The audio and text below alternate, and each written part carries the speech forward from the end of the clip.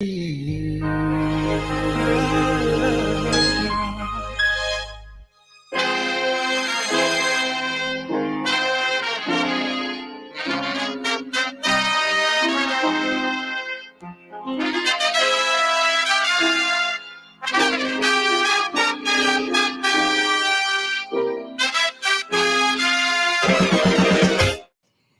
another beautiful morning in Grenada, although we have a bit of a cloud. But this is Real FM. I am CJ, and thank you for joining me this morning. Miss Matheson, whenever you're ready, please come in.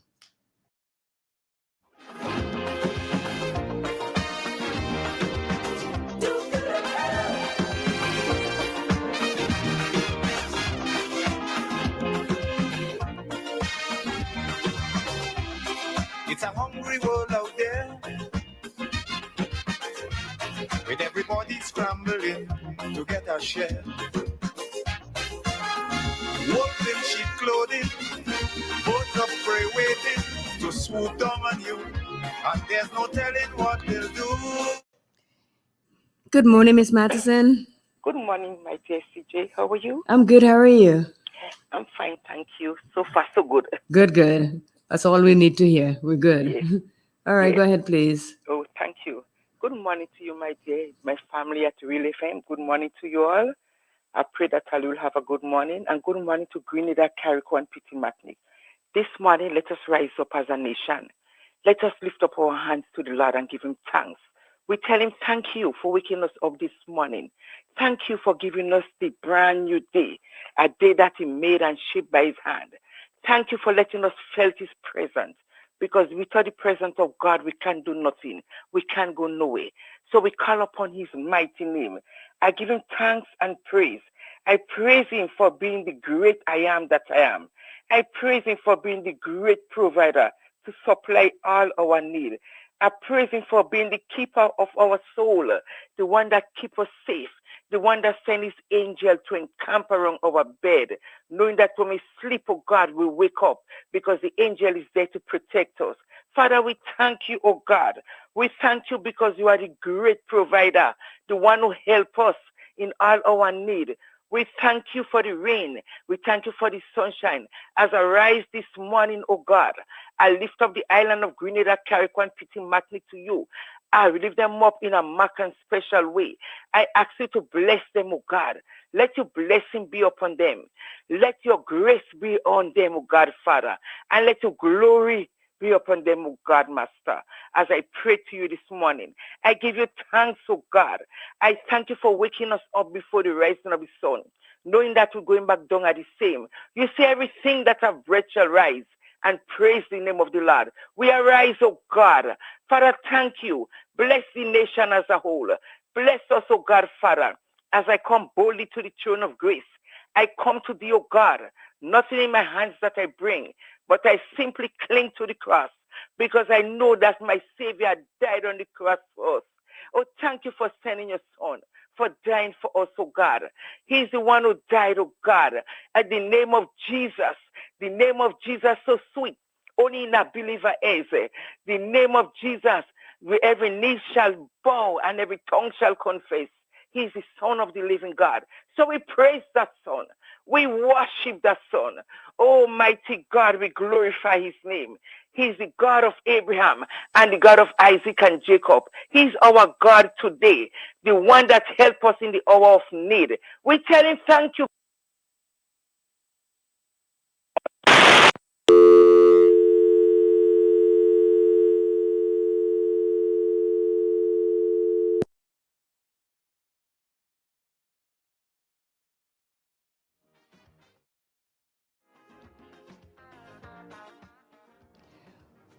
We seem to get cut off from Miss Matheson. If you're there, please call again. Thank you.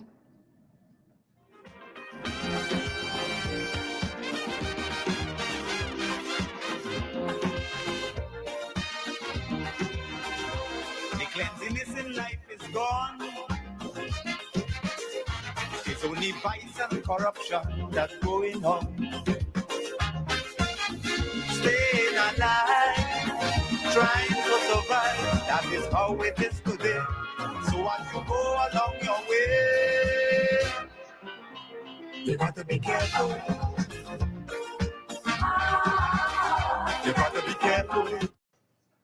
Miss Matheson, Yes, darling. what happened there? I don't know. The Go phone ahead, cut. please. Okay, my darling. Let us give God the honor and the glory this morning. Let us give him thanks and praise. Let us rebuke the evil one. He says, coming like a roaring lion, but we will destroy him in the name of Jesus. He can't touch nothing. We are the children. We are God anointed. God made us and made us in his own image and likeness. So no weapon shall form against us shall prosper because we believe in the Almighty God. He's our God. We're here to serve him. He made us.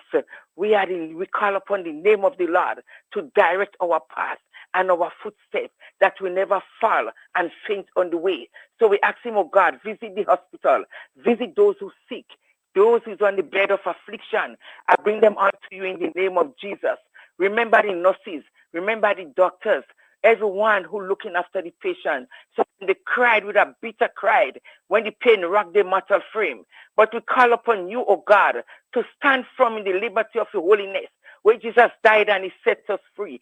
So Jesus will set us free because we will stand firm and we believe in him, because no other weapon shall form against us shall prosper in the name of Jesus.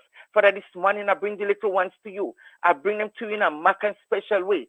I ask you to bless the children of today. This is our children, the nation children. They're going to school. Oh, Master, guide them and protect them. Help them, oh God, Father. Teach the parents to love them because they are the parents' children. My Lord, my God, I ask you, please, point them to the cross. Make them know about Jesus. Put Jesus in their heart. So wherever they go, they take the name of Jesus with them. My Lord and my God, bless them. Bless them on all bending side. Wherever the weak, Master, make them strong. And wherever the strong, make them stronger still. Because these are the children for tomorrow. In the name of Jesus, bless them, Lord. Bless the parents. In the name of Jesus, open the dark understanding for the children of God. My Lord, my God, my King. In the name of Jesus. Father, this morning, let us remember our farmers, our fishermen. Visit them, oh God. Take them to the place of safe destination. Whenever they go out, bring them back, oh God, Father. They provide food for us, oh God. So, Father, put them in your capable hand. In your capable hand, you hold on to them, oh God, Master, and bless them in the name of Jesus. Father, you say we must pray for those who is in high authority. We pray for the Prime Minister of the day. We pray for all his ministers. We pray for everyone, Lord. In the name of Jesus, I give you thanks and praise. My Lord, my God, my King. Father, this morning, oh God, I ask you, oh God, when you pray for them, oh God, guide them, oh God, Father. Remember the opposition leader. Remember him in a marked and special way. Bless them, oh God, Father. Bless every single one who is with him. Because we all love our country. And as we love our country, we support those who control our country, who rule over us in the name of Jesus. Father, I give you thanks and praise. Father, this morning, oh God, remember everyone, oh God, Father. Remember one going to work, the bus drivers. Bless each and every one. Remember Mr. Andre Donald. Remember wherever he is. Help him, Lord. Help him in a marked and special way. Bless him, oh God, wherever he is, so he could return back to us safely in the name of Jesus. Father, all those on Real FM, bless the family of Real FM. Bless them all together. They come together as one people, addressing the nation of matters arising, that we know what is going on in the name of Jesus. Remember Mr. Carl Caton. Remember every single one. My Lord, my God, my King. Thank you for a great day. Thank you for the day that is blessed by you. Thank you for everything that you gave us, oh God. Remember them, oh God, Father, in the name of Jesus. So, Father, as you taught the disciples to say, you taught them to say, our Father who art in heaven, hallowed be thy name, thy kingdom come, thy will be done on us as it is in heaven. Give us this day our daily bread, and forgive us our trespasses, as we forgive those who trespass against us. And lead us not into temptation, but deliver us from all evil. For thy is the kingdom, the power, and the glory forever and ever. Amen. Father, we say we greet those who is far and wide. We bless Miss Jacob. We bless Sister Kami and all those who call upon you this morning. We bless them, oh God, in your mighty name. Father, we give you thanks and praise. Good morning to you, CJ. Good morning again, Miss Matheson. Yes, and good morning to Grenada again. And you have a wonderful day. Thank you, and have a great We'll weekend. We'll be listening. Have a good you a great weekend. Too. Thank you. God bless you. Okay, Bye-bye. bye-bye. Bye-bye. From September 30th to October 28th, promotion will be drawn Friday, November 4th, 2022. NLA, making your dreams a reality while supporting sports, culture, and nation building. Must be 18 or older to participate. Terms and conditions apply. See stores for details.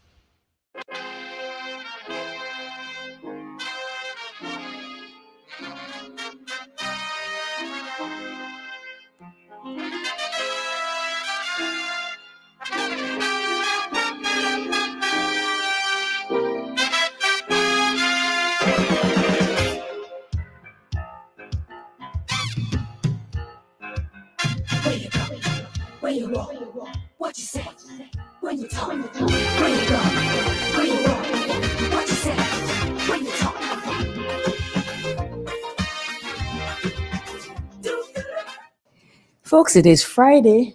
Although it's cloudy, whatever plans you have, make sure an umbrella or raincoat is involved. It seems as though we're going to be raining right through the weekend, but I'm no weatherman or woman, so we'll wait to hear what the MBI has to say on that. But it is Friday. Everybody's happy when the weekend comes by. Both of prey waiting to swoop down. Good morning, Drumsticks. Hello, good morning, CJ. Good morning. How are you? I'm good. Good.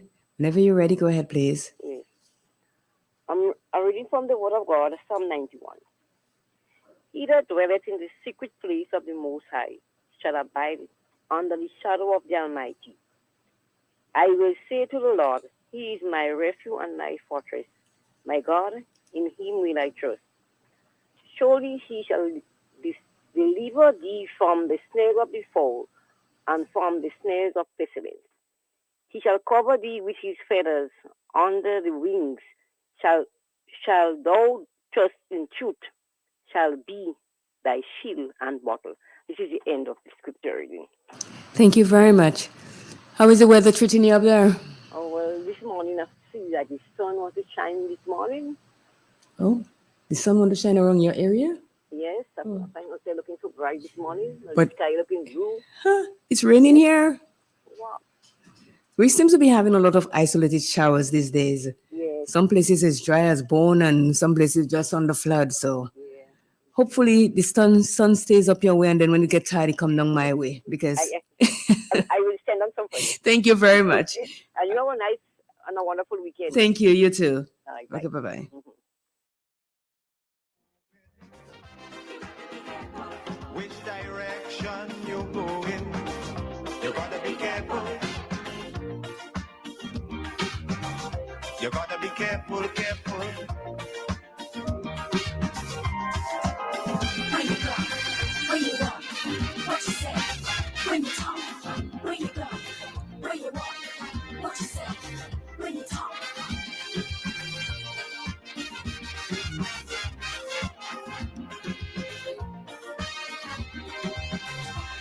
In your search for happiness,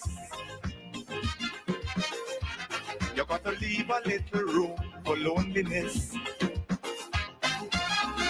More things could happen all of a sudden before you realize it's only a disguise. You gotta be careful. You gotta be careful with what you do and how you're doing it. If you do, when you're doing it, you gotta be careful. You gotta be careful, careful.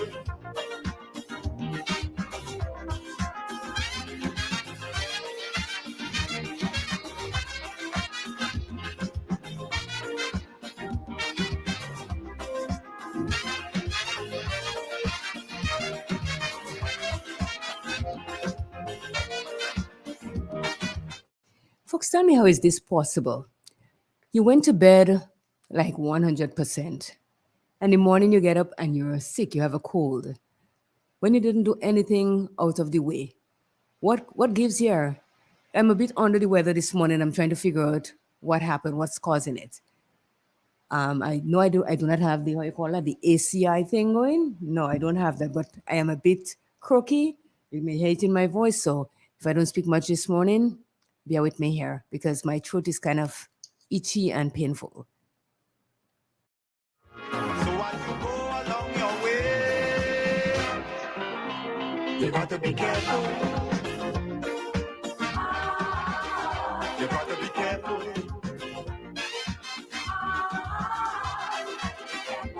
Where you go when you're walking. What you say when you're talking. You got to be careful. You got to be careful, careful.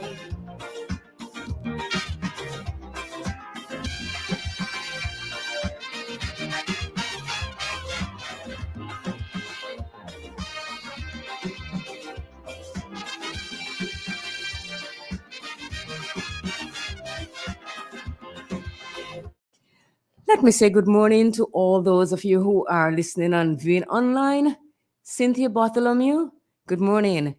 I know how Carrico is doing because I spoke to Miss Matheson, Baby Daddy, Ann Andrews, Errol Bonaparte, Deborah Laborde, Kristen Otley, Adrian Watts, Faitlin Haley, yes, Faitlin Haley Douglas, Shirley Scarrett, Evan Roberts, Andrea Alexander. Good morning to you all, and always thank you for checking in online, on the line, listening to Real FM. We really do appreciate it. So, subscribe, like, and share.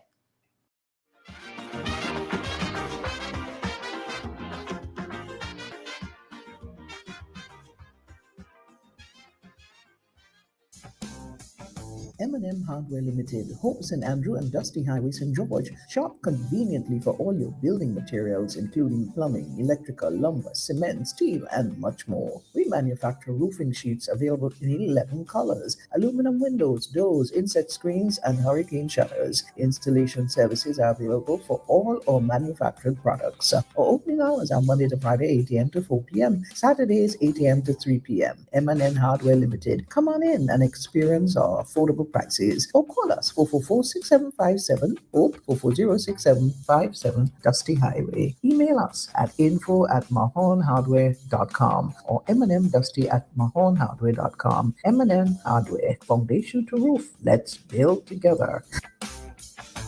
Are you interested in getting an affordable entertainment package that would serve your every need? Do you own a Fire Stick, Smart TV, or Android box? If the answer is yes, we have news. We can offer you a package that would cost you less than $9 per month.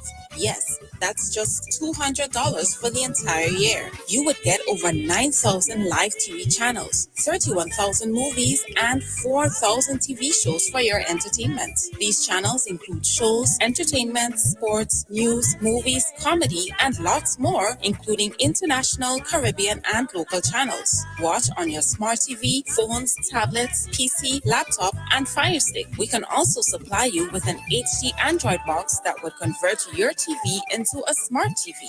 Not convinced? Then test our service now for 36 hours free. For more information, call or WhatsApp DP Marketing at 473-457-3546.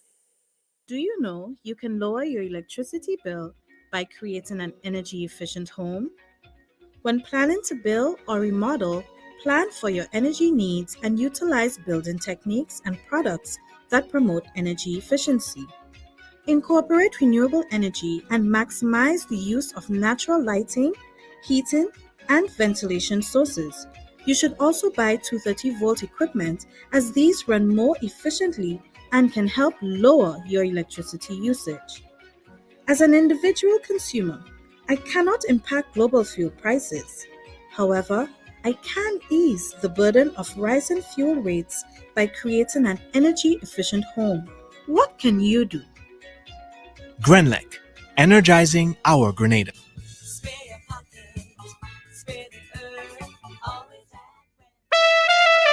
You've asked for it, and now it's here. The NLA announces its new mid-morning draw, commencing September 30th for 9:45 a.m. Yes, you can play Pick 3, Cash 4, and Playway 3 times daily for 9:45 a.m., 12:45 p.m., and 7:45 p.m., Monday to Friday. Saturday draws remain twice daily. And that's not all. Simply place your non-winning Cash 4, Pick 3, and Playway tickets valued at least $10 from a single purchase in the NLA branded box at your favorite sales location for chances to win 10 prizes of $1,000 each. Whoa! $10,000 up for winnings. Compliments the NLA. Be sure to write your name, address, and contact info on your entries before submitting. Promotion runs from September 30th to October 28th. Promotion will be drawn Friday, November 4th, 2022. NLA, making your dreams a reality while supporting sports, culture, and nation building. Must be 18 or older to participate. Terms and conditions apply. See stores for details. Folks, it is time to go to the MBIA to see what we have on the weather, and I'll bring you on. Good morning, Jason. Morning to you, CJ. How are and you? Good morning to our listeners of Real FM. Let's take a look at the weather for today, Friday, the 7th day of October, 2022. At Point Ellen, it is fair. A gentle breeze is from the east at 12 miles per hour. The barometric pressure at 12.6 millibars, which is below normal and rising. Present temperature 28.1 degrees Celsius, relative humidity 81%. Yesterday's maximum temperature was 29.4 degrees Celsius and the minimum last night 26 degrees Celsius. Over the past 24 hours, we had 9.2 millimeters of rain. The total for the month so far 81.1 millimeters. Now for the public forecast for Grenada, Carriacou, and PT Martinique Valley for today and tonight. The weather is expected to be generally fair and breezy, becoming partly cloudy at times with the isolated shower, becoming partly cloudy to occasionally cloudy overnight with few brief to widely scattered showers. Today's maximum temperature should reach 31.5 degrees Celsius. The wind should be east-northeasterly to easterly at 14 to 24 miles per hour. The sea should be slightly moderate with waves 3 to 5 feet in open waters. Tide is currently low and will be high at 1:30 p.m. Sunset today 5:55. Sunrise tomorrow 5:57. To repeat the forecast, the weather is expected to be generally fair and breezy, becoming partly cloudy at times with the isolated shower, becoming partly cloudy to occasionally cloudy overnight with few brief to widely scattered showers. From the Maurice Bishop International Airport, Jason Roberts reporting. Thank you so much, Jason. All right. Have yourself a great weekend. To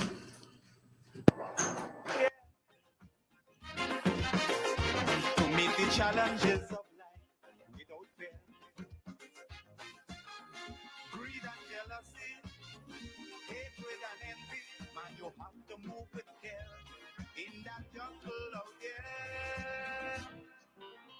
You got to be careful. You got to be careful.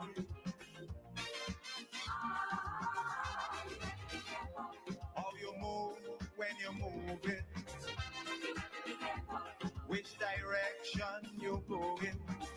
You gotta be careful. You gotta be careful, careful. When you go, when you walk, what you say. When you talk, when you go, when you walk, what you say. When you talk.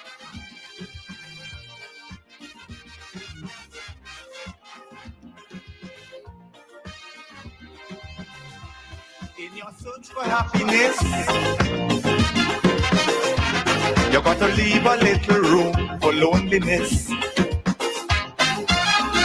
More things could happen all of a sudden before you realize it's only a disguise. You gotta be careful.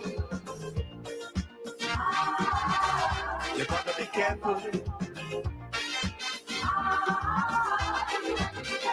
With what you do and how you're doing it.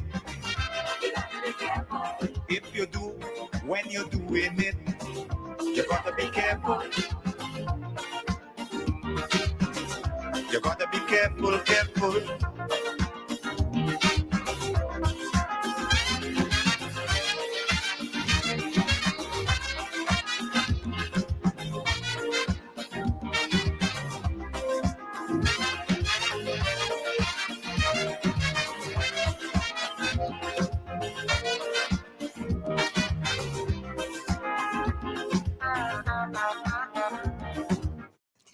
folks, you know our theme song, You Gotta Be Careful by Merchant? Have you ever really paid attention to the words in there?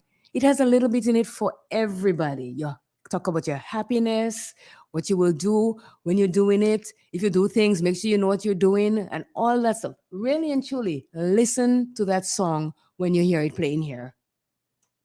Staying alive, trying to survive. That is how it is today.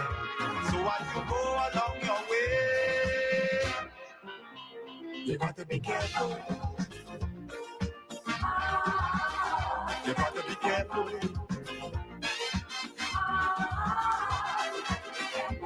Where you go when you're walking. What you say when you're talking. You gotta be careful. You gotta be careful, careful.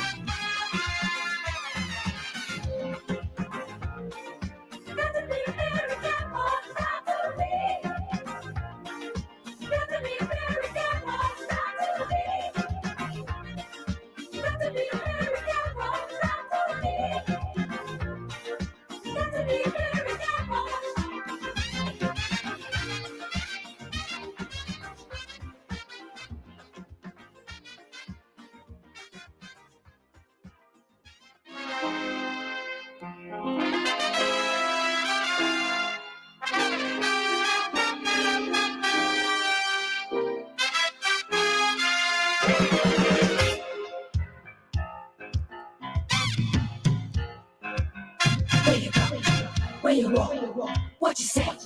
When you talk? Where you go? Where you walk? What you say? When you talk?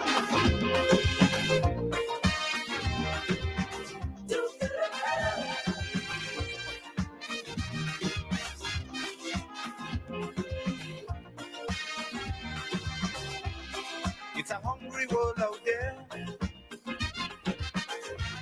with everybody scrambling to get a share.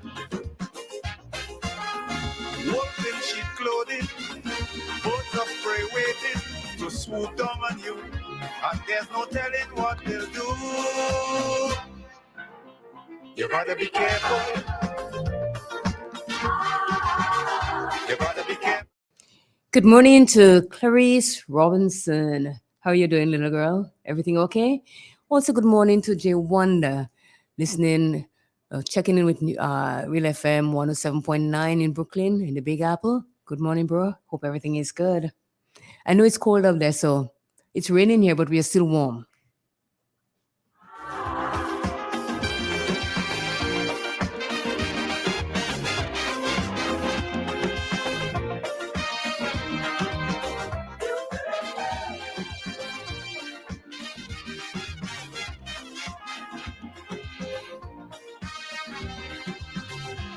I say we have to prepare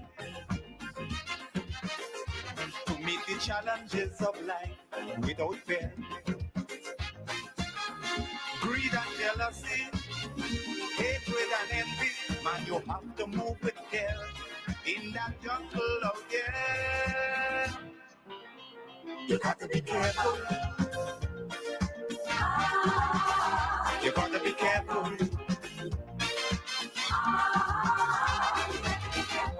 How you move when you move it. Which direction you go in. You gotta be careful. You gotta be careful, careful. Where you go? Where you walk? What you say? When you talk? Where you go? Where you walk? What you say? When you talk?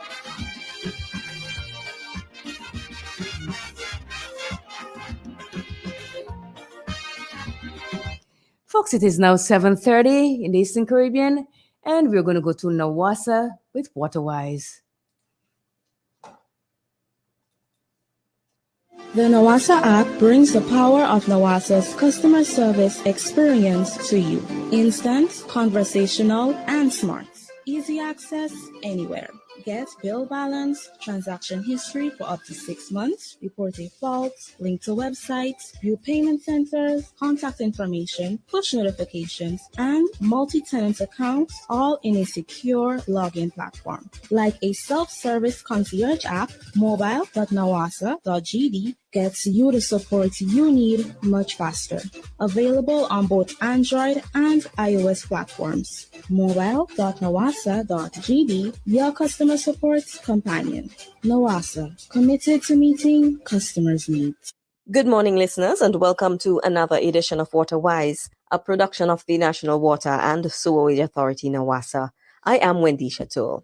We have been experiencing continuous heavy rainfall in recent days, resulting in high turbidity and dam blockage at some of our systems. And situations like these, of course, affect Nawasa's ability to treat and distribute water to its customers.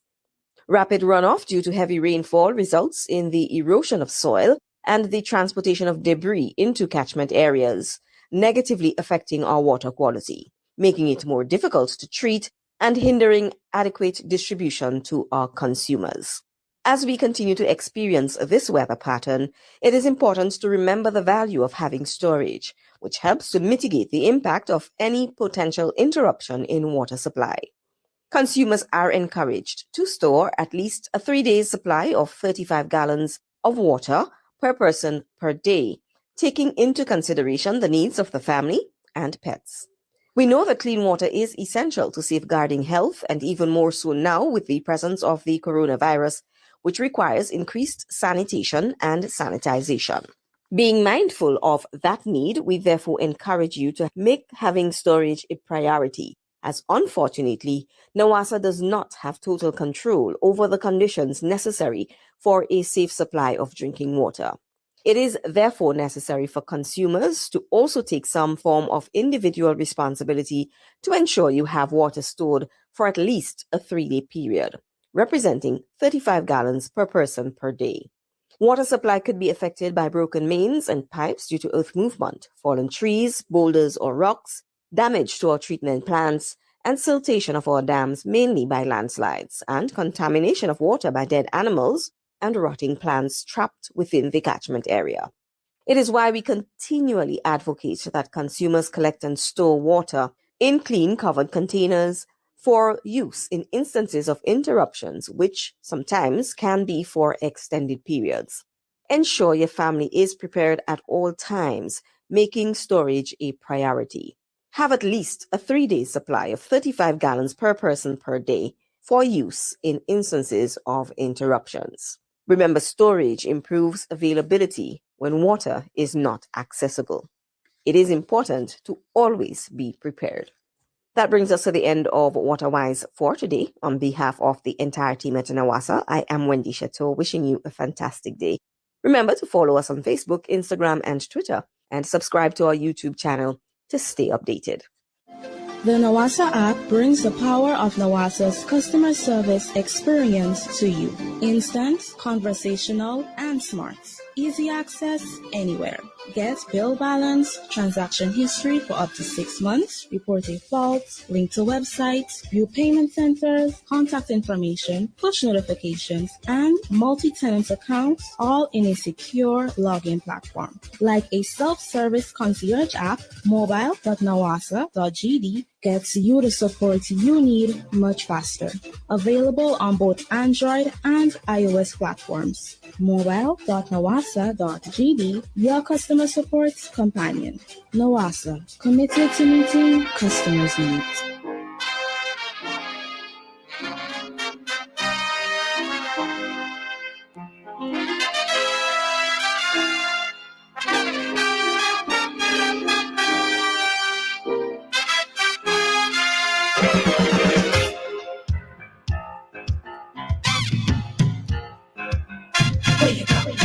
Where you walk, what you say, when you talk, where you go, where you walk, what you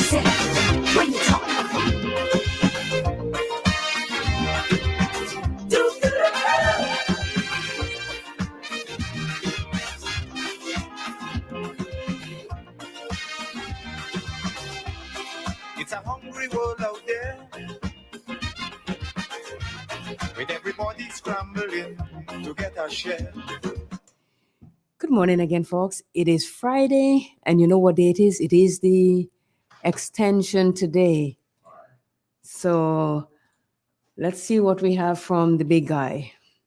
Good morning, Carl. Hi, morning, Claire. How things with you? I am under the weather a bit. I don't know what it is. I went to bed all fine, and this morning I get up and I swallow the frog that croaking in my throat here.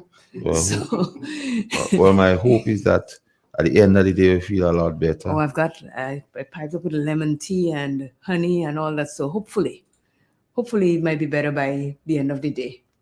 I'm keeping my fingers crossed. I never really get sick, but I think my immune system has started dropping. So I have to pipe up on my vitamins and all that. Yeah. You have to beef it up, as they would say. Yes. Beef is more than one thing. I have to more than beef it up, let me tell you. But the good thing is my nose is not ticking off, like it's not running or anything. It's just that it's my throat that I'm having a problem with. But yep. So what do you have for us today? Well, on the Xtention today, gonna be interesting because I have a couple of clips to play. Mm-hmm. In his own words, the utterances of the Honorable Prime Minister, Mr. Deacon Mitchell. Okay. And to dissect what he say or what he was saying in those clips as against the reality of what is happening. So on one hand, you'll have what he's saying, and then I'll try to bring the reality of the situation. All right. So it makes for interesting radio this morning. Well, in that case, I'll pack myself over in my chair and listen because, Getty is going to take over right now. Hopefully, Mr. Pear might join me this morning. Okay. And so we take it from there. Folks, as they say, I am over and out. All right. So me and the Eagle go battle. But Eagle, very good at song. In your search for happiness, you got to leave a little room for loneliness. More things could happen all of a sudden before you realize it's only a disguise. You got to be careful. You got to be careful with what you do and how you're doing it. If you do, when you're doing it, you gotta be careful. You gotta be careful.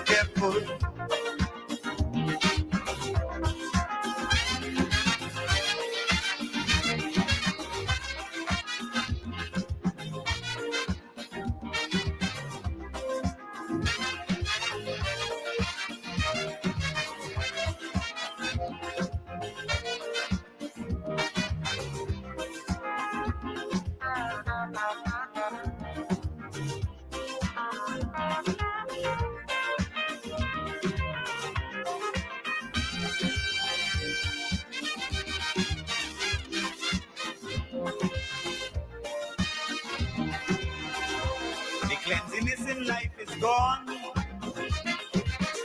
Life may be handing us 100 reasons to cry, but we'll do our best to give you 100 reasons to smile.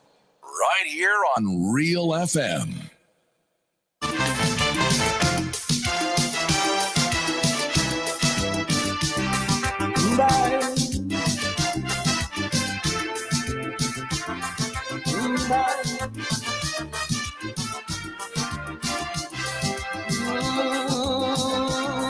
This is life. You asking me what is wrong with Trinidad? You can't understand why things go on so bad. You find we so rich in human resources, and yet the country going to pieces. Well, let me tell you, my friend, where we went wrong.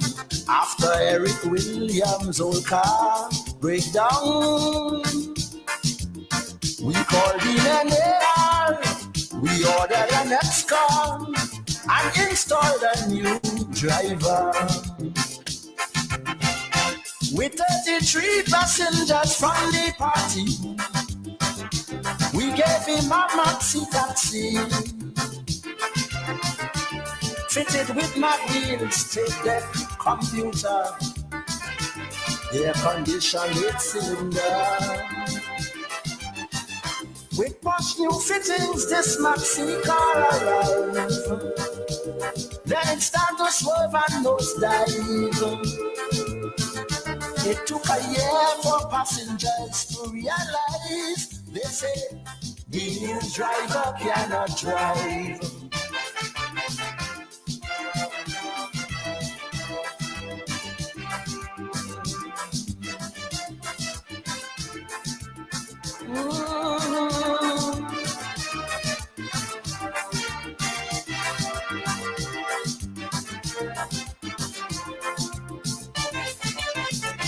Well, of the 33 chosen passengers, Ramnat, Pandey, Humphrey, and Sudama, they wouldn't let the poor driver drive in peace. They distracting him and wouldn't cease. While he driving, they hitting him some big cloud. So he stopped the maxi and put them out. And to discuss their fate, they went to drink us straight by a club called 88. The driver called his sweet mouth friend Flash Gordon to give him some driving lessons. Flash appointed himself as the conductor, pushing around them passengers. Meanwhile, the car running about helter-skelter. Pedestrians started to scatter. Igwe. Oh, I go. I don't know about a driver this morning. You know. The driver can drive. The driver cannot drive. Can't drive. Yeah, morning to people here for you. Morning to all the listeners of Real FM and the Xtention. As we here today again, Igwe is to present the information and to give the facts to the Grenadian people. Now, most of the critical thinkers during the past administration has gone mute. Cat eat their tongue, their hands on their lip, their mouth zip. Mm-hmm. But the people still need to know what is going on in this country. And the last time we were here, we spoke on the issue when the present administration, led by the Honorable Deacon Mitchell, indicated that there are some top wins in 100 days. So speaking on it, I touched the topic last time, and I say to do justice to it, Igwe, I cock my ears, and I turn the mark on one. And I see the reality, because I could not fathom, I could not understand what it meant by top wins. Because when person speaking, you have to follow the language in which they speak it. It's not only about the bluster and the talk, it's the language, what the meat of it.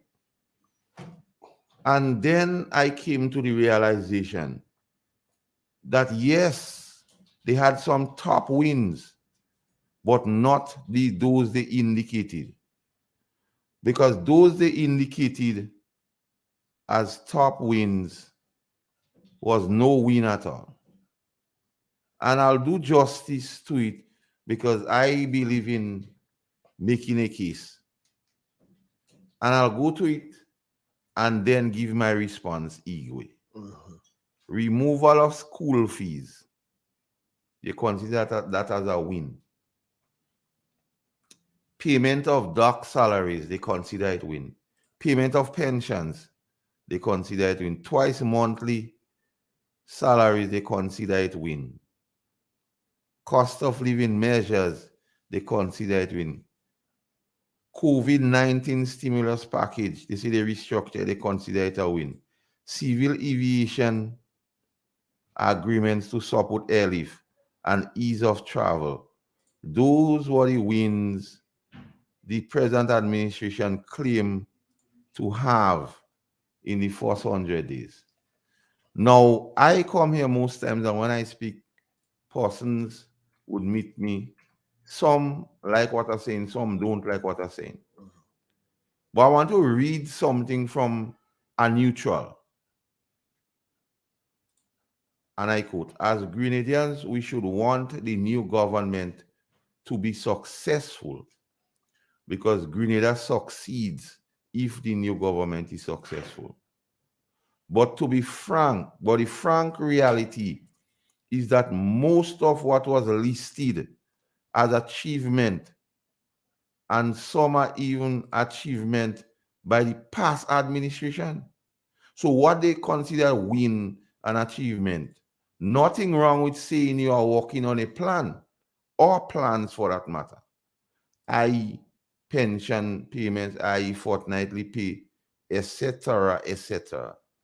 The most effective propaganda is always based on facts.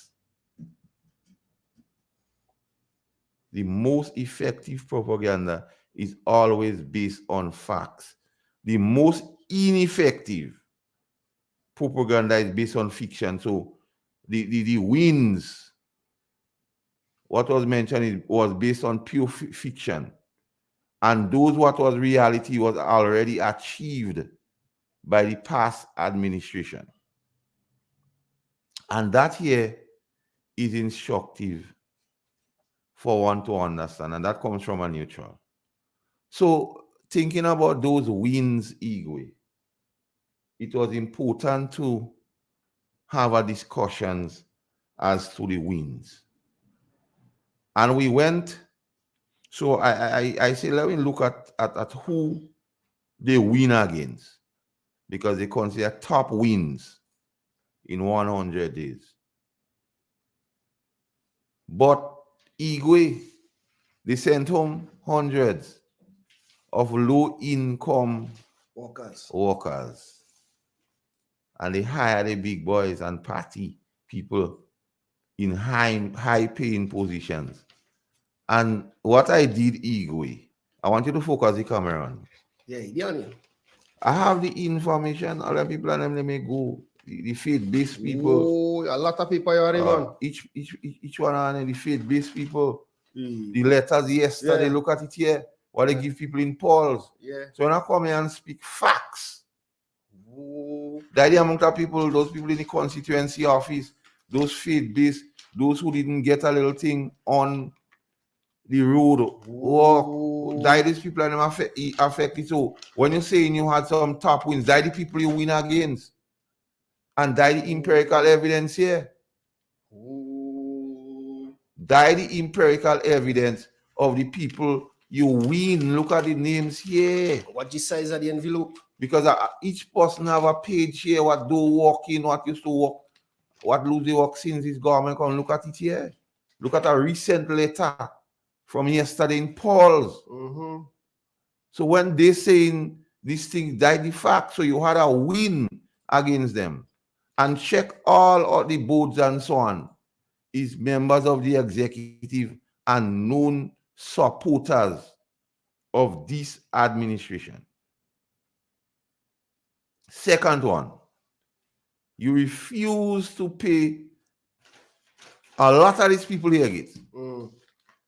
All the faith-based people and the sanitizing people and the cooks and things. You refuse to pay them. I didn't expect in the envelopes to be so big. I tell you that each leaf, I put a person's name on each page, so I could take notes going forward.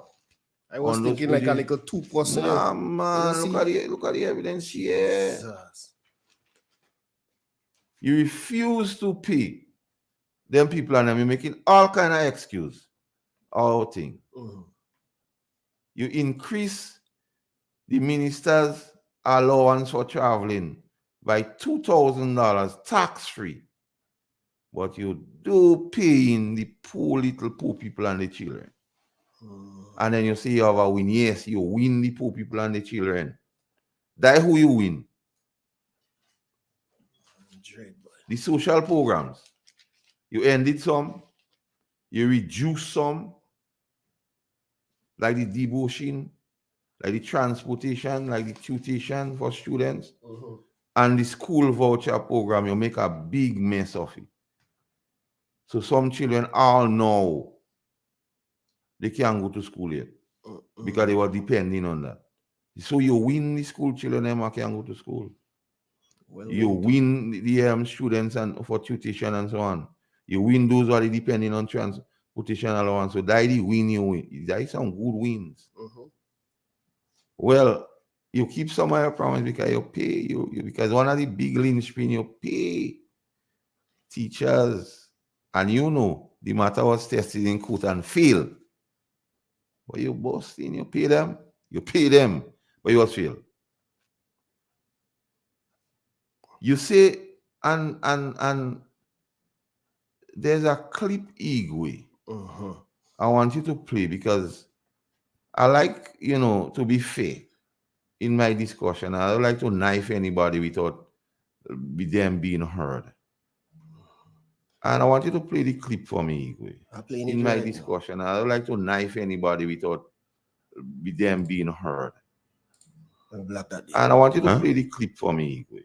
In my discussion, I don't like to knife anybody without them being heard. And I want you to play the clip for me, Igwe. In my Oh man.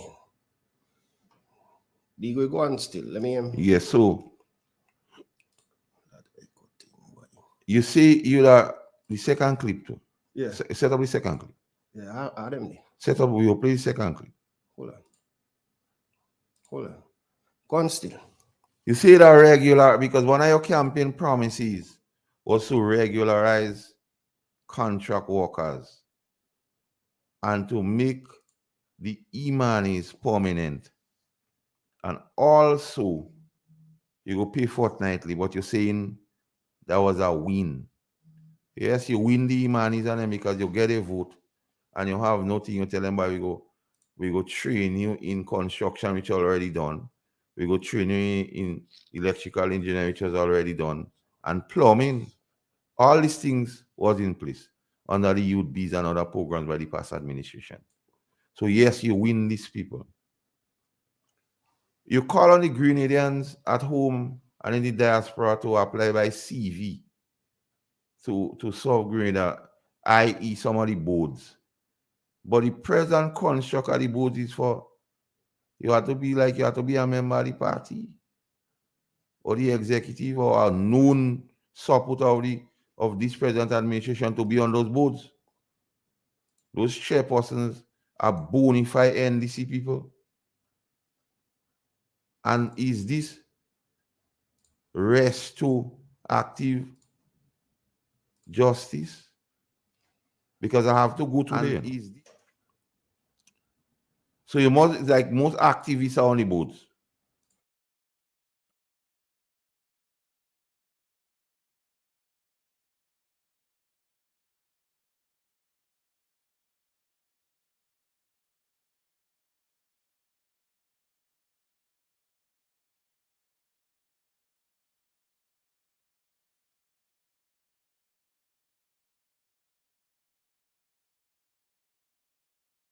Financially palatable or our appetite, because you're claiming that Grenlec losing 16 million financially and you remove the 25% non-fuel charges, and at the same time you're refusing to collect anything on gas, which tantamount to about 61 million EC per year.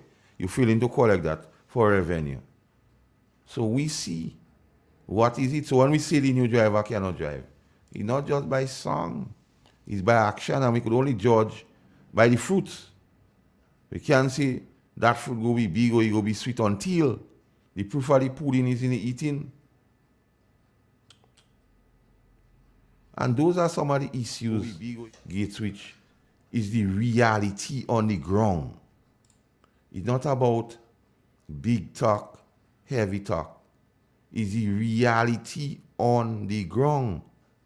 So when these amount of people feeling the pain, you up until yesterday you choose to make some go again, and you only seen a few people in Carriacou. But the evidence here affords us to say the truth abideth not in your statement about the thing in Carriacou. It's all over. People feeling the pinch. The question is, the real question one has to answer, am I better off under the past administration or this administration in terms of cost of living? And these is the crux of the issue. These are the bread and butter issues. These are the issues one has to grapple with day and night, weeks, night and days. So when you speak on things and you're claiming wins, you have your spare thought for all these people here who is on the breadline. Those people here who is on the breadline, have you spare is made thought available to for citizens of these Grenada. people? The issue is not whether And when that's not this. these people The are issue addressed, is you've placed a when large group you of take, Grenadian workers you stop on contract. victimizing these people You and place making them in them a victims, position where they are unable to borrow. then and only then you could talk about wins. Because in your own utterances, on that outlet in Tobago, 3 weeks after you won election, and you said you can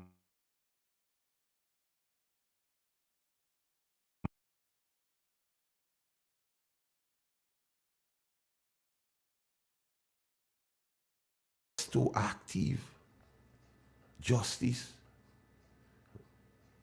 Restorative justice is an approach to justice that seeks to repair harm. So it's like you're seeking to repair perceived harm through the normal done by financial members of the executive and by extension members of the National Democratic Congress. Hence the reason why all boards and appointment, when you look at the names of the persons, those persons could be identified. Most of those persons could be identified as members of the by National putting them in a Democratic position Congress. where they do not have sustainable or Are sustained you saying employment. And what that means is that you made them restorative vulnerable. You put them in a position where you now have to try and create a is special about lending providing scheme an for them opportunity to borrow. because they And was I'm in saying even the special opposition lending for so long, so you feel they were harmed. And what is the and it, restorative justice also speak out the aftermath of crime, because that your words, nobody didn't force you into that statement. And that is the crux of the issue. And that is the truth be told by the Honorable Prime Minister, Deacon Mitchell. Because, you see, you campaign on a transformative agenda, but it's more about restorative justice. And when you put but, so you have to listen to the language, Igwe. Yeah.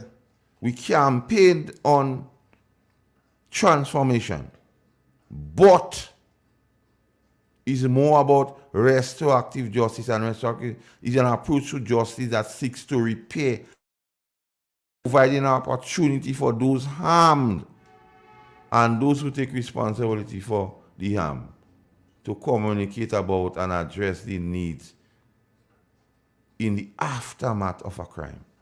So I ask, and it begs the question here, what is that crime? Because that your words there, Gates. I ain't make up this thing because I don't bright. Because they feel they go to universities and big schools, most of them are and not they have going to qualify knowledge for the loan. more than everybody. They feel their knowledge as the creator. And the ordinary person, they just call them needy, greedy, They're and not going to dunce. qualify because you've already Because placed they them feel in we a don't go in position university. to disqualify them. And a lot of us Because don't they go would in not have big acquired school. land. They would not have So they life feel, insurance. they because they're working on categorize 6 us as months or fools. 12-month contracts. But we not no And if they're fool. working, and if the We jobs they're doing are streetwise. permanent jobs, We jobs understand that what are is the normal customer reality requirements on the ground. for the government. So when you go and make that They grand should their be pronouncement out the wins indefinite you have, employees or permanent employees. what is on the They should ground not be on contract. that And if they're matters? not on contract work, Salary or monies to poor people, children and poor people matters. And we cannot get away from those things easily.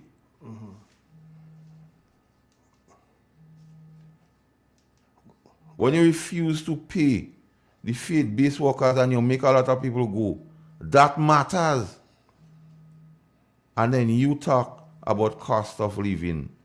When you take from people, as one person put it, by his deed shall a man be known. If your brother asks you for bread, why feed him stones? And that is exactly what we're experiencing now. So you talk about your wins. And I wonder, I said, but who the win was against? And only to realize it's poor people children. Igor, let's take a break here and come back. Yeah, let me take a break.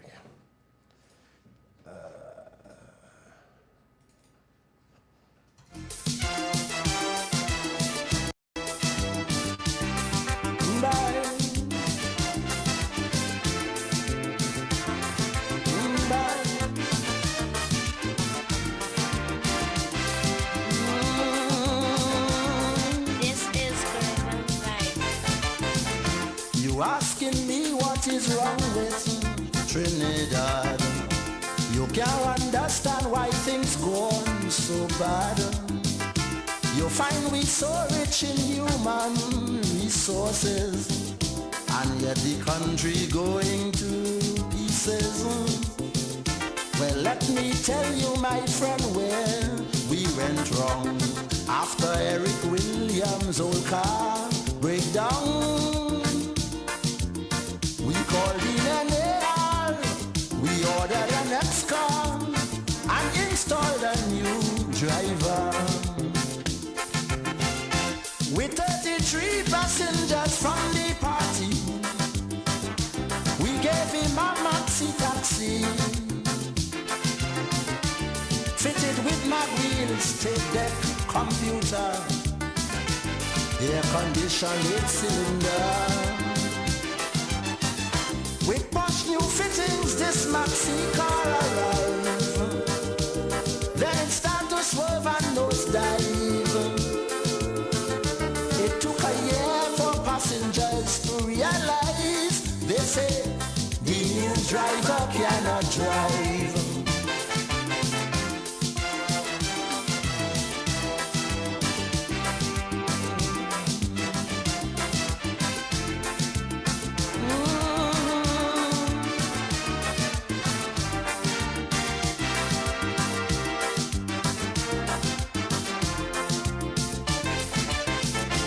Well, of the 33 chosen passengers, Ramnat, Pandey, Humphrey and Sudama, they wouldn't let the poor driver drive in peace. They distracting him and wouldn't cease. While he driving, they hitting him some big cloud. So he stopped the maxi and The Grenville Cooperative Credit Union, the credit union of Grenville, takes you where you want to be. Feel secure with the Credit Union of Grenville, taking care of all your financial needs, including savings, loans, mortgages, and sound financial advice. Serving you with branches on Jubilee Street in Grenville, Lucas Street in St. George's, and coming soon, our Grandstand sub-office. Call us on 442-8602 or visit one of our offices. With Grenville Cooperative Credit Union, your financial security is guaranteed. Who wants to save 30%? Everybody. Now more than ever, Flow understands the need to make your dollar stretch. Our new bundles can help you save 30% off your current bill. Plus, get a free speed upgrade on your in-home internet. Simply add your mobile to your current home services account and save 30%. It's easy. Sign up now and save. All on the most reliable fixed and mobile network on island. Visit a Flow store or call us at 1-800-804-2994 for more information. Flow, it only gets better. Terms and conditions apply. The Housing Authority offers products that people can choose from, products that people can access, and I think anyone looking to build, just call the Housing Authority of Grenada. The service was superb. Every step of the way, they collaborated with the owner, they collaborated with the builder. The builder himself was really good. For what I've seen them do, I have to say that from buildings they have done in the past to where they are now, they have come up to speed with modern trends, modern designs, and I think I will advise. Introducing the Grenlec mobile app. You can now get your bill balance and easily track energy usage for your home or business. Report and receive alerts about power outages. Plus, stay up to date by receiving the latest notifications. Yes, the Grenlec app keeps you connected anytime, anywhere. The Grenlec mobile app. Download for 24/7 access. Who wants to save 30%? Everybody. Now more than ever, Flow understands the need to make your dollar stretch. Our new bundles can help you save 30% off your current bill. Plus, get a free speed upgrade on your in-home internet. Simply add your mobile to your current home services account and save 30%. It's easy. Sign up now and save. All on the most reliable fixed and mobile network on island. Visit a Flow store or call us at 1-800-804-2994 for more information. Flow, it only gets better. Terms and conditions apply. Life may be handing us 100 reasons to cry, but we'll do our best to give you 100 reasons to smile. Right here on Real FM. We back. Now let me apologize to the people on the outside with had a little technical glitch, you know. But I think we got things under control right now. You ready for me to drop the clip? Yeah. All right, let me give the people on them hot and sweaty. Let me give it to them. They know. People, listen up.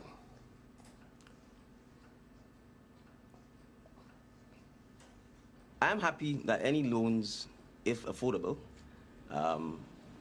is made available to citizens of Grenada. Mm-hmm. The issue is not whether that's not the issue. The issue is you've placed a large group of Grenadian workers on contract. Mm-hmm. You place them in a position where they are unable to borrow through the normal financial institutions by putting them in a position where they do not have sustainable or sustained employment. Mm-hmm. And what that means is that you've made them vulnerable. You put them in a position where you now have to try and create a special lending scheme for them to borrow. And I'm saying even the special lending scheme that you've created, most of them are not going to qualify for the loan. Mm-hmm. And they're not going to qualify because you've already placed them in a position to disqualify them. Mm-hmm. Because they would not have acquired land. They would not have life insurance because they're working on 6 months or 12-month contracts. Mm-hmm. And if they're working, and if the jobs they are doing are permanent jobs, jobs that are normal customer requirements for the government, mm-hmm. they should be indefinite employees or permanent employees. They should not be on contract work. And if they're not on contract work, they will be able to take part, like the rest of the persons who are on permanent jobs, mm-hmm. in the normal banking and financial and the credit union mm-hmm. Systems in Grenada. Right. And that is how you create wealth. Mm-hmm. Absolutely. That is how you sustain and raise your standard of living. Mm-hmm. That is how you're able to save money. That is how you acquire a home or acquire a piece of land, or you're able to start a small business on the side. But when you put people on contract work, and when there is no need to do so, then you are putting them in a vulnerable position, and you are doing so deliberately. Mm-hmm. And so the question you have to ask is, why are you doing so? Yep. And in my view, you are doing so because you want to have the ability to fire them at will. Mm-hmm. So you want to create job insecurity because you want to be able to manipulate them mm-hmm. for your own ulterior reasons. Right. Right? So let's make this clear. For those contract workers who are able to qualify for that GDB loan, I'm happy for them. But a significant number of them will not be able to qualify. Right. And the question is, when they don't qualify, what happens to them? They remain on contract work. So what has to be addressed is the fact that the government has to end this contract work, absorb the employees because they are doing jobs that are normal, customary, and required. Let's take, for example, a cook in a school. If you have a school feeding program, that job is required indefinitely. There is no reason to put a cook on a contract work. Right. And remember, when you put her on contract work, she has no pension. She has no chance of getting health insurance. She has no chance of buying life insurance because the incomes are very low. Yep. Right? And if you go to buy these things, they will say to you, well, we have no guarantee that you will have a job 6 months from now or 12 months from now. And so no one wants to deal with you from a financial perspective when you're in that position. Right. And I'm saying the job of the citizens, of the government, is to fight for its citizens, to protect its citizens, to encourage its citizens to be independent, not dependent, not vulnerable. So that is the challenge we face. And I'm saying it is solvable by the stroke of a pen. Yep. And let me make this further point. It is actually illegal. The Employment Act clearly says that you cannot put someone on a fixed-term contract, meaning these short-term contracts, when the position they are filling is an indefinite one. So the government itself is breaking the law. The government itself is being lawless. So I'm saying in those circumstances, they should in fact end the contract work, regularize the status of the employees, and any other incentives that should be offered to them to make up for the period that they've been on contract jobs, in fact, should be given to them. That's the end of the day. That sounds like the deacon was the campaigning, man. That is the one before he turned Prime Minister. There you go. That sounds like the campaigner, man. You talk about the cook and them, you fire the cook on them. You talk about the cleaners and them, you fire the cleaners on them. Talk to me, man. I'm wondering if members of the National Democratic Congress now listening to this tip. And this is what is sad. And I blame Mr. Forrester. Because Mr. Forrester have enough experience with Grenada and the public service and the economic situation. So instead of saying, because he know this man is either not speaking the truth, or he don't have a clue about what he's speaking about. So he ought to have corrected it. I'd give him that he's talented. He's a lawyer. No, a lawyer is a master of words. Yeah, that's what he's good at. That's what a lawyer does. Yeah. The lawyer is a practically well-educated individual in terms of general sense, and the lawyers master words. But you're not in the courtroom. It's not a particular case you're dealing with. You this very cook that you quoted as reference is the same cook that you find. I mean, and I don't, it's unfortunate because I always say it's a pattern of the National Democratic Congress. I do hope that members of that political party, the executive of that political party, not the supporters, because the supporters support you, they don't make the decision, could sit down and realize the recurring cancerous trait of the National Democratic Congress. They sit down and plan. They give the best presentation. You remember when they make Uncle Tilly? Uncle Tilly. And then when they reach in power, they one track. They go after the very marginalized workers. The very people they spoke about then. Because these are the people on contract. These are the people that are cooks. He said it is illegal, you know. Yeah. He said the government is breaking the law. Why do we know? But what is most significant, he said that could change with the stroke of a pen. That could change with the stroke of a pen. When you speak so convincingly to the marginalized, no wonder why they supported the NDC in droves. This is heartbreaking. And I couldn't believe the trade union. At one stage in the early part of the campaign, I expressed to some of my members of my National Democratic Congress friends, who are your labor advisors? Because some of the things you say in there, any ordinary trade union leader knows better. So you should be corrected. The union accept you lob, stock, and barrel. And now the union perhaps in a quandary. I mean, how do you, in the space of 3 months, how do you make this about? How do you change in the space of 3 months? You're not in the courthouse saying from case to case. This is a different situation. This is one of the reasons I always express my concern with people who just jump in politics just so. They never had a track record or history of canvassing, advocating, defending, understanding the challenge and the concerns of the people.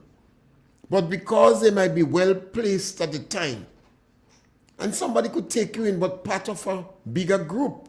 But when you have 9 individuals, very few of them I know had any interaction with groups or organizations or clubs. Very, very few of them. So they don't know. They genuinely don't understand. And then you sit down and make a palatable plan, and people accept it. Particularly the unsuspecting. And how you could trick these people like that. This is the challenge. This is where you need the philosophers. This is where you need the old politician. This is where you need the lone man with wisdom in your country to discuss these issues. Why is it the National Democratic Congress constantly find itself in the same position within 1 year after winning election? And they refuse to check themselves. The gentlemen say you could change that with the stroke of a pen. No, immediately. That could be changed with the stroke of a pen. And now I don't know how the unions could even stomach.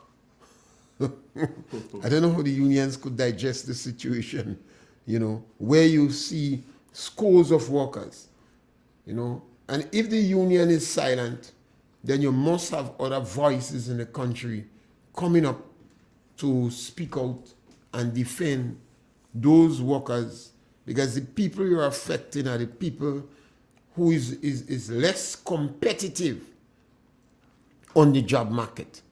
The people you're affecting is the people that will have less savings, because they generally, because of we have a call on the line? Yeah. Hello? Morning, Master Carl. Good morning. Morning.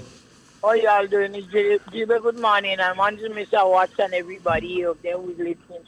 But Master Carl, I was listening to you this morning, But Master Carl, who to be blamed? Not here. Who to be blamed for? I'm not here. For what's going on with the people of this country now. We the people that bring that on ourselves, They didn't think right to do what is right. Who to be blamed? The same people now that is suffering, the Canadian people as me and others.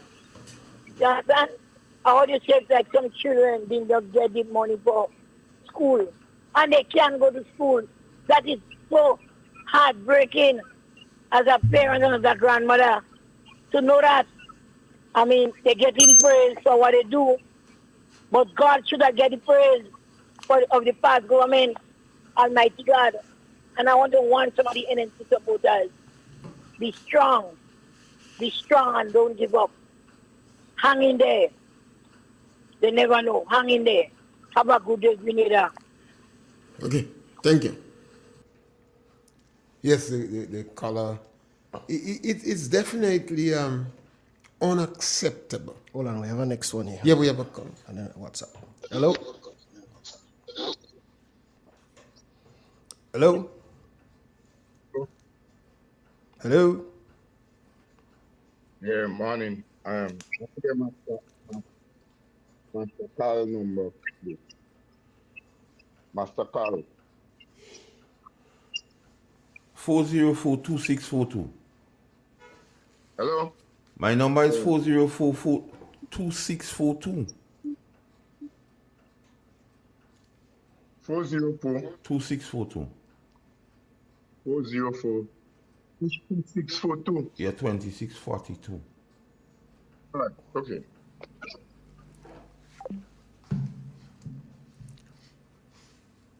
Igor, let's take a little break here.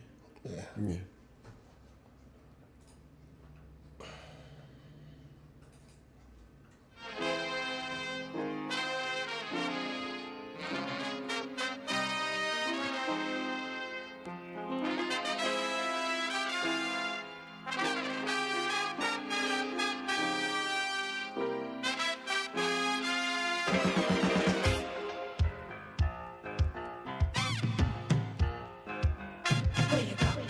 Where you go? Where you walk? What you say? When you talk? Where you go? Where you walk? What you say? When you talk?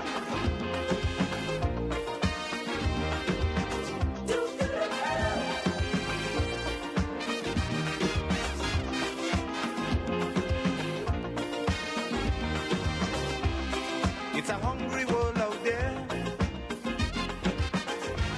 with everybody scrambling to get a share.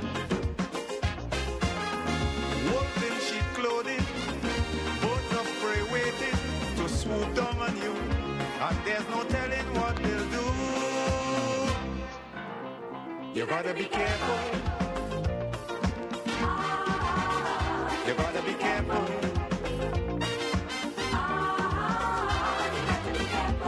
Where you go when you're walking,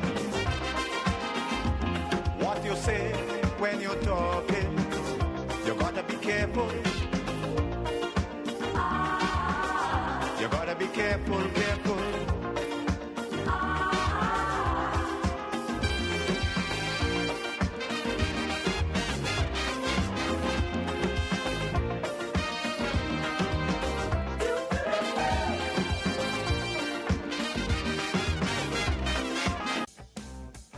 M&M Hardware Limited, Hope St. Andrew and Dusty Highway St. George. Shop conveniently for all your building materials including plumbing, electrical, lumber, cement, steel and much more. We manufacture roofing sheets available in 11 colors, aluminum windows, doors, insect screens and hurricane shutters. Installation services are available for all our manufactured products. Our opening hours are Monday to Friday 8 a.m. to 4 p.m., Saturdays 8 a.m. to 3 p.m. M&N Hardware Limited. Come on in and experience our affordable prices or call us 444-6757 or 440-6757 Dusty Highway. Email us at info@mahonhardware.com or mnmdusty@mahonhardware.com. M&N Hardware, foundation to roof. Let's build together.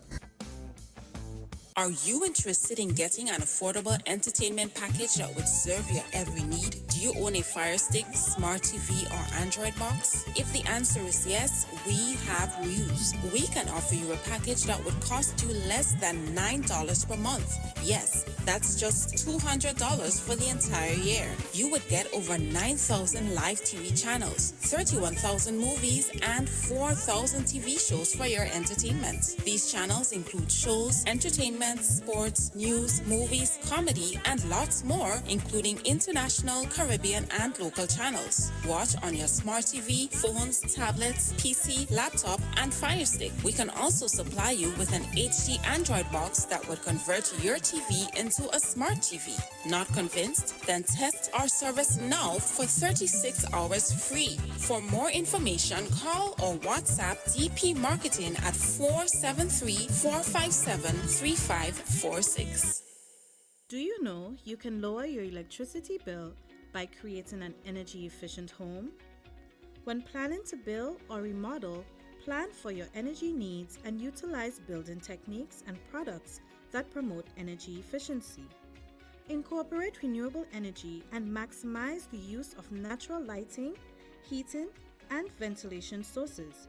You should also buy 230-volt equipment as these run more efficiently and can help lower your electricity usage. As an individual consumer, I cannot impact global fuel prices. However, I can ease the burden of rising fuel rates by creating an energy-efficient home. What can you do? Grenlec, energizing our Grenada.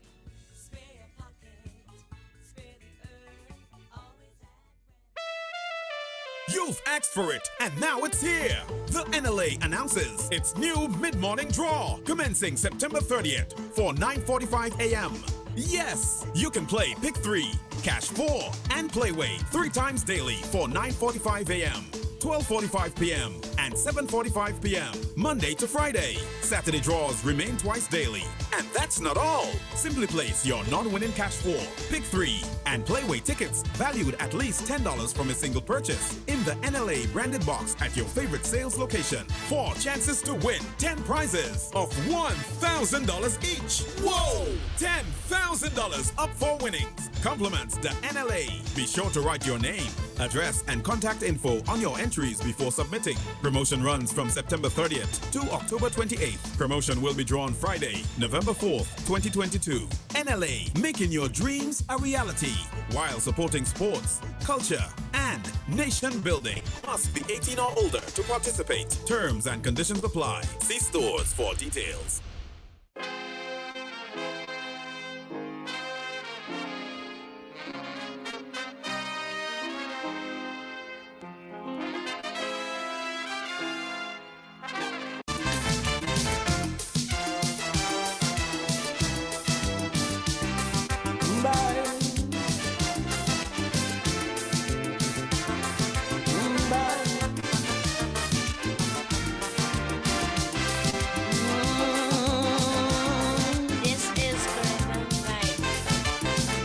You asking me what is wrong with Trinidad? You can't understand why things go on so bad. You find we so rich in human resources, and yet the country going to pieces. Well, let me tell you, my friend, where we went wrong. After Eric Williams' old car breakdown, we called in an AR, we ordered an X-car and installed a new driver. With 33 passengers from the party, we gave him a maxi taxi, fitted with mag wheels, tape deck, computer, air conditioned 8-cylinder. With posh new fittings, this maxi car arrived. Then it started to swerve and nosedive. It took a year for passengers to realize. They say the new driver cannot drive. Yes, folks, we're back. Talk to me. Now, I ask you to play the clip simply because, one, for fairness, because I don't want it to come over or come across that we misrepresenting what the Honorable Prime Minister, the utterance of the Honorable Prime Minister. And to get it in his own words, Mr. Pay, in his own words, like he said on the campaign trail, in my view, when he was enticing people to curse by saying, take susu in Alio. So right now, it is susu. But what is instructive here, and I played that clip specifically for the acolytes, the naysayers and the cynics, Mr. Pierre. They saying how give him time, he just come. But in his own words, he say by the stroke of a pen, you know, Mr. Pierre. That's what the man say. Yeah. So, and seeing that the man do have a track record in politics, I have to take what he say. Yeah. If he had a track record, I say, he accustomed saying that, and the man don't mean that, man. But in his own words, he say that could be fixed by the stroke of a pen. So they go in big school and they believe they are knowledge even more than the head creator. So people like me and others who hardly go to school, they take us as fools. So they feel they could tell you anything. But the issue here is by the stroke of a pen, it could be fixed. And you say, Mr. Pierre, the contracts and contract, it is illegal. So you're presiding over something illegal? Because you caused 30-something nurses to recently sign a 2-year contract. You know in the Ministry of Education teachers that have math getting 2 years and those without math getting 1 year. You know you don't fulfill making the e-manis permanent. You know you don't make any contract workers permanent. So you're presiding over something illegal because that's your words, eh? Because that's what I have to judge you on, because I don't know you otherwise. I don't know your claim to fame. Or what people report is your claim to fame is always fighting against the Grenadian public. You do it for WRB. You do it in School Ahmed. And here now, you come talking about wins, Mr. Pierre, in 100 days, and all is against the Grenadian public. Because you make plenty people go. You preside over that. You refuse to pay them. You preside over that. You give your ministers $2,000. You send home a lot of low income, as Mr. Pierre say, the socio-economic lower strata. You make them go. And all your boys in the party getting big posts and chairman of them boards and them. You reduce the social network program like the debushing. That's what you do. The voucher thing was a real problem, and a lot of people who perceived to be NNP don't get, so the children can go to school. The transportation allowance and tuition fees for children, that diminish. You're talking about fortnightly work, you're claiming victory. You don't even start work on it yet. You talk about people must send in their CVs. But as far as I see, only the boys. Work for the boys. Work for the boys. And what is interesting to note, Mr. Pierre? No, I'm an analytical person. I don't like scandal. No, the set of people in Carriacou, you know, under the conditions they say they make them go. Under the public service rules. You understand? And you see, the conduct was unbecoming. But they appoint a man in Nadma, Mr. Pierre. I have a picture to show with him. Fully clothed in yellow. So once you support the government, you could do anything in yellow. Not a problem. But once they perceive you're not a supporter of the Congress, anything you do, they will find ways and means of bringing it to a demise. So, here goes Mr. Pierre. So to all those what I say, give the man a chance, he just come. In the man's own words, you see, by the stroke of a pen, it could be fixed. So, Honorable Prime Minister, Mr. Deacon Mitchell, why you don't fixing it? Why you continue to have the people and them sign contracts? Why? When you say, by the stroke of a pen, you don't have pen? Well, maybe you could check King Charles. He had a lot of pen until he didn't want some. Tell him take it away. Check King Charles. Maybe if you go in funeral, by the Queen, the King Charles argue had to pen. Because you say by the stroke of a pen, it could be fixed. You also went on to say it was illegal, you know, Mr. Pierre. That the man own was, I don't make it up, you know. And I play the clip for people to hear. It is illegal, but you preside. So are you, Honorable Prime Minister, presiding over something illegal? Or is it about take susu? Or them people and them are getting the work on the boards and the new person you just put in Nadman? Is it susu hand or passing around? Or is it resto active justice? Because that's your utterances, not mine. Because I do bright, you bright, I don't. So I have to listen to you. So, I want to ask some questions here now to the Honorable Prime Minister, Mr. Pierre. Is the contract to the nurses for 2 years illegal? And if so, What are you doing about it? Because you say the stroke of a pen. Is the contract to teachers, those with maths 2 years and those without maths 1 year, illegal? And if so, what are you doing about it? The Imanis, they continue to be contract workers and you promise them permanence. So is the Imani program illegal? And if so, what are you doing about it? The contract workers. Is it illegal? And what are you doing about it?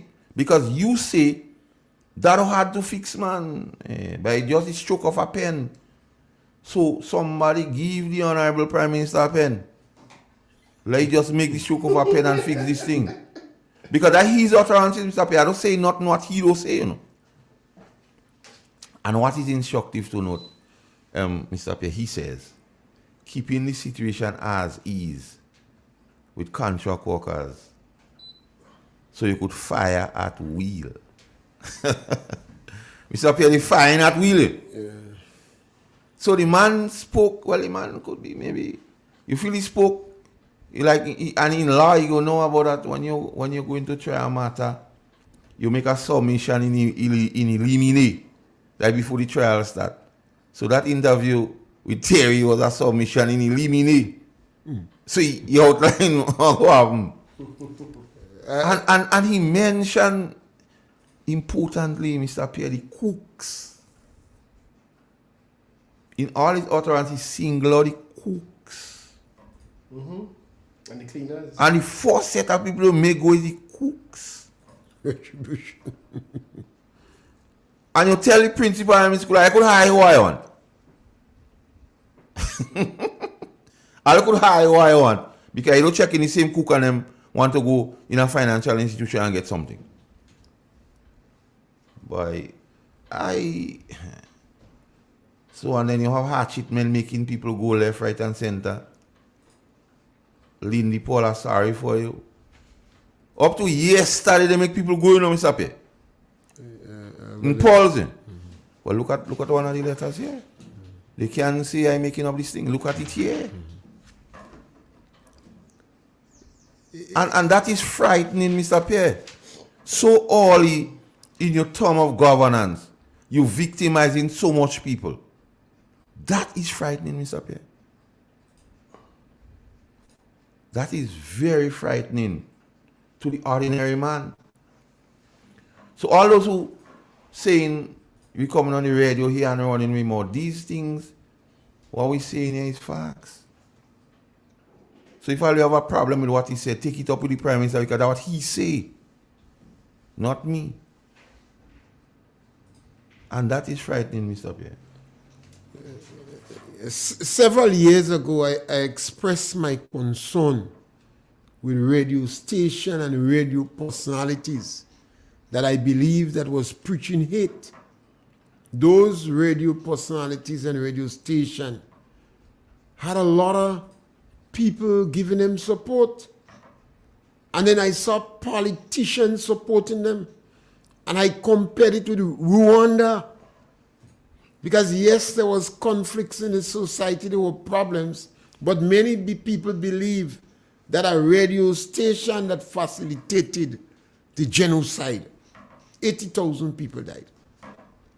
And on the ground over the last 5 years, I've seen some militancy, particularly in the NDC political activists. They was not conversational again. People like me, they want to talk to me. They're angry and bitter. So somebody will ask, why is it the National Democratic Congress is behaving like that? Because any individual who like to talk politics may tell you this is not in their interest. And I believe because they end up too bitter. They're full of hate. When they speak about people who support NNP, they're very dismissive. When they speak, they either describe them as well needy and greedy, dumb, stupid. If they hear the people have a briefcase or certificate like them, they say then they corrupt. It is a sad and unfortunate. Politicians can sit down and plan to deceive people. Politicians is going to make mistakes. Some of your plans may not be able to realize because perhaps you was too ambitious. But you cannot tell me that a whole group of individuals sat down together and most of them was public officers. They were teachers. Lennox Andrew was a public officer. I don't know if he was acting PS in finance. How could you sit down and plan to deceive people? This is the sad part of it. They say it is solvable by the stroke of a pen. Contract work itself is illegal. Government itself is breaking the law. And they add, you place them in a position where they cannot borrow from financial institutions because they are contract workers. He said government is putting people, making them vulnerable. And this is an accusation that was peddled repeatedly, that the government would want people to stay vulnerable so they could fire them at the whim and fancy. And when the government was assisting the people to rise up for the position, they said the government giving the people handout. They criticized the Imani program so much that a lot of the males in the program, a lot of males did not take part in the program. They get scared too. I interviewed about 50 people from that program. But in the last 5 years, particularly the last 2 years, I noticed some of the people that was in the program wasn't that enthusiastic about the program. Now we sit down and criticize one of the best program that has been instituted in Grenada in the last 100 years to help young people to be more competitive on the job market. No other politician, no other government, no other union could challenge that. And I dare them to. Tell me which other program that was instituted in Grenada in the last 100 years to help younger people who are struggling for job in the market, to train them, to give them a second chance, to give them an opportunity to be more competitive on the job market. Over 3,000 people in the program. The National Democratic Congress in 2008 fired the majority of people in this program and changed the name of the version. This time they tell the people we're going to give you contract. Not contract. We're going to make you permanent. The people believe that? One young man tell me, I listened to this present prime minister when he was in opposition. He told me that. He said he's straightforward, he's simple, he's direct. He's going to do what he says. So these people turned and they voted the NDC in power. And immediately, just as you did in 2008, 5 women from Paraclete alone. And when I say 5, I want to go and investigate, I might get about 10. And I doesn't check man in this thing. 5 of them, one of them had 14 children. One of them was blind. And the youngest one is about 99 today. You throw them out of the program. 5 are the most needy person in the community. And you ask him, well, what's wrong with the National Democratic Congress? Something is wrong.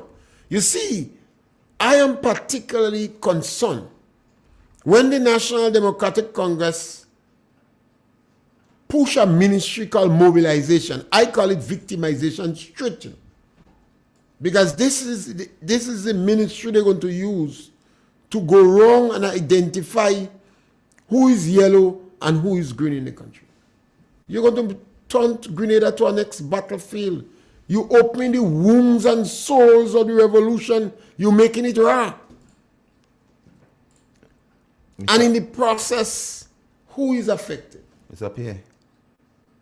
Now, when the letters first surfaced in Caracas for the people of the lower socio-economic bracket, it's all about color and what they was wearing.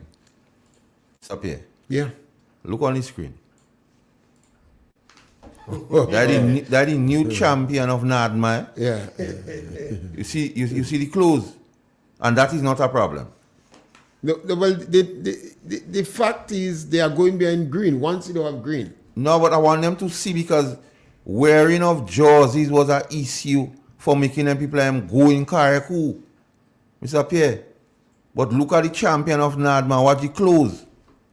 Because if I say that, they will not believe me. Look the empirical evidence there. Watch the jersey and watch amongst in the same picture and find out where they walk in. The one with the darkers in the back, is it a public officer in finance, a teacher or something? Find out where they walk in. But they don't do them nothing. When I see the red cap, I thought it was the trade union leader, but that is not him. The man that like to wear the red cap. But that's not him. So you're beating up on poor people, children in Karakou, and perceive that they go outside the public service rules for wearing jerseys, but you champion today. Look at it. That is why I say it's victimization, because you're targeting a particular group of people. That is why I call it victimization.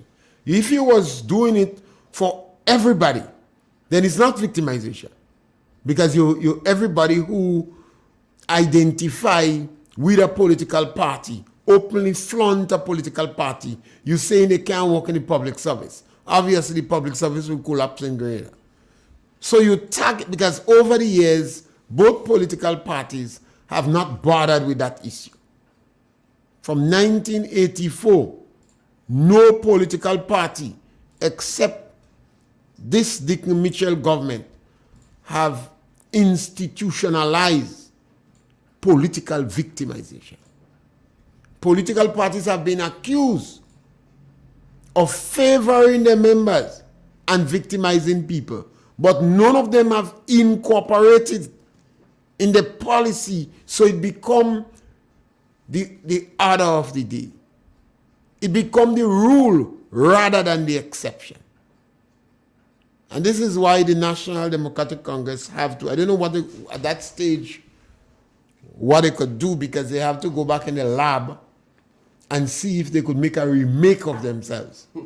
You know, I do hope that since they sent out the list with all the people in the foreign mission, and we had 1,600 people in 5 days sending their CV to help the government on boards and foreign mission. 1,600 against well-intelligent, bright, reputable people. I do hope they send out a list for us, that we don't have to go and find it for ourselves, because we might speculate. They should publish a list of all the people they have on the boards.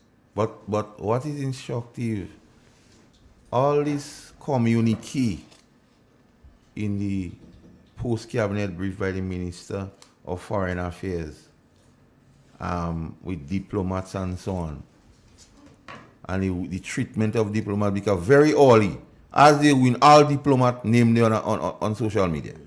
Yeah. Then they say some now is about the confidentiality nature.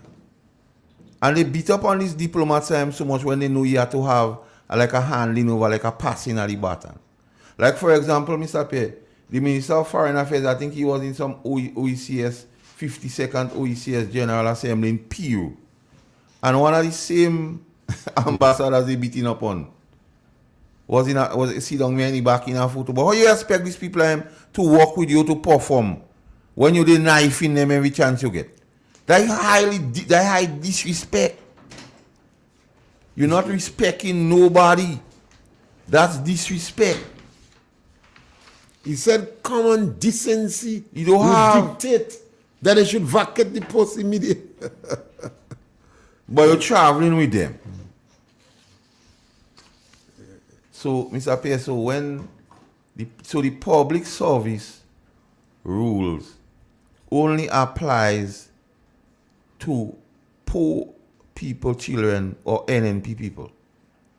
So if you're not a NNP, you could wear any other jersey, parade anyway, and you have no consequence to it. But you dare not wear a green jersey, like you're covering the cardinal sin. So you have to lose your work forthwith. In some cases, you have to don't get pay and see how you're responsible for that. Although the people have had a contract with government. And then you say it in such a smokish way, like you're so happy about taking advantage on poor people, children. But I expected that from the individual, Mr. Pierre. Because for 10 years, the main word was needy, greedy, and dunce. And Mr. Pierre, my grandmother says to me, to really know somebody, give them power or alcohol. And they be in the real self. And this administration, the Attorney General, the Prime Minister and others, is being real. So we ought not to be surprised. Because he said, take Susu. Yeah, he turned the mic to the crowd. It's the first time he turned the mic to help him cuss. Maurice Bishop used the people to protect him, but in the ending, Maurice Bishop cried. He said, don't turn the guns on the masses.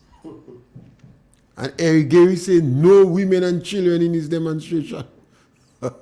3 distinct, different characters. No women and children. He wanted the tough of the toughest, but no women and children. 3 different individuals. But I think one of the biggest challenges that we have in Grenada here now is that a lot of countries, they want to promote young people at the hem. And the young people are very highly certificated, very intelligent. They come from university. But none of them have a history of helping the people in the community, helping groups are involved in the building of the country. They don't have that claim to fame. When you look at the claim to fame, it's always against. It's all about they go and they get a certificate and they believe now that I have a master's degree, you're supposed to listen to me. And you're supposed to pay me well.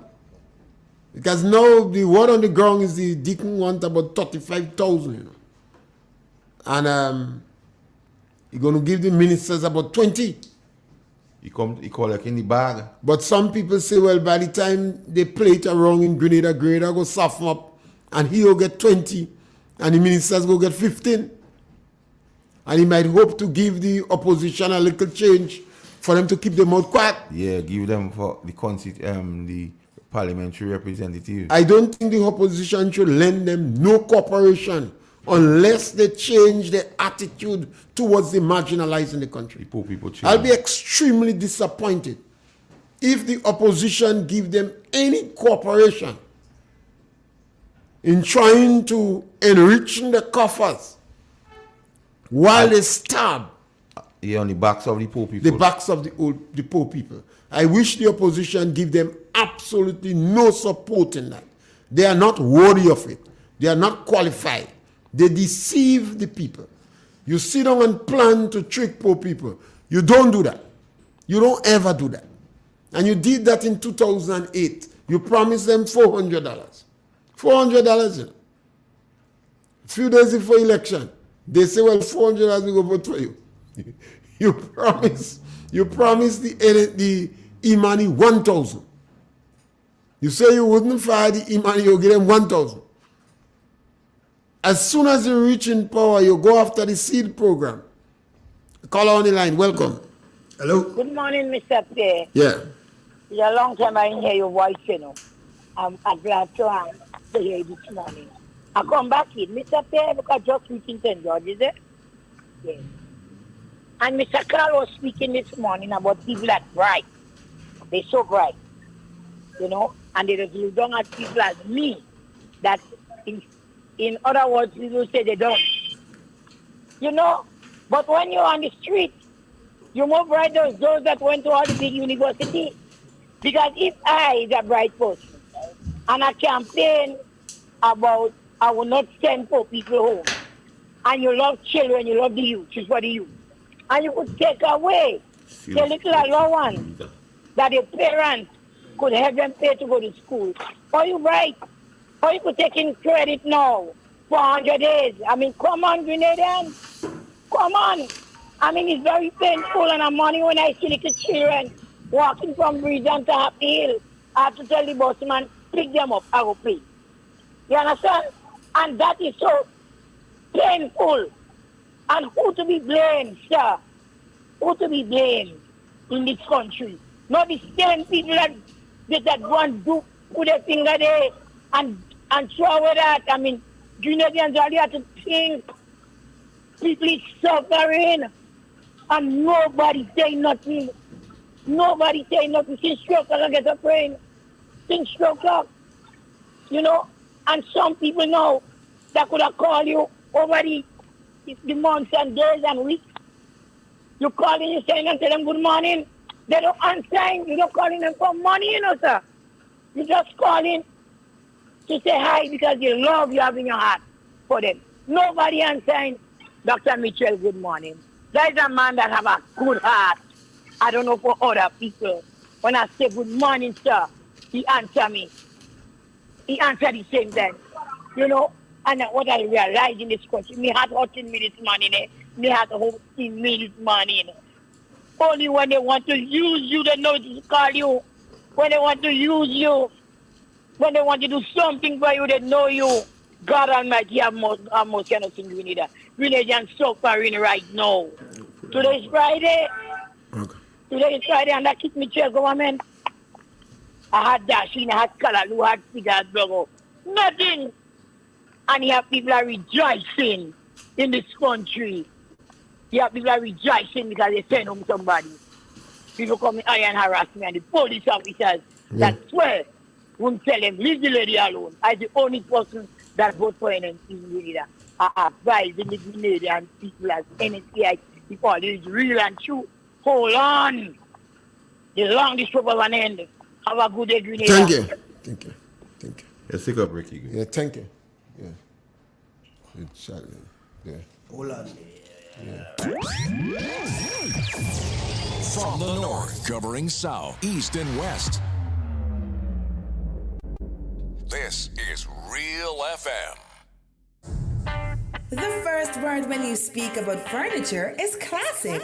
Yes, at Classic Furniture, they design and make the best in local furniture. All their products are made from the finest local wood available on island. You think it, they design it, and make it to your expectations. The highest standards at the best possible price, and they also provide higher purchase for you, their valued customers. Located on Ben Jones Street in Grenville, with their factory at Chantimel in St. Patrick. That's where you need to visit when looking for products made of the finest local wood. They deliver and install their mission. The extra step is taken to ensure their customers are completely satisfied. They do doors and finished kitchens, supplies mattresses, and restores antique pieces to look like the first day they were made. Hey, give us a call on 442-4645 and 442-9726. Classic Furniture, Grenada's homegrown furniture producers.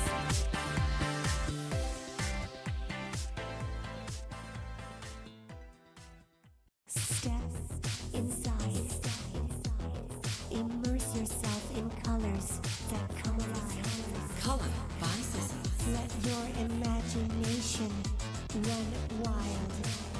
Surround yourself in a world of color. Color by Sissons.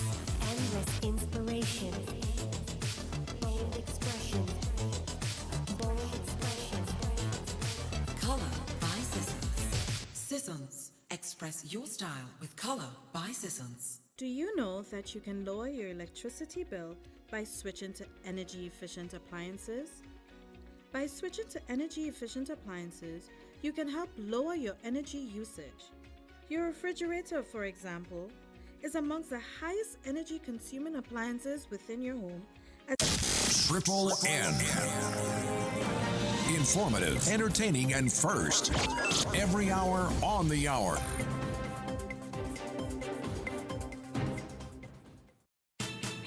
Spare a pocket, spare the earth, always at Grand Lake, you come first. Save energy, save a dime, reduce your wattage and reduce your time. When you use appliances, make sure you buy energy efficient every time. Spare a pocket, spare the earth, always at Grand Lake, you come first. Spare a pocket, spare the earth, always at Grand Lake, you come first. Welcome back.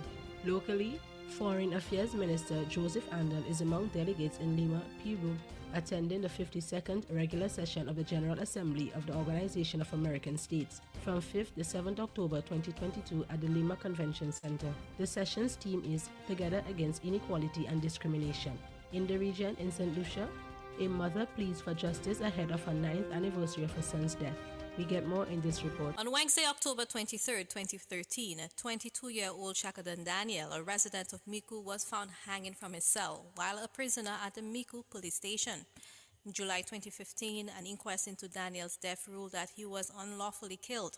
His mother, Frances Daniel, says she continues to mourn the loss of her son 9 years on and is of the view she is being denied justice for him. It's going to 9 years. I'm really feeling very desperate. I'm feeling frustrated. I'm feeling to die. I'm feeling all kinds of things come in my mind. All kinds of things. And I want justice. I don't mind if they don't give him the justice because they find him guilty already. The law find him guilty for killing my son. They find him guilty. If they find him guilty, so why they're not doing nothing? Mr. Greens was my lawyer. Up now, nothing ain't happening.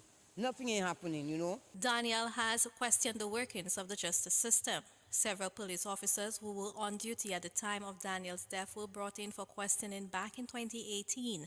However, no one has been arrested and held accountable for his death. Daniel also has taken issue with the Office of the Director of Public Prosecutions for failing to take action following the outcome of the inquest. Dazrin Green was the attorney representing the Daniel family before he was appointed as St. Lucia's DPP. I've been going up and down, Mr. Green. I've gone all to the other government. Right now, I come to the commissioner right now to see her because I want to see her one time.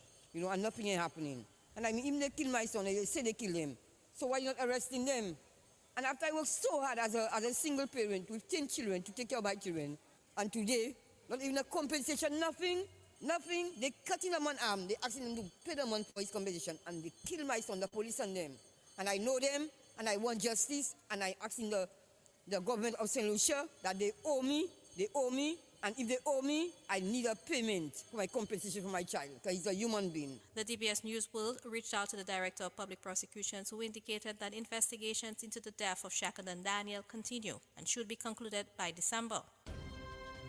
Around the globe, Burkina Faso's new military leader said he will respect a democratic transition timeline agreed between his predecessors and the West Africa Regional Bloc, ECOWAS. Here are the details. Burkina Faso's new military leader said he will respect a democratic transition timeline agreed by his predecessor. Ibrahim Traoré's comments came late on Tuesday after a meeting with an economic community of West African states delegation.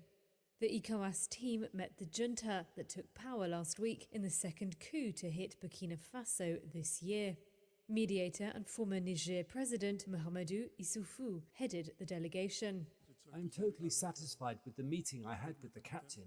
We leave with confidence. We will brief the sitting president of ECOWAS and the other heads of state on our mission. But I can assure you that ECOWAS will remain with the people of Burkina Faso and will continue to assist the people of Burkina Faso in this difficult challenge they face. He added that the 15-member bloc would continue accompanying Burkina Faso's transition to constitutional rule. Traoré said he would respect the dynamic compromise agreed between ECOWAS and his predecessor, Paul-Henri Damiba, to restore civilian rule by July 2024.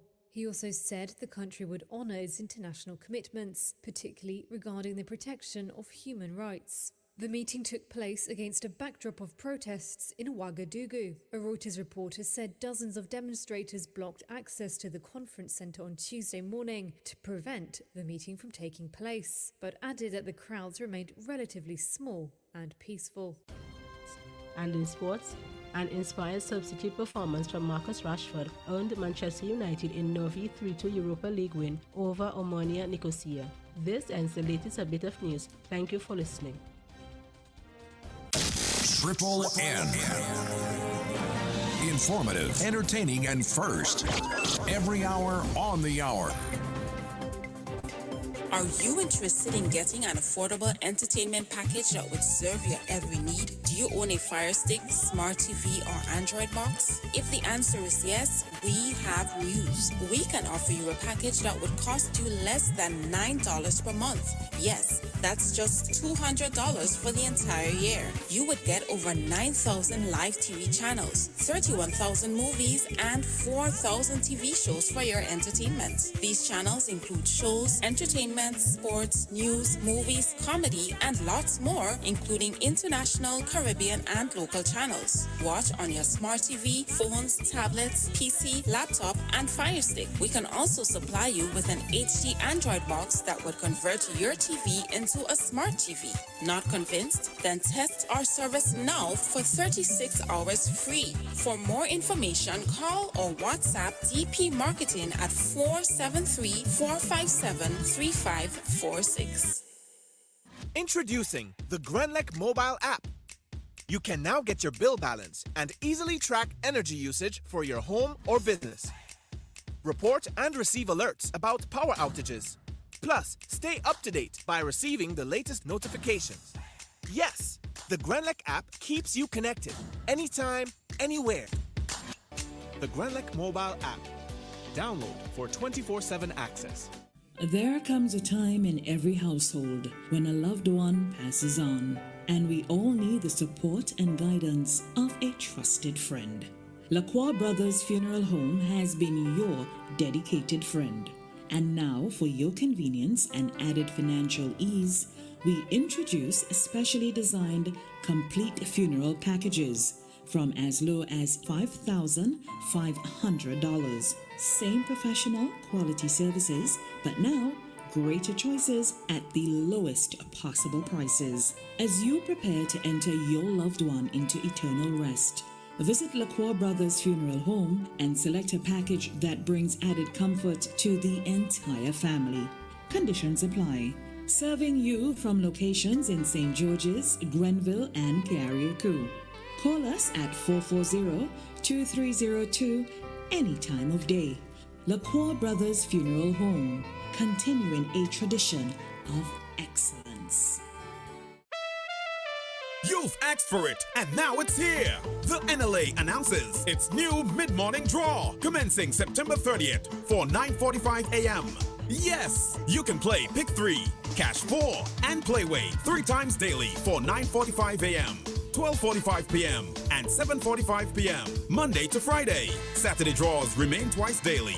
And that's not all. Simply place your non-winning Cash 4, Pick 3, and Playway tickets valued at least $10 from a single purchase in the NLA branded box at your favorite sales location. 4 chances to win 10 prizes of $1,000 each. Whoa!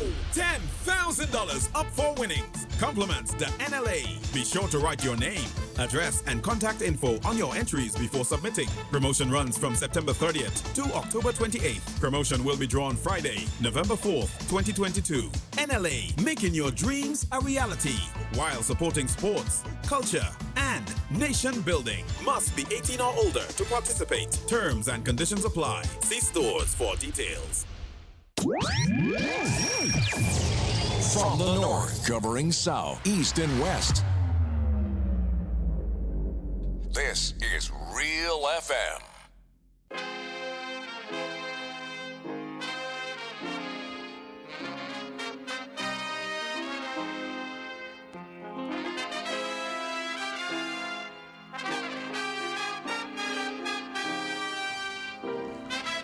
Yes, folks, and we back. Igwe, what's up? Yeah, man. So these things are things we need to understand, Mr. Pierre. And as you see, it leads to victimization, and in the utterances of the Prime Minister, that is why I want to spend some time discussing it this morning. You see, by the stroke of the pen, the whole contract issues and then could be fixed. when he was in opposition. Now he has become the Prime Minister. The nurses still sign contracts. Teachers still signing contracts. The Imanis, nothing happened to them since. Other contract workers, nothing happened. And he say he blame or he attached the other government to the fact that he keeping the people so he could fire them at will, but the government was not firing people, the present administration. But this one is firing people, and on the grounds they firing people.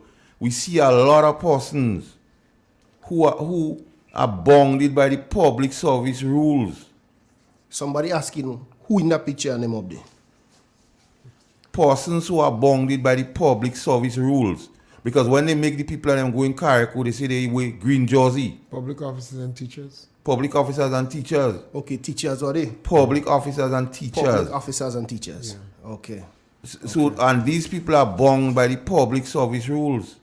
So the section that applied to the persons they make go in Carriacou, does this section either apply to other persons in the public service? And that is the question. And that is how we intend to hold this organization, this government, honest as to what things action. You have a call? Let's take that call and see. Hello. Good morning. Morning. Good morning to everyone. Yeah. This morning we have some addition too. I have a friend, Wendy Scott, and Miss London. Listens to Real FM, so we have addition. Right. On the program. Right, so we add a little bit more to the 50. So tell them to like and subscribe and share.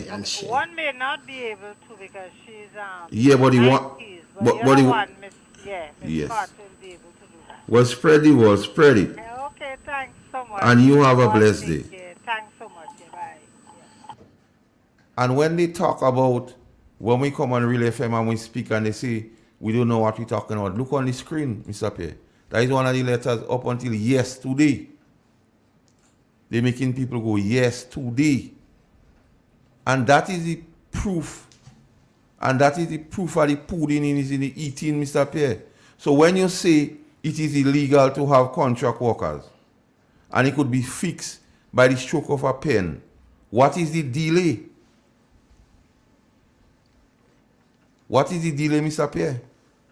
They have no delay. You know what happened? They deceive people, and they confident that they can get away with it. They deceive Grenadians, and I always say, in fact, old people say, show me how you treat old people, and show me how you treat children, and I got to know what person you are.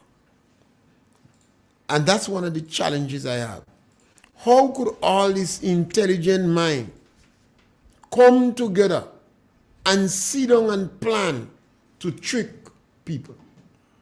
There are times politicians take position, they take very ambitious position, and sometimes they cannot realize it. But this is not an ambitious position.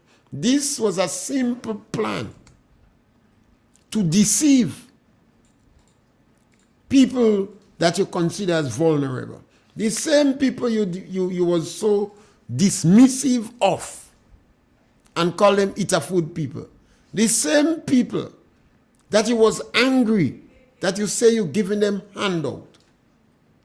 You turn on the back and come up with a plan to deceive them. And within 100 days, and this 100 days thing is American culture, you know, that they don't even want to adopt. It's difficult. Everybody use it, you end up using it too. Within 3 months of you being in power, you have fine cooks, and I use cook and cleaners because you use them as reference. But you find the people, the lower income people. And why we always speak about the low income people? Because these are the people that would find it more difficult to buy basic goods. These are the people that when you have an economic crisis, they would be hardest hit. These are the people, the majority of these people. You have a call on the line. Morning. Hello, good morning, gentlemen. Yes, my brother, good morning. Did you hear an interview which Abigail gave.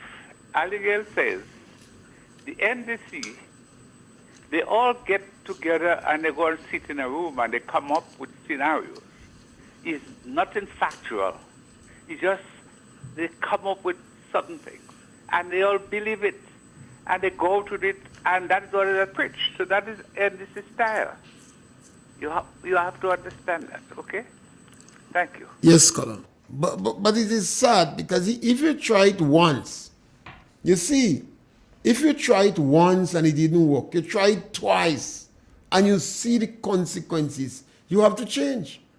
The National Democratic Congress, during the period we consider as the homegrown structural adjustment program, the same period when they cut Belvedere nutmeg to plant banana, the same period when they lend money in the bank to buy chainsaw, well, it wasn't chainsaw alone, to cut down Belvedere nutmeg to plant banana, was the same period when they affected the most people in the social safety net program and the lower income group. In 2008, you do the same thing and you come back and do the same thing now, well, worse. You do worse now because you claim by the stroke of a pen, you can fix it. You say it is illegal. You say the government doing illegal things.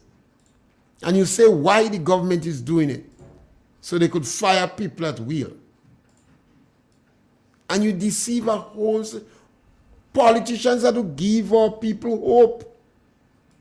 All these young minds, you can't sit down and trick people. And from the time the National Democratic Congress come in power, and they get their first paycheck, well, shock take them in. Like, I've never seen that. All these bright minds convince themselves. They say the NNP could be never making the sacrifice. Emmeline Pear and Delma and Yolan Bain and Miss Modest could never making the sacrifice for this little money. They say they're getting a windfall. So they say they're living in, the people living in hope and they're living in Happy Hill. So they honestly believe that these people was making a windfall. And they go and get this first paycheck, they get crazy, you know. They raise their salary by $20,000. The deacon say you want $35,000. I have fella Bali tell him no. But they decide to leave it in the public still. So by the time the public scream and bawl, they will give him about 20. And the other workers will get 15. And now they're trying to woo the opposition to see if the opposition will support them. No, this is wrong. You cannot develop a country like that. You want all hands on deck. You want people to believe that what you're saying has some degree of truth in it. What you're doing is wrong. And the NDC is going to unravel the social fabric of our society. And you're going to foster hate and bitterness. It took place in the revolution. During the revolution, individuals take broomstick and hammer and they take out the police on them too. Well, several police, but they are only... they power the tunnel. And the Bajan, anybody who was a victim and who was a revolutionary, you know, go problem, man. That's so hard to come out, man. What's wrong? The Bajan, they bring in Grenada, he was supervising the torture. You know, in those days, militia backs police. That's why Fargo go in jail, you know. He go and tell the police. Maurice Bishop say he could plant weed. And the policeman say, go and listen to Bishop. He say, what? He's a counter? So the police had to go and bring him in front of the magistrate. The magistrate give him 2 years. But how could you do that again? When you have Ministry of Mobilization, the Prime Minister, well, he cannot explain that. I start to lose confidence in him fast. Ministry of Mobilization have no justification. If you want Ministry of Implementation, it's all good. Stick up in there, Mr. You ever call it? Yeah. Stick up in. Yeah, call? No. Yeah. I want you to play the first clip. The first one? Yeah. Alright. So we put in a clip on to play, so you have some, when we say things, there have to be some truth in it. You must see the truth. We must be practical, and you could challenge us if we say anything that you believe it is not correct or is not factual. Because once you give us new information, we're comfortable with information. Yeah, we good. So you give us information and we're happy with it. Yeah, really. Yeah? Play. So we having a clip now. Please. Come in there now. Hold on. It takes I'm a happy right. that any loans, if affordable, The first clip, man. is that made one? available Short to one. citizens of Grenada. The short one? Yeah. Hold on. I go on still. Let me say, okay, go on. Yes, we want, when we speak on radio, we want to speak with passion. And you have to speak truth. And you could form your opinion. But your opinion must be based upon information. And if you have the wrong information, obviously you have to change your opinion. And we're prepared to do that. But we're going to speak loud, clear, and truthful. And there is a barrier you could break. And when you purposely and intentionally intend to go after our people, we're going to come after you. And our people is the marginalized people in our country. No one should set out to trick these people and treat them with contempt and scorn. That is why Tilaita say she daughter run down the stairs with she high heel shoe, But the daughter leave the $150 with the hairdresser, so Tilaita take it. She will leave it. Hold on, Mr. Pierre. Yeah. List some future plans that you have for the Isle of Grenada. If not your top 5. Sure, sir. The top 5. Well, we campaign on a transformation agenda, and we've started one. Well, it's not so much transformation as perhaps restorative justice. Mr. Pierre, so there lies the Ministry of Mobilization. And listen, before you go again, restorative justice, as we just mentioned by the Honorable Prime Minister, it says, is an approach to justice that seeks to repair harm done by providing an opportunity. So the opportunities will be provided through the Ministry of Mobilization.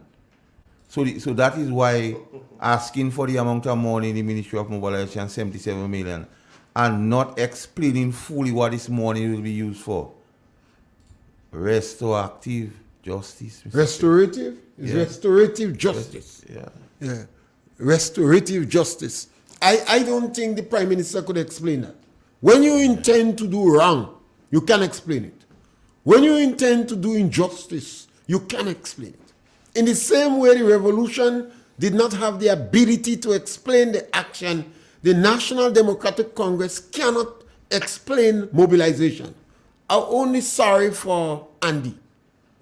I mean, it would have been more appropriate for them to put Tevin Andrew or Carter Joseph or the Minister of Foreign Affairs in that position. But I wonder if Andy knows that he's heading the Ministry of Victimization. That is the ministry that will be going around. That is the ministry that will be going around to disadvantage people. Somebody that I wondering if Andy is really a part of it. Because he seems to be a good-hearted individual that is ambitious, hard-working and willing to take risk. As somebody that I don't put him yet as an individual that would really like to lead and enjoy people suffering. I could see Claudette like that. There's no question about that. She seems to get her ejaculation in satisfaction when she says she don't pay those people. You hear that orgasm? Yeah, it's the best moment of your life. I know this kind of face on them. But I can't see Andy really enjoying people suffering. He seems, I don't know, I could be, but because you don't know the individuals much, you would know if you had them in a group. Some old people say once you have food and rum, you're going to know men. Because you will see who greedy and who getting drunk although they doesn't drink alcohol. So is difficult.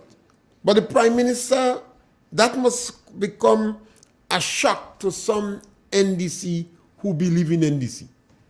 Because if you say it is not transformation, but it's restorative justice, that means some people has been wrong. And now you want to deal with the issue.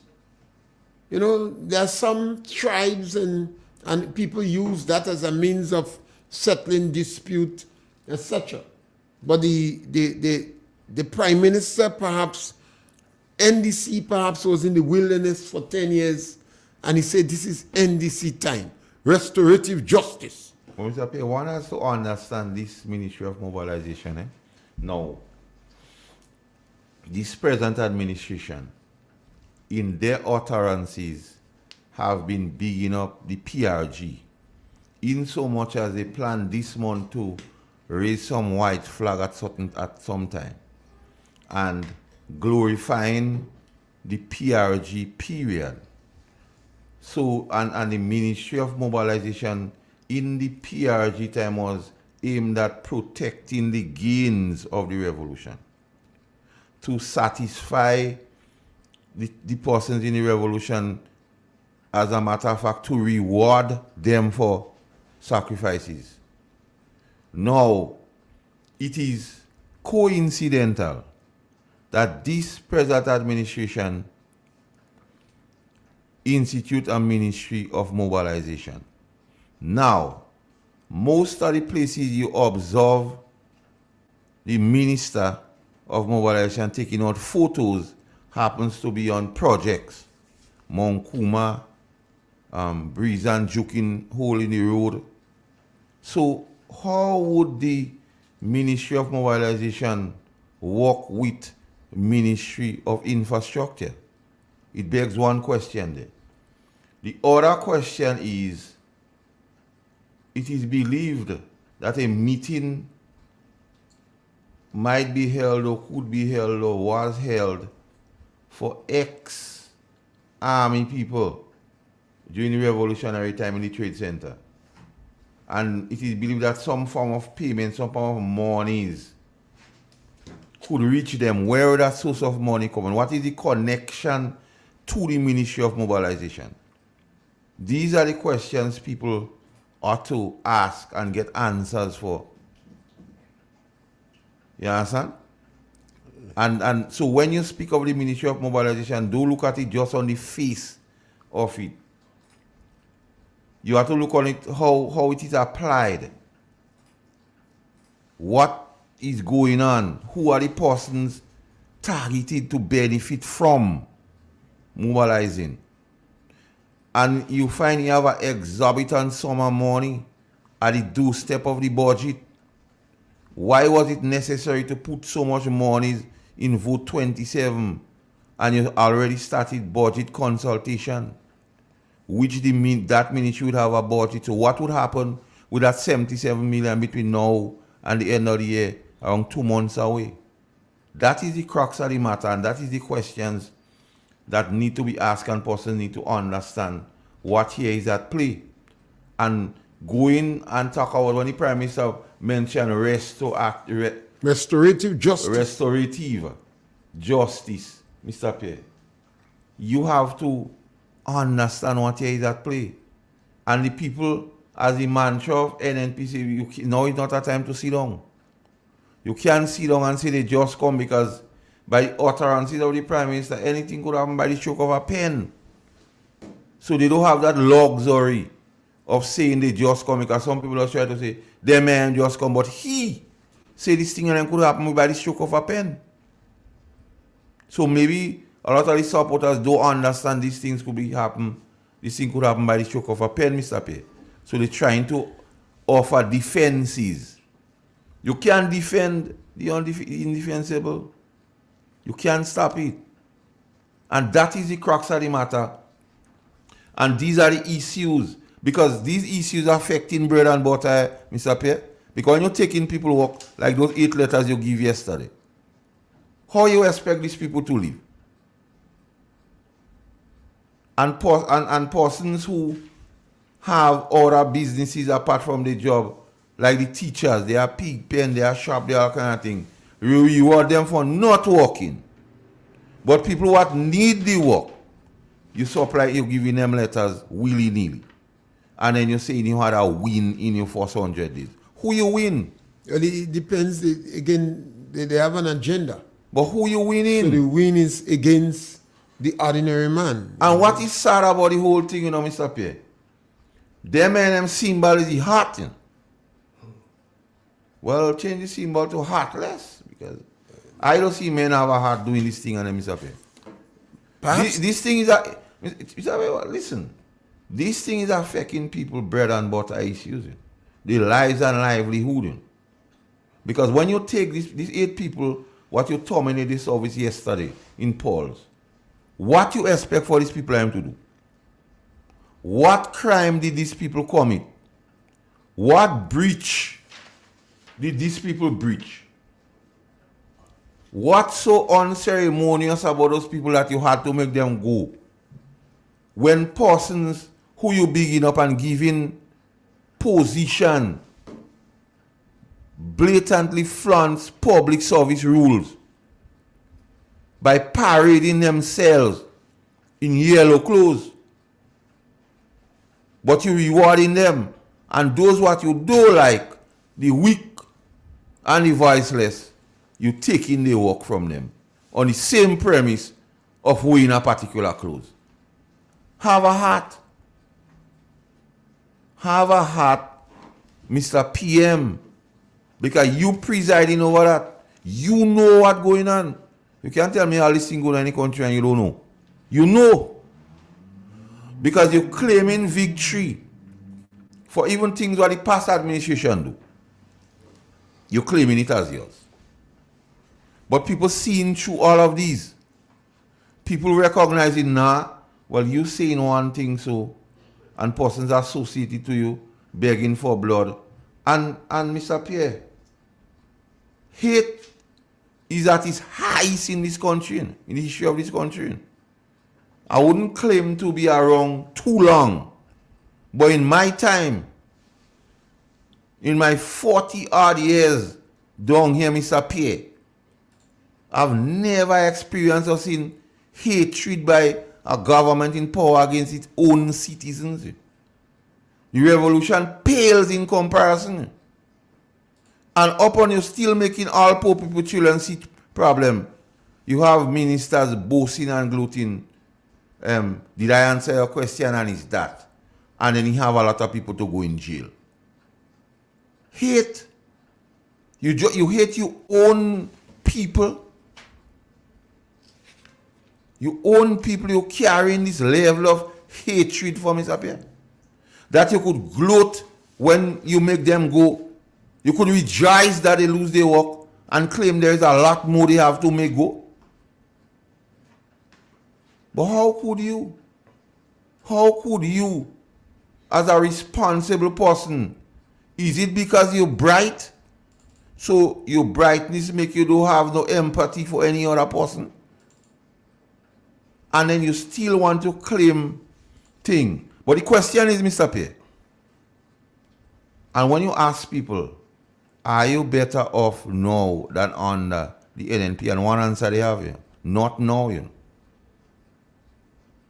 And you have to provide, and government has to provide for the less fortunate among us. Those means we cannot afford them. But you find those are the people that is being affected most by the actions of this government. And you expect people to remain silent. And you expect people to say, oh, give them time. Give them time to kill everybody and done. And these things, Mr. Pierre, is serious issues which affects the lives and livelihood of people. I don't know, Mr. Pierre, but a lot of people been complaining when people go to pay their bills. And then you're claiming victory and cost of living. But like everybody, electricity bill double. Yeah. And at the same time, you still remove the 25% non-fuel charge on electricity. Is that solving the people, Mr. Pierre? Then you still remove free. And you know it to pass it on to have anything positive on poor people, children, is the businessman that has to decide that on his own. And they're in the business to make money. You understand what I'm saying? And at the same time, you're gloating and you're being deceitful by telling the Grenadian public you had caused gas price to go down, knowing fully well that is a reflection on oil prices worldwide. And to add insult to injury, you're boasting how you go take on a lot of obligation, new obligation financially.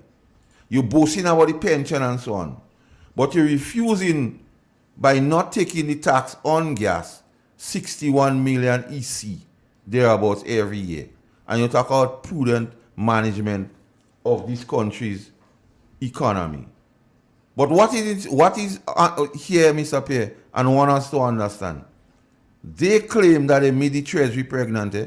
So that was a testament to the proper management of the economy by the past administration. Because if you come in as a governor, as the new government, and you claim that you made the Treasury pregnant, heavy, dripping, laden, but you're trying to spend out all now, and you're not putting no means in place to increase the revenue stream,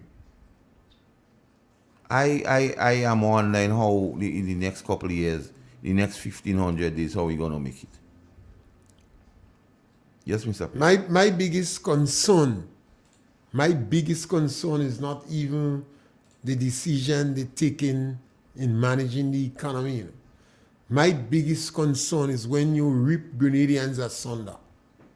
You see, I saw what happened in the revolution. Over 3,000 people went to prison. People from this said community refused to give older guys water to bathe. They had to beg for water to bathe. Some women, days they refused to give them water to bathe. The bishop of the Catholic Church, when he go for a meeting with Bishop leaving him wait hours outside. When the union was discussing with Bishop, the teachers union, you had teachers protesting against the teachers union. And when they leave meeting with Bishop in the night, on one occasion, almost 9 in the night. In those days, we didn't have all this vehicle yet. So them members hitchhiking ride. But the one from St. Andrews, 9 o'clock, he didn't River Road, looking for a ride. And when he see a vehicle, he don't know if it's to hide or beg for it. When you see the level of cruelty that was done to Grenadians by Grenadians, what this government is doing, you're making the wounds raw. Imagine you castrate a man. I only speaking about one incident because you could go in the Grenville courthouse and get the evidence there. Now you see government incorporate political victimization and you see teachers in yellow. You see teachers in the front stage with yellow.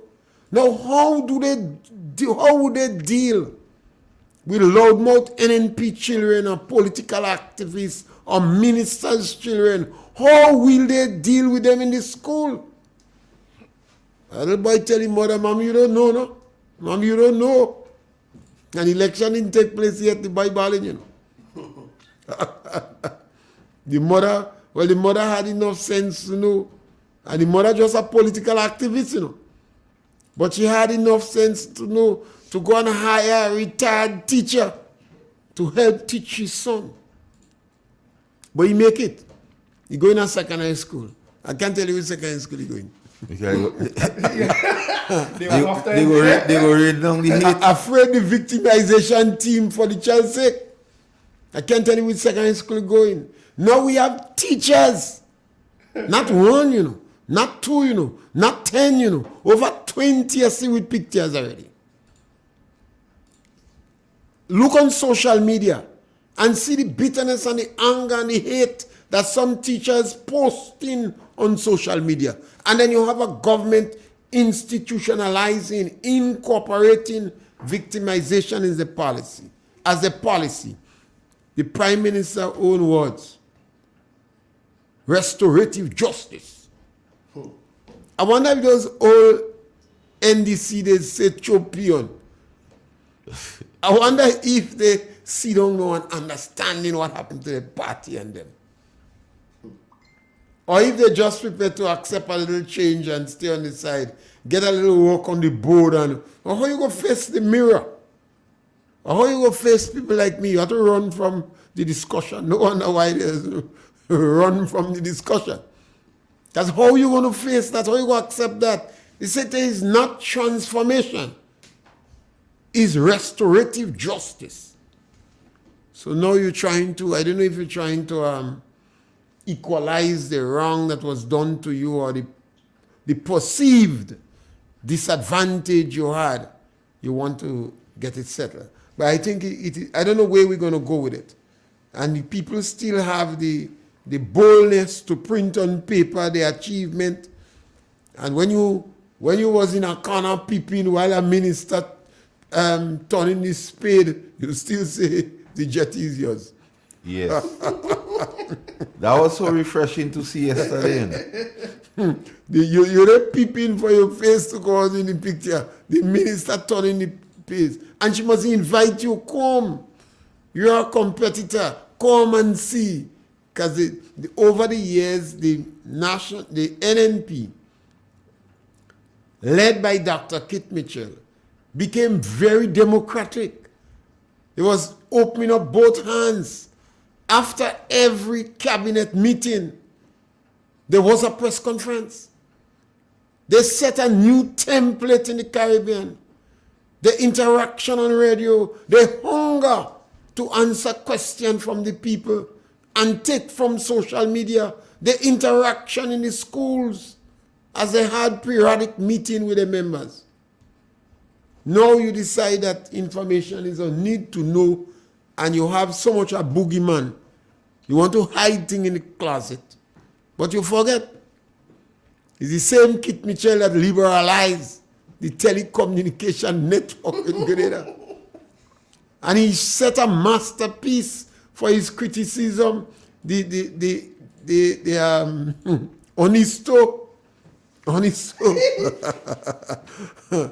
Honesto and the Prince of Hate attack him mercilessly, and he didn't raise a finger against them. And now this is the standard we have. We're not going back. You have to answer questions, you know, and we will do everything in our power to see if we could raise the trade union from their sleep and slumber. And we will do everything in our power to speak for the workers that are being victimized. And my greatest challenge is the schoolhouse. Because if this thing going on in the public and people accept it, what you think will happen in the schoolhouse? They could take advantage on NNP children. They're going to take advantage on those poor children. You know, it happens in school. But it is the exception rather than the rule. It is not encouraged. But when you have a government that prepared to encourage it, what you do with Ministry of Mobilization? 2-3 months before a next budget comes on, you slip it in a supplementary, you know, and millions of dollars. What you doing with that? And you know this Ministry of Mobilization is really Ministry of Victimization. To propagate your political party. You have a call on the line. Hello? Hello. Sophia? Yes, go on. Could I ask you a question? Go right ahead. What the principals and them in them teacher in them school and them do to you? Why you hate them so much? You threaten, you stay into the world that they will victimize any children. That wickedness, that hate you, preaching brother.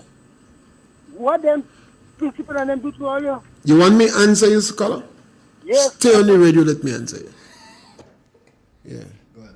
Caller, our productivity level in Grenada is so low that some of our teachers are supposed to shed a tear. 70% of our children cannot meet the minimum requirement in school, color. Any educator, any teacher, any politician, any trade union leader is supposed to be concerned. Color, if you have any doubt, the next teacher you meet, ask them if they're satisfied with the productivity level in school. Any politician you meet, color, any politician, ask them if they're satisfied with the productivity level in school in Grenada. Ask anybody. Ask anybody in Grenada. Anybody you see, you meet that say they're bright. Ask them if they're satisfied with the productivity level in school. This is our challenge. This is why the Imani program come up. So much children in Grenada need a second chance.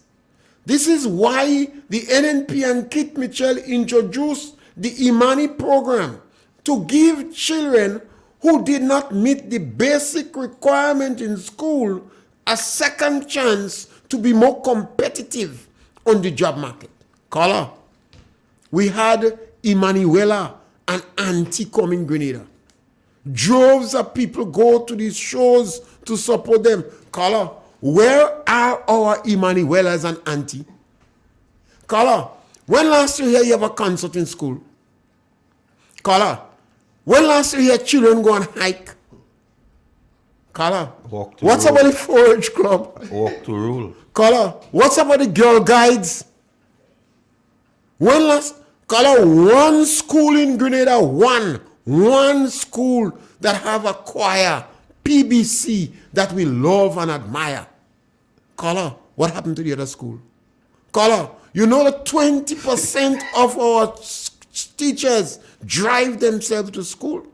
You know our schools are better paid.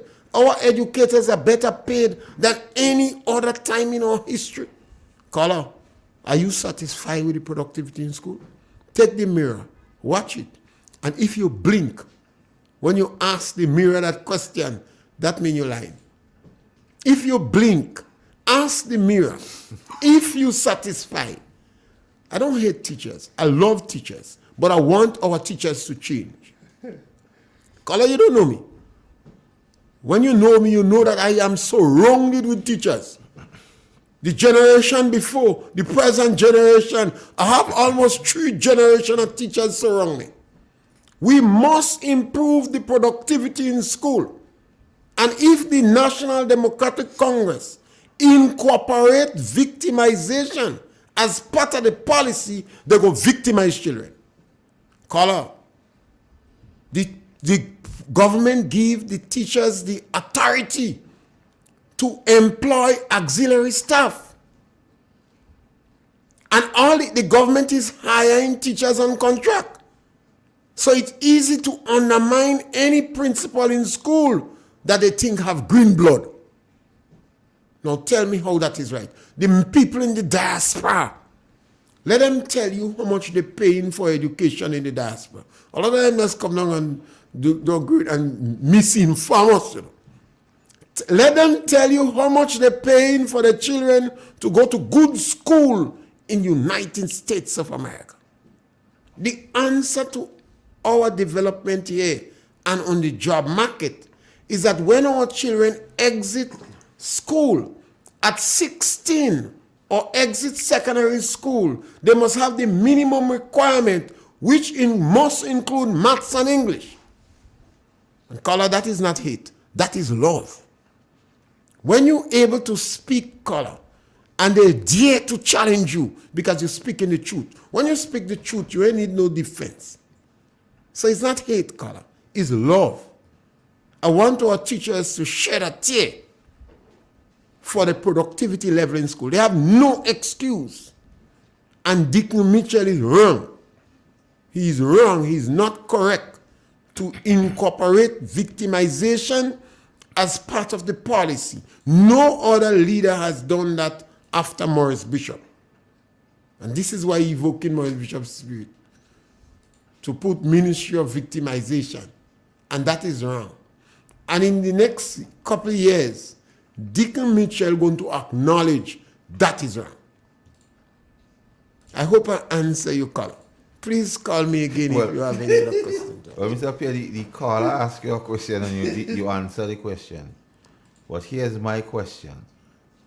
Payment of pension, that was thought is one of the wins for this administration. But the question here is, does the pension laws provide for pension for GCA and GCNA workers and farmers, based on your knowledge?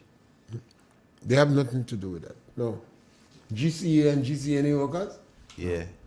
No. Pension don't have nothing to do with GCNA workers. So, a lot of the GCNA workers... They thought they was getting pension. And the farmers who say they're voting for pension. Construction was a hoax? Was a big hoax. Construction workers start to... GCNA workers, cocoa workers. You sure, Mr. Pierre, you don't have no pension for the men? You sure? Well, they have NIS. No, because the men are voting for pension. Well, I'm just asking Cocoa Association yesterday was asking, when they raised the last pay, did they raise the ordinary workers' pay? I'm just asking Cocoa Association to take a look at these workers. Because these people have been there struggling for years and nobody bothered with them. So we've been asking Cocoa. That's what you do when you go and interfere to try to defend people. You know.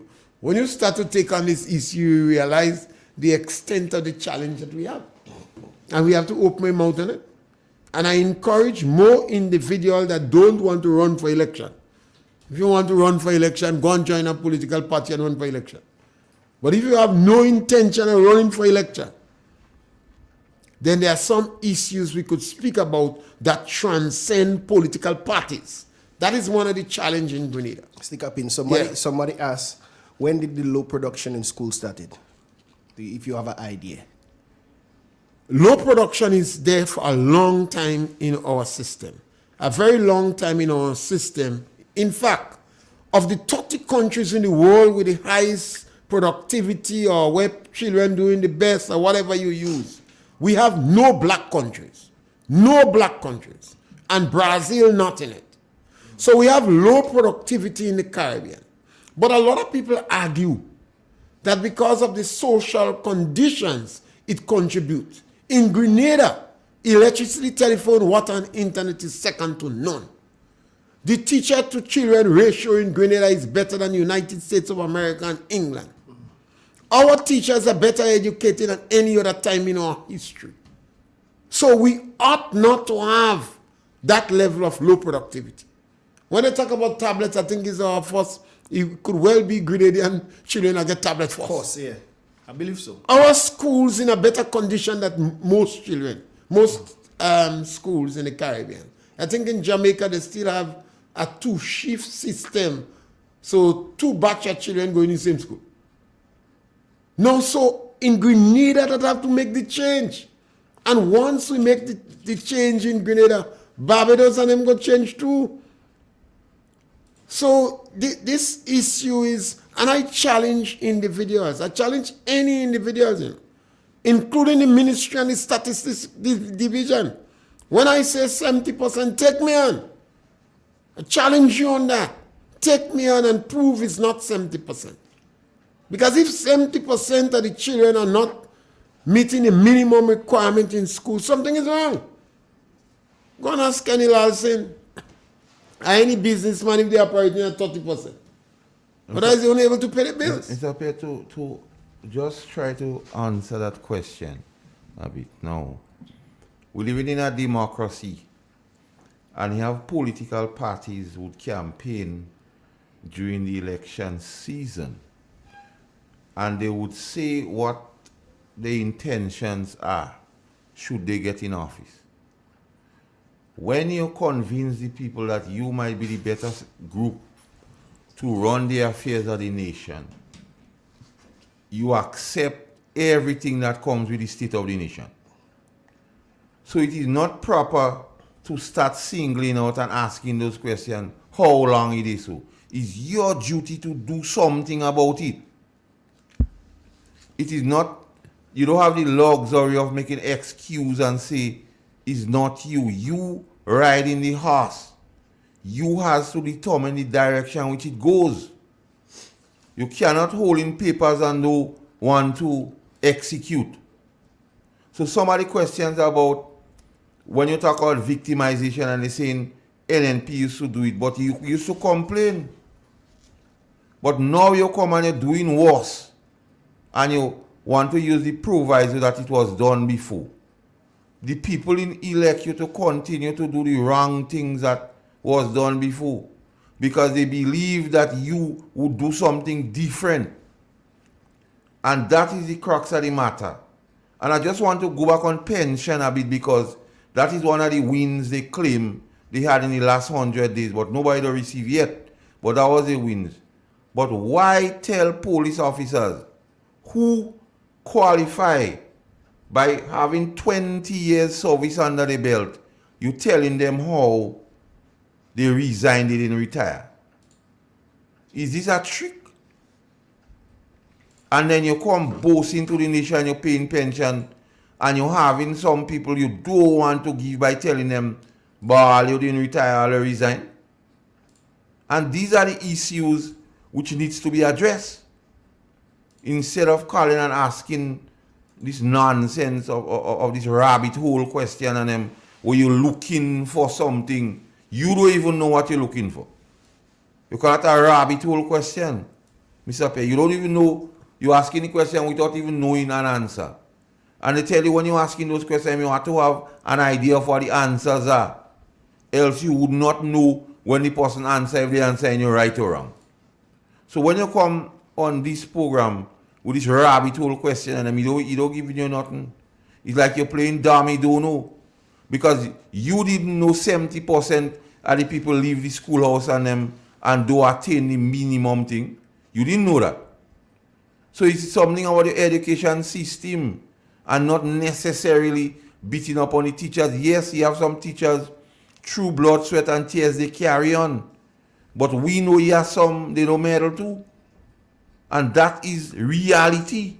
So we don't beating up on teachers. And when Mr. Pierre speak about teachers, if he knows you, Mr. Pierre, he gonna know you and your teaching and the background and his teachers and them are surround you.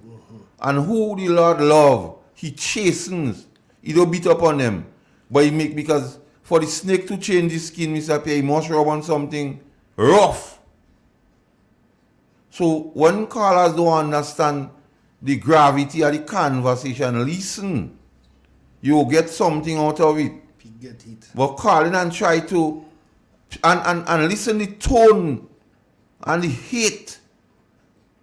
And that's what we're saying here. Never in this history of this country, even in the revolution, he didn't have this hatred, Mr. Pierre. He was, once a man in angry, feel he's a counter. But yet still, when the Americans come, the same set of people, they go out in counter house and hide still, And the counter house they hide in during the thing. So that to tell you, they didn't have that level of hatred. But it have institutional hatred going on now. Because a lot of victimization going on. And people agree, supporting, and begging for it to continue. And the persons, most of the victimization is aimed at, is the persons in the lower socio-economic bracket. I borrow that from myself. Yeah, that bad. yeah. Is the poor people and poor people children. And I have the information here with how much you may go, because listen, you make a set go with faith base. Check how much 100. You make a set all who working in the parliamentary offices there and go. Then you're giving letters left, right, and center like a hatchet man. Then you give 2 fortnights on the road, and all who you perceive is NNP don't giving them. You're going to resurrect a 80-something-year-old man to supervise. First, you don't want to give NNP people work. You resurrect a 80-something-year-old man in St. Patrick East constituency to supervise. Facts. Because you don't want to give NNP people work. And even NDC, you can't say massacre and to cut out my hand. I say, no man, don't maim yourself. I say, Save Johanna might need that hand in the next 1500 days. You see why, look, I gonna think for them and them and look at it, this man 80 something years again, him so and I don't getting nothing. So you own people complaining because you didn't come and tell me that I will not know. You own people complaining. And then when you speak out that, people want to vex. But that is the reality. And the people are not vexing, Mr. Pierre. If they love the National Democratic Congress, they go to them and say, watch, this thing all they're doing there, you vexing out of people, stop it forthwith. Alright. Give back the people and them, I'll give them the letters, take them back to work. That the things, if you love the party and you love the country, that is what you go be saying. Not trying to fight and saying who wrong and who right. Time for us to take a break. Yeah, okay. Alright, people will be right back. News is next. Triple N. Informative, entertaining, and first. Every hour on the hour.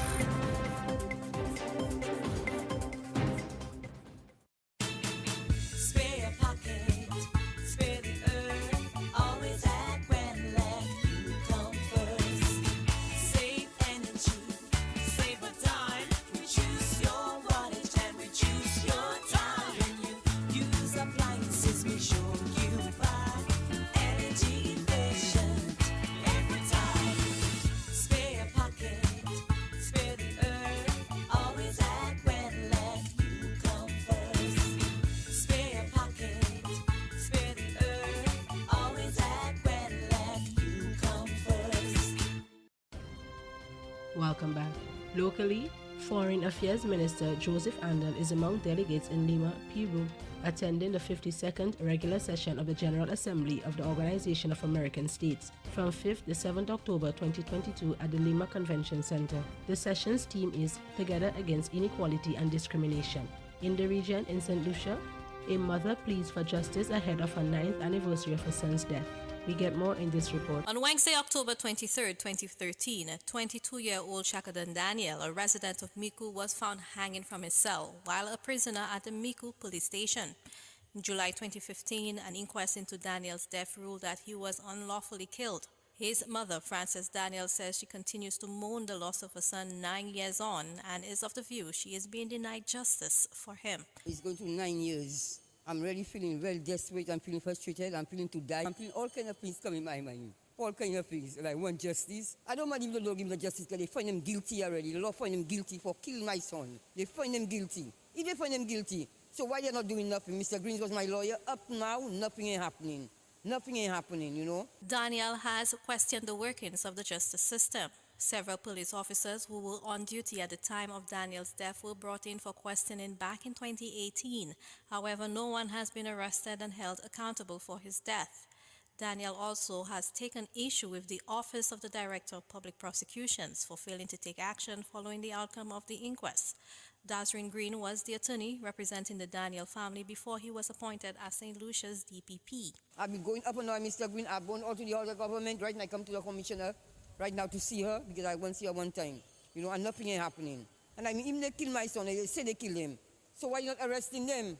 And after I worked so hard as a single parent with 10 children to take care of my children, and today, not even a compensation, nothing. They cut in a man's arm, they asking him to pay the man for his compensation, and they kill my son, the police and them.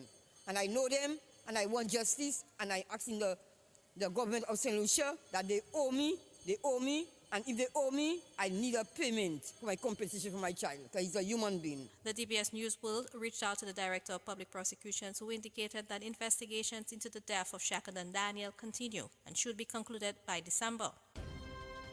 Around the globe, Burkina Faso's new military leader said he will respect a democratic transition timeline agreed between his predecessors and the West Africa Regional Bloc, ECOWAS. Here are the details. Burkina Faso's new military leader said he will respect a democratic transition timeline agreed by his predecessor. Ibrahim Traore's comments came late on Tuesday after a meeting with an economic community of West African states delegation. The ECOWAS team met the junta that took power last week in the second coup to hit Burkina Faso this year. Mediator and former Niger President Mahamadou Issoufou headed the delegation. I am totally satisfied with the meeting I had with the captain.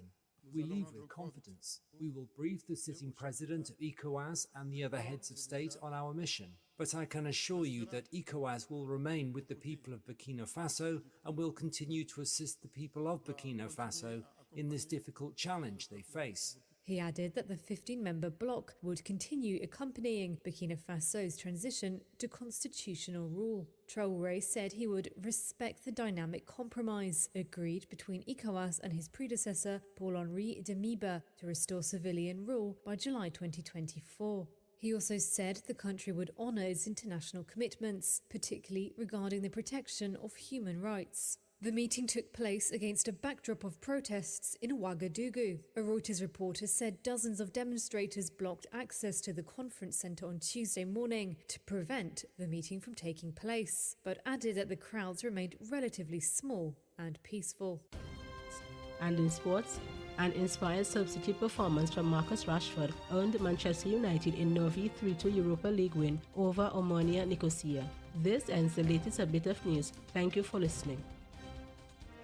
Triple N. Informative, entertaining, and first. Every hour on the hour. Turn us on via www.drealfmgrenada.com or WhatsApp us today, 442-0175. Introducing the Grenlec mobile app. You can now get your bill balance and easily track energy usage for your home or business. Report and receive alerts about power outages. Plus, stay up to date by receiving the latest notifications. Yes, the Grenlec app keeps you connected anytime, anywhere. The Grenlec mobile app. Download for 24/7 access.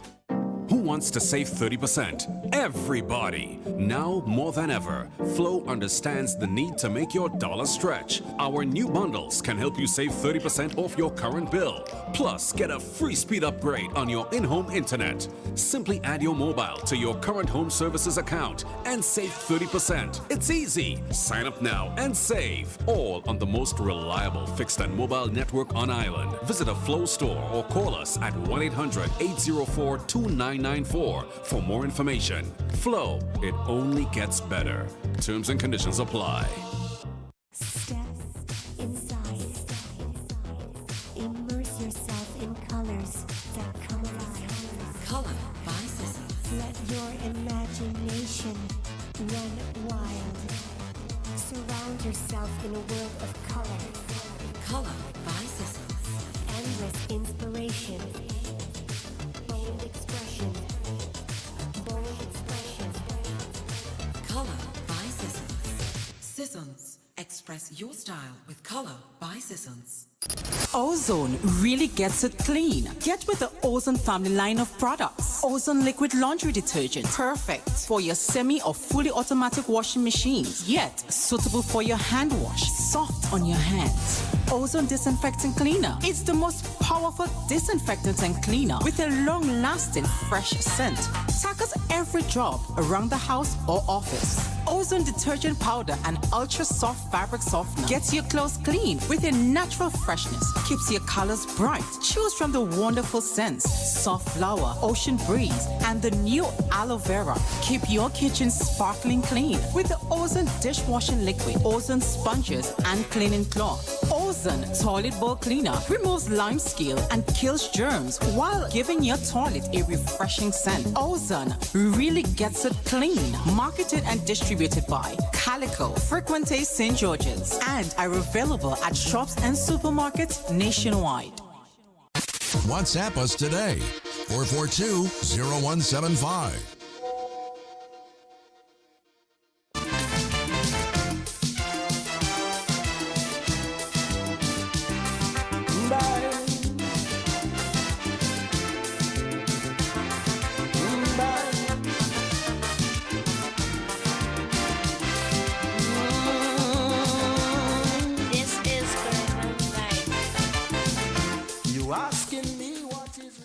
I'm happy that any loans, if affordable, is made available to citizens of Grenada. The issue is not whether that's not the issue. The issue is you've placed a large group of Grenadian workers on contract. You place them in a position where they are unable to borrow through the normal financial institutions by putting them in a position where they do not have sustainable or sustained employment. And what that means is that you've made them vulnerable. You put them in a position where you now have to try and create a special lending scheme for them to borrow. And I'm saying even the special lending scheme that you've created, most of them are not going to qualify for the loan. And they're not going to qualify because you've already placed them in a position to disqualify them. Because they would not have acquired land. They would not have life insurance because they're working on 6 months or 12-month contracts. And if they're working, and if the jobs they are doing are permanent jobs, jobs that are normal customer requirements for the government, they should be indefinite employees or permanent employees. They should not be on contract work. And if they're not on contract work, they will be able to take part, like the rest of the persons who are on permanent jobs, in the normal banking and financial and the credit union systems in Grenada.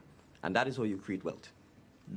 Absolutely. That is how you sustain and raise your standard of living. That is how you're able to save money. That is how you acquire a home or acquire a piece of land, or you're able to start a small business on the side. But when you put people on contract work, and when there is no need to do so, then you are putting them in a vulnerable position, and you are doing so deliberately. And so the question you have to ask is, why are you doing so? Yep. And in my view, you are doing so because you want to have the ability to fire them at will. So you want to create job insecurity because you want to be able to manipulate them for your own ulterior reasons. Right. Right? So let's make this clear.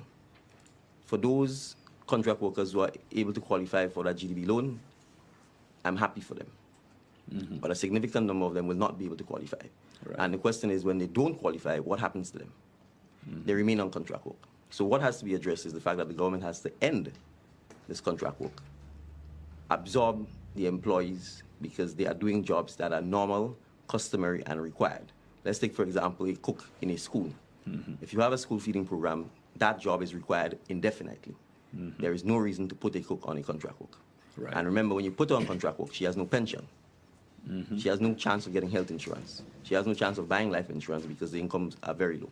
Yep. Right? And if you go to buy these things, they will say to you, well, we have no guarantee that you will have a job 6 months from now or 12 months from now. And so no one wants to deal with you from a financial perspective when you're in that position.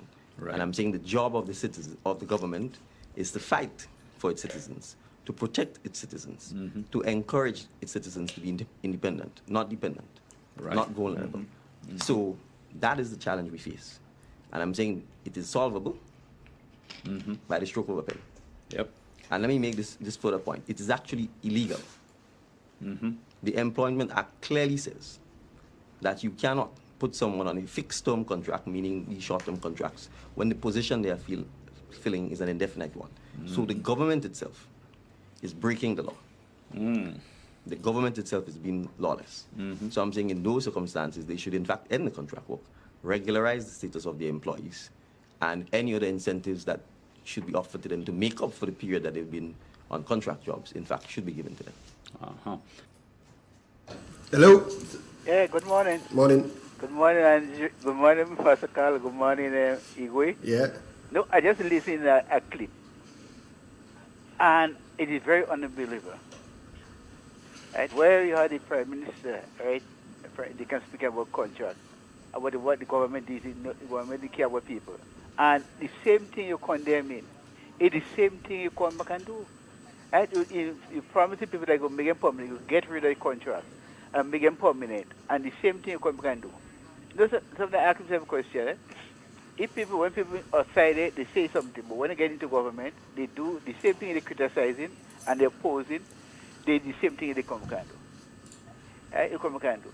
And, Mr. Carl, though I remember in 2008, the promises that was made to the Imani and the senior citizen.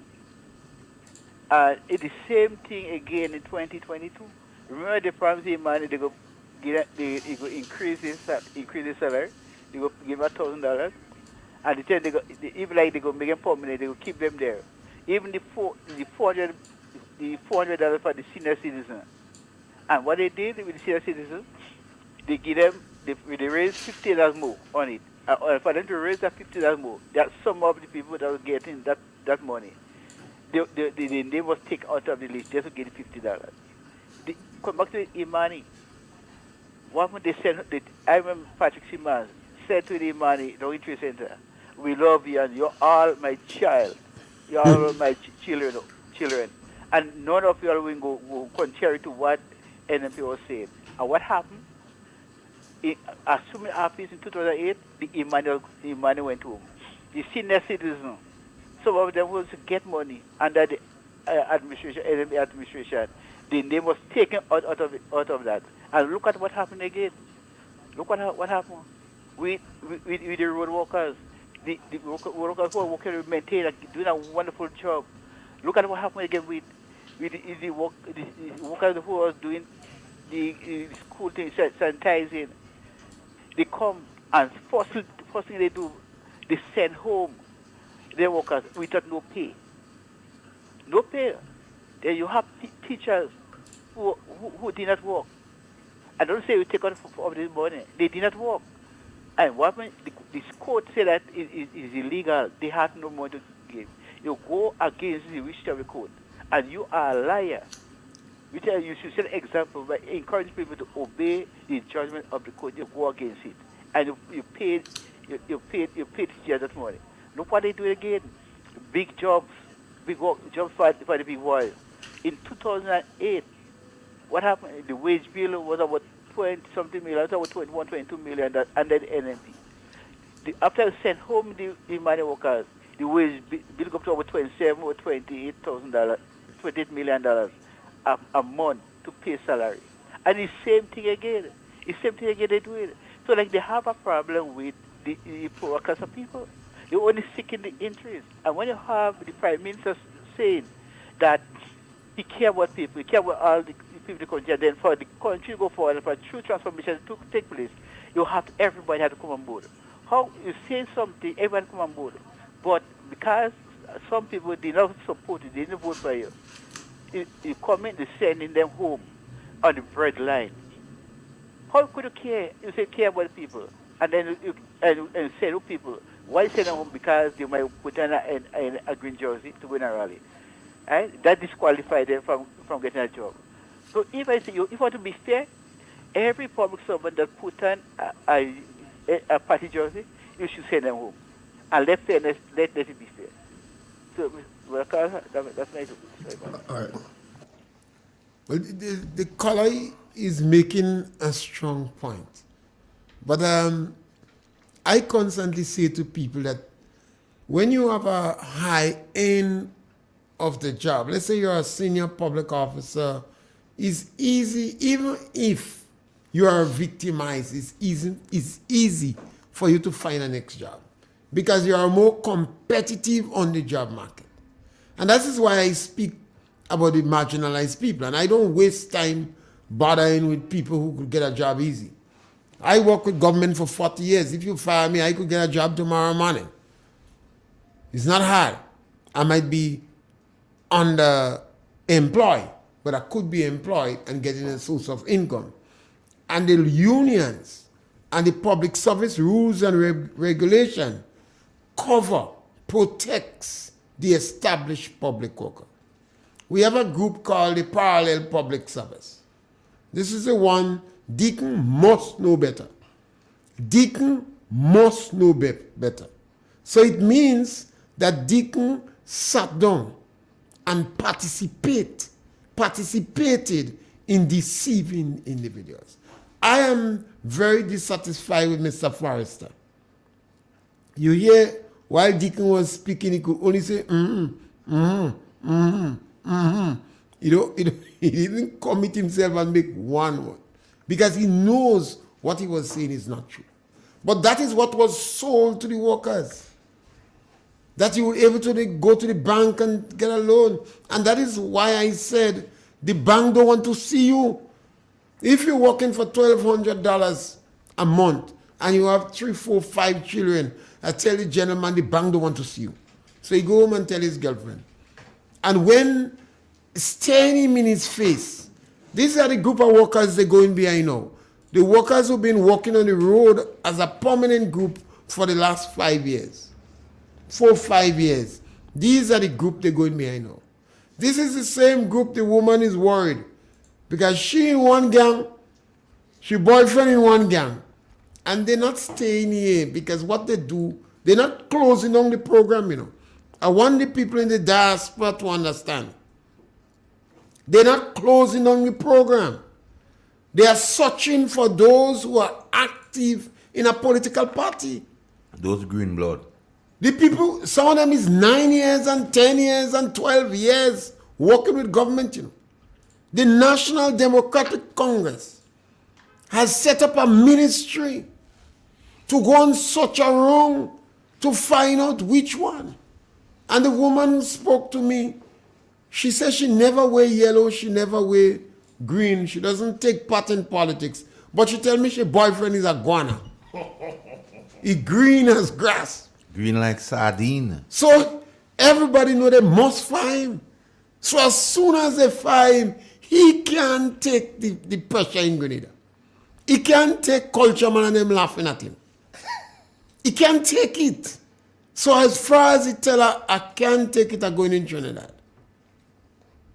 It's not that the gentleman couldn't stay here. She tell him you could hunt, you could hold crayfish. The woman begging him to stay. He don't lose his job yet, you know. Caller, welcome. Good morning to you. Yes, ma'am. Hey, bonjour, Mr. Carl Caton, bonjour. Yeah. I'm calling for Carriacou. Good Yes, morning yes, to you yes. all. I'm amazed, Mr. P and Mr. Carl Caton. In the outer world, we fought against racial discrimination. We fought him because the white have the preference over the black concerning in your workplace. Even sometimes going to the shop, they prefer the white sometimes more than the black. And we fought. My parents fought against them. Outer world, America, England, we fought against them. But today, we the people in our own country, they're fighting against green. Green is out, yellow is in. You're fighting with people because they support a color that you don't like. Our minister in Carriacou here is creating havoc in the Carriacou people. If the people pass and they do not greet him, he getting rid of them.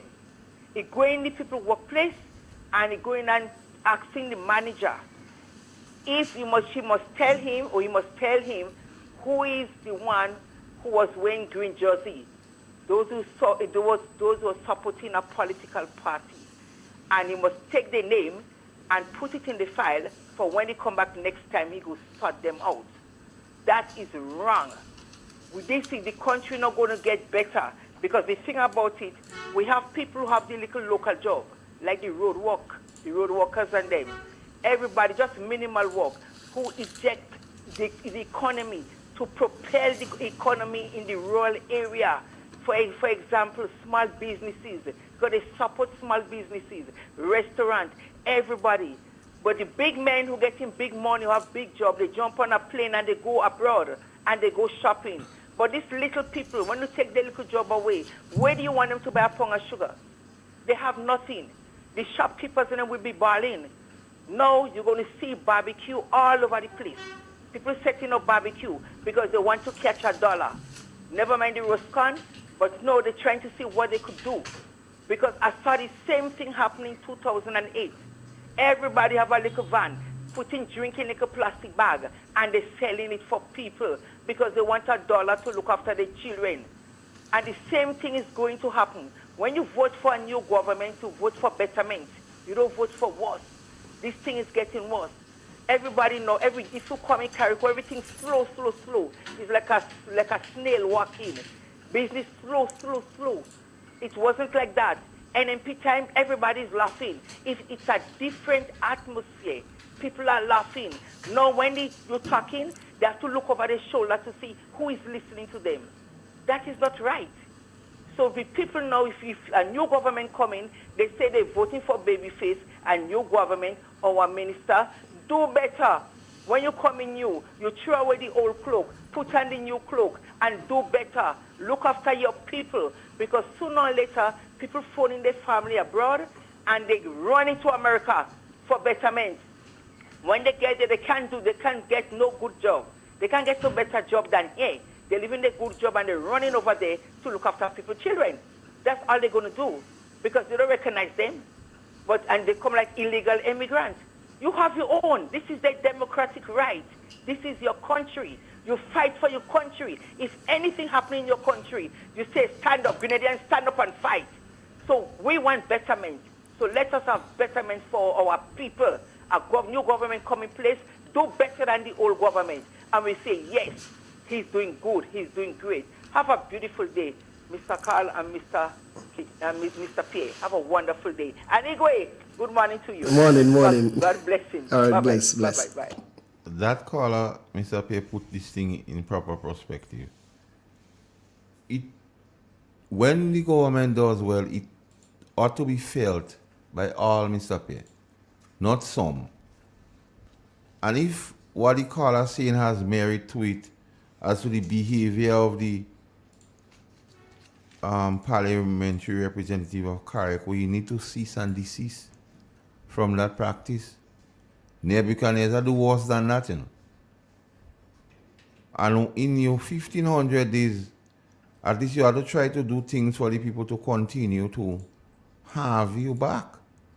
You don't just do things like you unleashing terror. You ever see the movie The Purge? Green blood, man. It's like The Purge. And that can be done because all of we are one family, as they say. Because we related to this person and this person. And what you do me under the perception that I might be green. Sometimes you have yellow people among you that vexing you do me that. But you do have family members. Now, the clip again. Because the Prime Minister made it so easy to fix a lot of things here in this country, and he said by the stroke of a pen.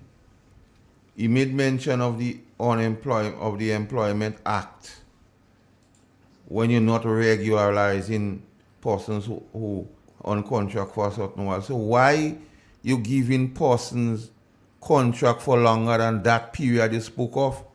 Because you're giving in us for 2 years, the nurses. You're giving teachers with maths for 2 years. You're giving teachers without maths for 1. So why you continue to do something that you state out and say it is illegal? So was that conversation with Mr. Forrester truthful or untruthful? That's the question we have to ask. Can we trust the Honorable Prime Minister with the truth, Mr. Pierre? I think it's difficult for him to handle the truth. Because as a young person going in politician, a young politician, not a young man, when you cross 40, you're mature, responsible, you can hold any job anywhere. But the Prime Minister is educated enough. And that is my concern. When individuals, just because they believe they have education, they jump in politics. He don't have a history of doing anything or involved anyway in community or developmental organization or with the community. And he seems to come, I don't know what make him angry. I don't know if it's because of this WRB issue, he come with a vengeance. Because he come for restorative justice. But Persuader was the first one that felt his trickery, seems. Because he was on the ground that he deceived Persuader. And then you saw him with a mic and he turned it. I've never saw any politician encourage a mass of people to use obscenities. I'm telling you, when he let go, he said he got a jockey on you. Because he turned the mic to them. And then he said it is not so much transformation, but restorative justice. Mm-hmm. And then because of the restorative justice, we see in a lot of things. Of course. First stroke, 2,000 for traveling. Then all persons within the National Democratic Congress executive, you find all of them on boards. And you want his pay more than 300%? Yeah, he say... so he can't work for that? He say the payment of parliamentarians and the Prime Minister is woefully inadequate. He say he can't work for that. So the big issue in Grenada now is to raise the politician pay. But the government don't have cars to fire these people because you don't have money. You have money. And it's not to say you're closing down the program. You're searching for green blood.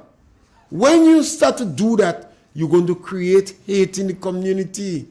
You're going to mash up this little community again. It's Dr. Mitchell that had the Truth and Reconciliation Committee that set it up. Commission. So we could talk to one another, we could exchange. People accept those who was accused of killing Maurice Bishop. People accept them. I saw PRA victims and the one who do the crime hug one another. A man tell me when he hugged the man who take out the toe, he said tears come out in the eyes, you know. He said the man hold on to him. When he said, let me watch the man here, you see the man crying tears. After they come out, one man who take out a man toenail with a hammer while Bobby watching. Go blow my mouth. Go hard to come out. The man said when he hugged the man after, he said he hugged the man with, he cried, you know. Because he wondered if he must love this man. He said when he watch the man, he has the man crying too. So people try their best. People try their best to reach out the olive branch. Dr. Kit Mitchell tried his best too, to extend the olive branch as early as possible. And Dickens said he didn't initiate the encounter. And I see Dr. Mitchell go and hold him on his shoulder again, showing him we could work together. And what the acolytes tell Dickens, don't let Dr. Mitchell don't let him touch you. They say don't let him touch you, man. Because they're bitter, they're angry. Now, if we have these people like that in the society, and I want the people in the diaspora, you must know, because I know I go in America, you know. I study in the United States of America. I study with my friends and relatives there. I always ask pertinent questions. So I know I go in America. You must know what's going on in Grenada. It's not the federal government. How many of you working with the federal government? It's when the federal government have problem, people lose their job. But in Grenada, government is the biggest employer. So if you fire a cook because she is green, would green companies employ her? If the government is going to institutionalize political victimization, would the principal in a school employ somebody who was fired in a hospital? She wouldn't even go and ask for a job there because she's going to believe the principal of the school wouldn't employ her. Because if the principal not yellow, all they have to do is to put a teacher there that is yellow. I see it happening in the revolution. It happened in the revolution. Yeah, but Mr. Pierre, my thing about the utterances of the Honorable Prime Minister, simply this. He said it is not difficult to do. It's by just the stroke of a pen. That was his utterances. He highlighted that it is illegal, so the government is doing an illegal act. And he made mention of a cook in terms of lives and livelihood, insurance and so on. But you sit and preside over the victimization, open victimization of poor people, and you don't say nothing. Then you say, the Honorable Prime Minister has said, all they have to do is to absorb them in the system. So why you continue to make nurses sign contracts, 2-year contracts? Why you continue to have teachers signing 2-year contract with mathematics and those without mathematics 1 year? Why you have not addressed the Imanis? Because you say in your utterances it's just the stroke of a pen and you just absorb them into the system. So what are you waiting for?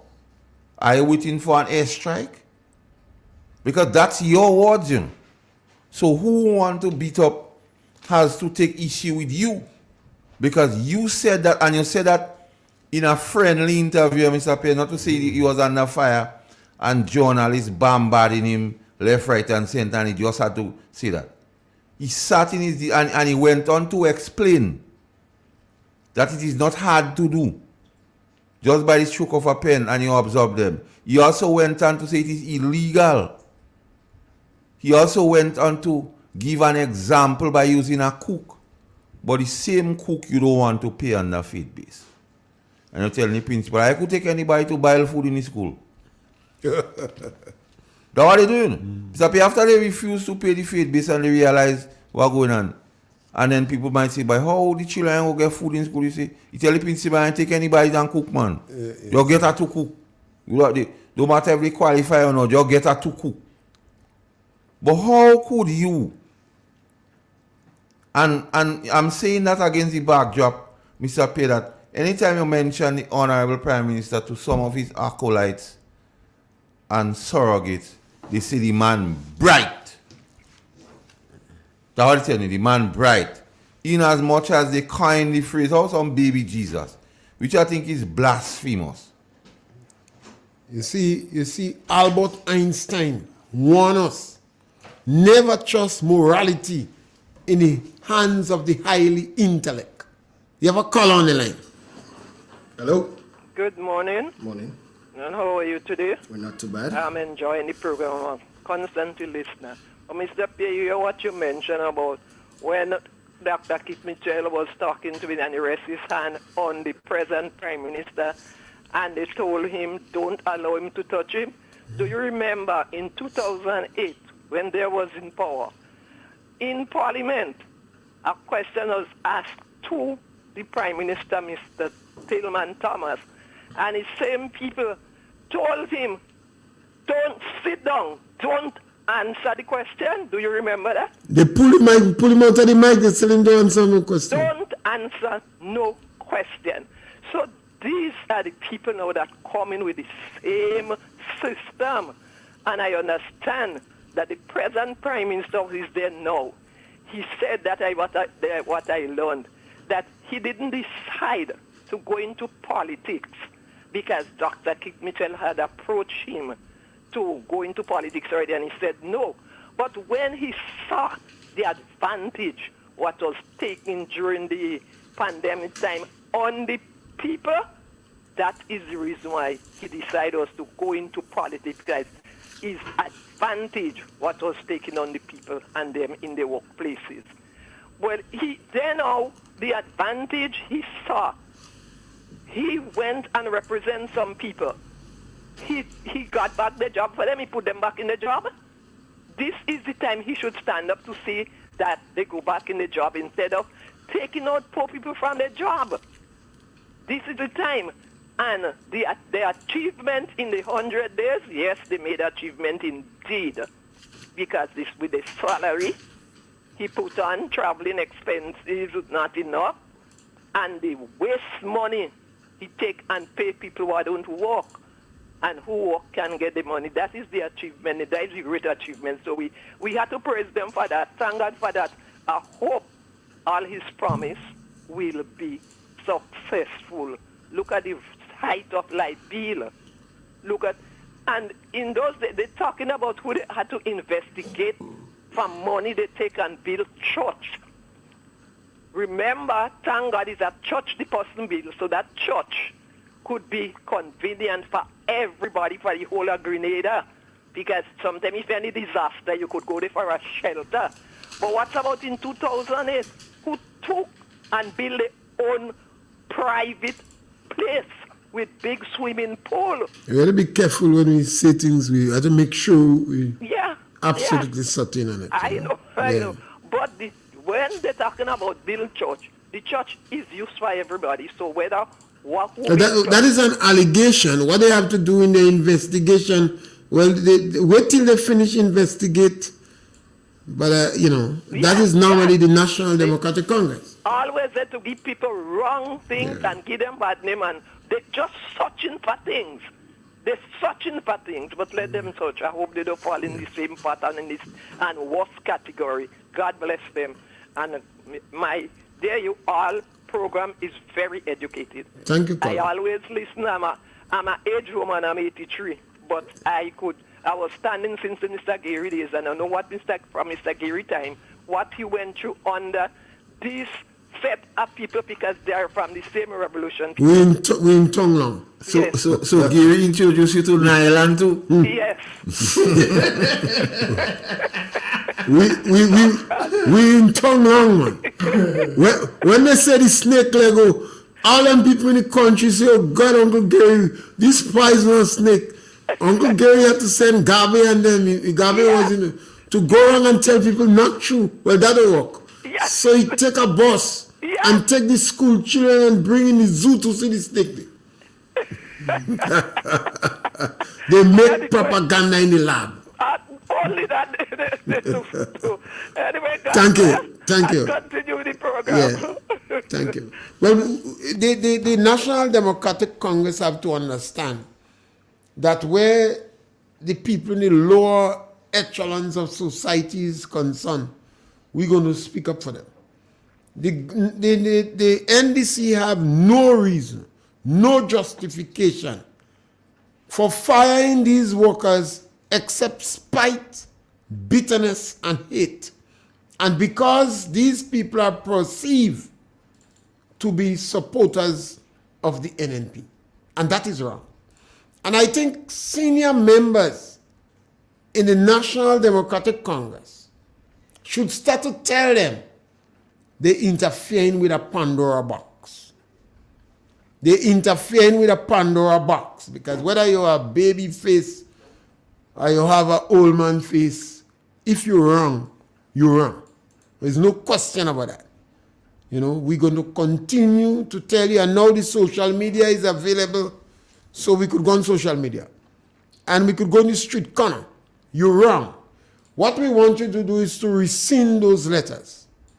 Because the time will come when we constantly finding out more and more, we'll have to expose the Ministry of Mobilization. It saddens my heart that you didn't give Tevin and Joe that position, or Claudia Joseph, or the gentleman with the foreign ministry. I don't understand how Andy, because Andy seems to a lively individual with a good heart and an ambitious person. I don't know him. I've never even spoken to none of them in life. But I don't see him from what I saw far as a man with a bitter and hateful heart. So it would have been more appropriate to give the characters that are portraying these talents. But again, them jokers. it could be part of a cover. Give Andy, you have a call on the line? Yeah, morning. Yes, my brother. Yeah, our Prime Minister is a very educated person. Oh, sorry. He's a very smart young man. Of course, he's a lawyer, and they know how to manipulate in the courthouse. Yeah? One of the first things he did, and you mentioned that one, is that when he got into office, the salary he got, I mean, that scared him. And he decided he can't work for that. So what he did straight away, he didn't take for himself. What he did was, he gave the teachers. Yes? So he didn't take for himself. You can accuse him for grabbing. He had the bag, of course. He grabbed the bag. First thing, he grabbed the bag. So he knew what is in the bag. Man, a bag heavy. So he started sharing out. And he gave the teachers this. And then around the corner, he knew what he wanted because what he was getting, he thought it was too small. So he gave he grabbed some for himself now. After he gave the teachers, then make it easier for him to grab for himself. So he grabbed $2,000 in disguise that, traveling allowance and so forth. And then around the corner there, he started, okay, that didn't go down too bad. The people accepted it. So he's coming with a third stimulus package. The truth is that COVID has outlived its stay around. In fact, it's no more a pandemic, they said. We are COVID-free. Endemic. Endemic, right. So you come here now where you have the ability, those that are talking like you are listening to you, we're going to give them something.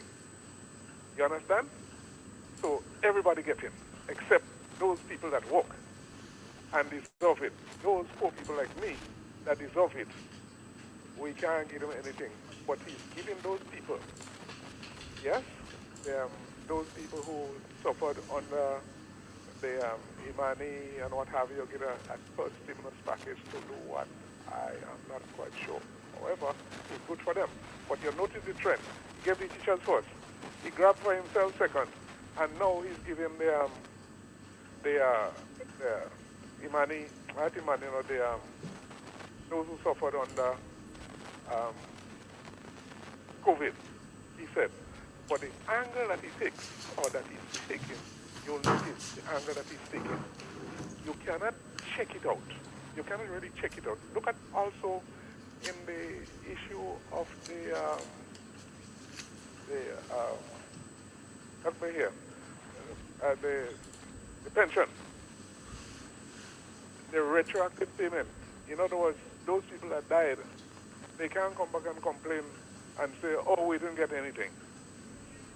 You know, he's giving those people from way back there that cannot complain. They're supposed to get the estate. Because if you qualify and you died, if you have estate, you get it. But if you don't have estate, the state keep that. The estate. But one of the challenges we have there, you have a situation where people resign from work because they never believed they would have reached to get pension. But they qualify based upon the time and age, but they resign. And now the government seems not to want to give them money. So that might have to go back to court again. This is what, but you see, few people want to do that. Our attitude here is that we're not bothering with this thing because we know how they stop, right? And you can't bother them because if you go to look for it, they look at you as one of them, too, as one of the opposition to them. Yeah, if you question them, you grin. Yes. And so this is business here, sir. Very serious business. Yeah. Look at how, as soon as he got there, he grabbed the bag. Yeah, I think the Prime Minister is behaving with a high level of immaturity and is unacceptable. And not because a guy is intelligent doesn't mean that he's wise. In fact, Albert Einstein. Hold on a while. I'm not looking at his wisdom. We all are wise in our own state. Let me look at our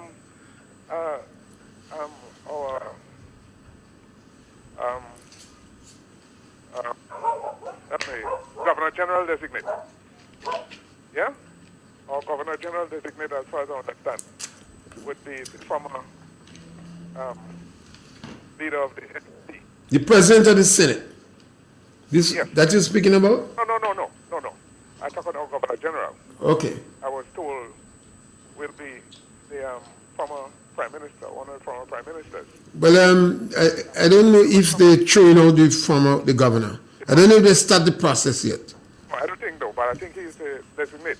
But you'll notice that he's very quiet, not talking about good governance anymore. Maybe he's in shock, you know.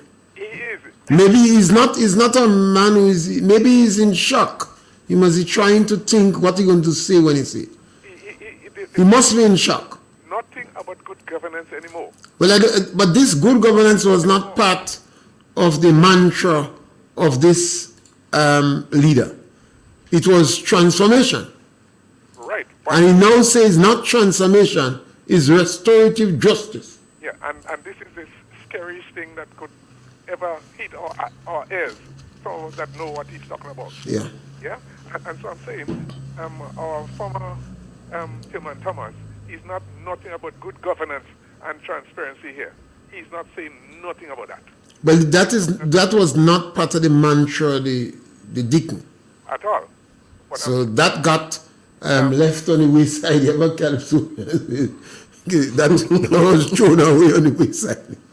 Yeah, so Uncle TD, that doesn't bother him anymore, right? I think he's trying to think how to say it. He must get tired. Remember, one of the mouthpieces of the National Democratic Congress, the man that say he single-handedly, he said, choppy on them, you know. And one of the the social media gurus. He said, make it still. I was shocked. So we look at it. We look at our Gigi, and she has some axe to grind with our former Prime Minister because he embarrassed her in the court. You know? The Gigi? Yeah. The Gigi? Who is the No, sorry, the Attorney General. Attorney General. Yeah, they are the AG. The Attorney General that talk about fine people. That is the one, the people in the road. What is the name of the people in the road again?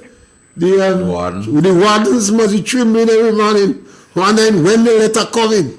Because they know the letter coming too, you know. Coming soon. The wardens, I understand one said the police could do their work. Because she want to get rid of the wardens. So she has beef to grind with our former Prime Minister. I think she had too much beef to grind. She don't have all this beef. That might be pork. In the court, in the court, when the court told her that she have to pay, she didn't like that. No, she have too much beef. She can't grind all this beef. I'll try some pork. The thing about the Attorney General, a lot of matters what she end up in court, she was on the wrong side of the decisions. So she gets to beat up on the faith based on them now like she. Yeah. So she couldn't take it out on Nah. So she has a target. Even the matter with the warden, she lose first round too. So she's a serial loser. Yeah. And then she lose twice in the tongue of St. George. Yeah. The people tell her no. It's a matter that They say I say to wait, Claudette. Wait. You tell him no come yet. it's about Michelle. She's not against the warden. That was making a mistake. Not against the warden. Not against. No, she said they're illegal. Now let me tell you something, Carla. Listen to me. Listen to the language when these people speak. Don't just listen. Listen to the language. The Prime Minister say in the clip, contract workers is illegal based on certain times, and he quote the Employment Act. The Attorney General say the wardens are illegal. So they always using this illegal terminology. So listen. Sometimes we just see they say that, but listen what they're saying and listen for what they're not saying. So thank you, Colin, for making a contribution this morning. Yes, thank you. Mr. P, I just want to speak a little bit on restorative justice. Where is this justice for the workers in SGU? When the present Prime Minister was the legal advisor to SGU, and during the pandemic, which he mentioned in the clip, during the pandemic, they lose their work because they didn't take the joke. Where is the restorative justice for them? What is he doing? Did they wear yellow? Well, I don't know, but he talk about restorative justice. Restorative justice for yellow. Somebody say education is not common sense. Because two smart dead in front, one smart door. Man used to say that. When you're too smart. So, Mr. Pierre, where is the justice for the workers who lose their work in SGU? No, you don't know this. What the Honorable Prime Minister doing now that? Because based on his advice, he was the legal advisor. I don't know if still is. Because a lot of things he's not telling us.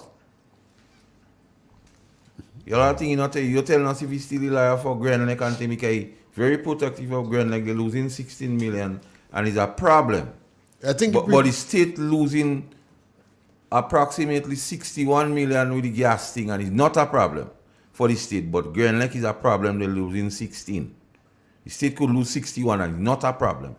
Oh, Grand Lake losing and we want strategic May preparing partnership. the grounds for the sailor. Yeah. Remember Tobias said that in the house? Yeah. He preparing the ground for the sailor, going with MNIB and those estates and them that they might get rid of because, call on the line. Hello? Hey, good morning. Yes, my caller. Yeah. They're trying to get, I was listening, you all was making some statements about the what, but they're trying to get rid of them in a technical way. Now, what they do, they give them an exam. They say, all they have to redo the exam. But what I understand too, they raise the max So if the pass mark is 65, they understand they raise it up to 80 or 70 or 80. Hybrid. And then I understand they do the exam. The result has come out, but they don't telling them anything as yet. So this thing happened already? Yes, this thing happened. But caller. No, you didn't know that. Though I spoke to one of our warden. No. But listen to me, caller. Now, let us not confuse, and we have to be clear. Now, there was an exam for person to be enlisted in the RGPF, where a lot of wardens was advised, instead of staying warden, apply to be a police. Yeah. Is this the same exam you're talking about or our next one? So in all fairness, we just can't come on the radio here and just sitting. I understand what you're saying, Carl. I understand, but I was spoke to a warden. Well, if a warden tell you, but I just trying to be very, very clear. I understand. That he had an exam to be enlisted in, I think 70-something persons, this mentioned 70-something persons will be going to training school. He could have warden in that batch. I'm only telling you okay. what we're going to find out about that. Yes, so So I'll put my mark on, so when I come back on next Friday, we will able to speak on it.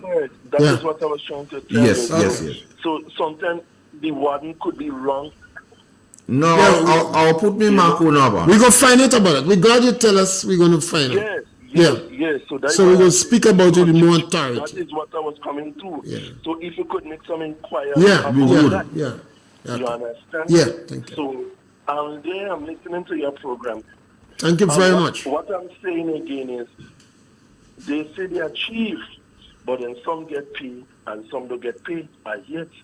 Because you have people who are going on 2 months and they ain't get paid as yet. Well, they're still lucky they don't get paid some fad. But and the attorney general laughing. No, but what you have to understand, they spoke in two breaths. Achievement on one breath, and they say wins. So they winning poor people children. They say they had some wins. Yeah. Who they winning? For you to win, you have to be competing against somebody else. And poor people children not balling. So they win poor people children. I'm not on anyway. Yes, thank you. I'm going to do my duty because I done a job and I've Thank you, because you might fat. You might get fat. So Mr. Pierre, now, I want us to be very, very clear because we on Real FM. Yeah. We don't come with no cock and bull stupidness.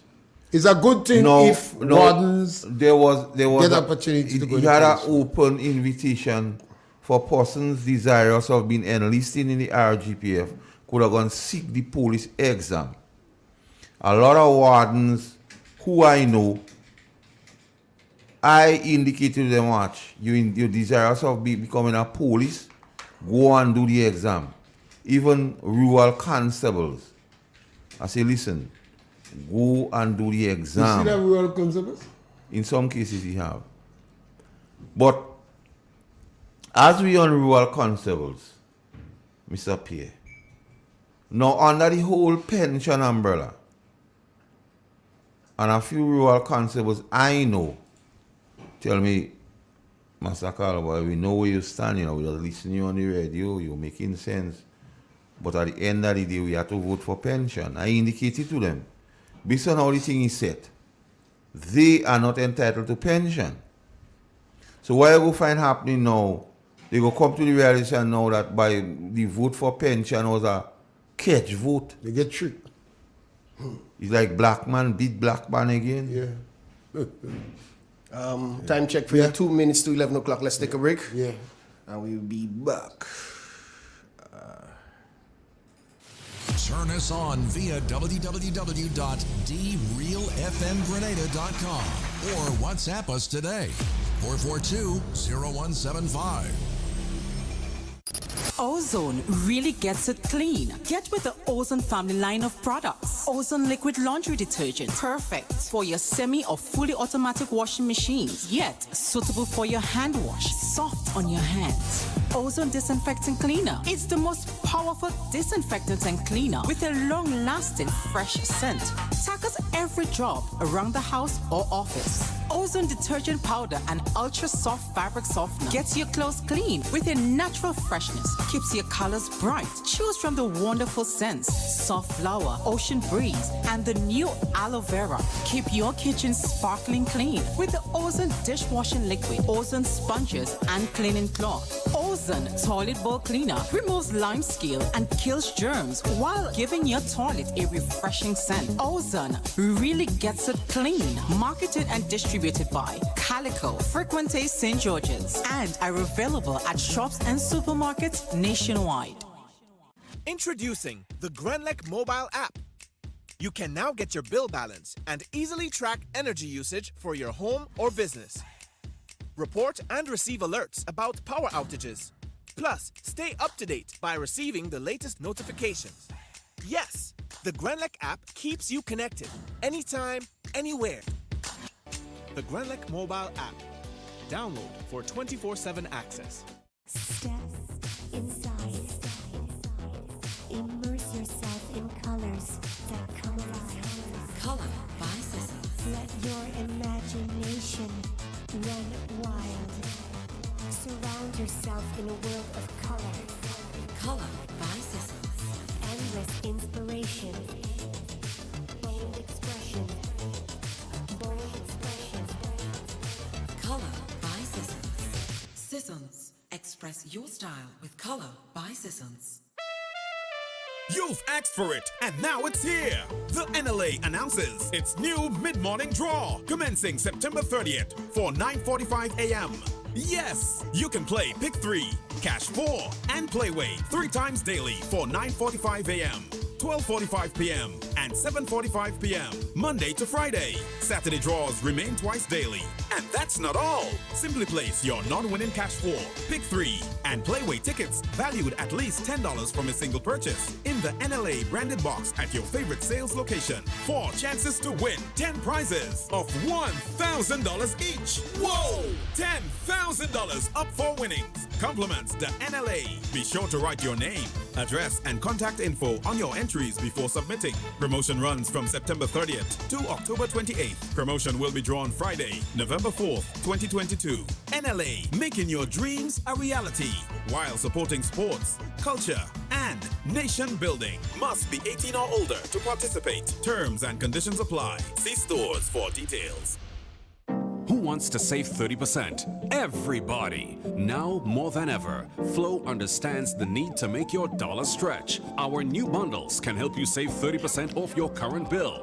Plus, get a free speed upgrade on your in-home internet. Simply add your mobile to your current home services account and save 30%. It's easy. Sign up now and save. All on the most reliable fixed and mobile network on island. Visit a Flow store or call us at 1-800-804-2994 for more information. Flow, it only gets better. Terms and conditions apply.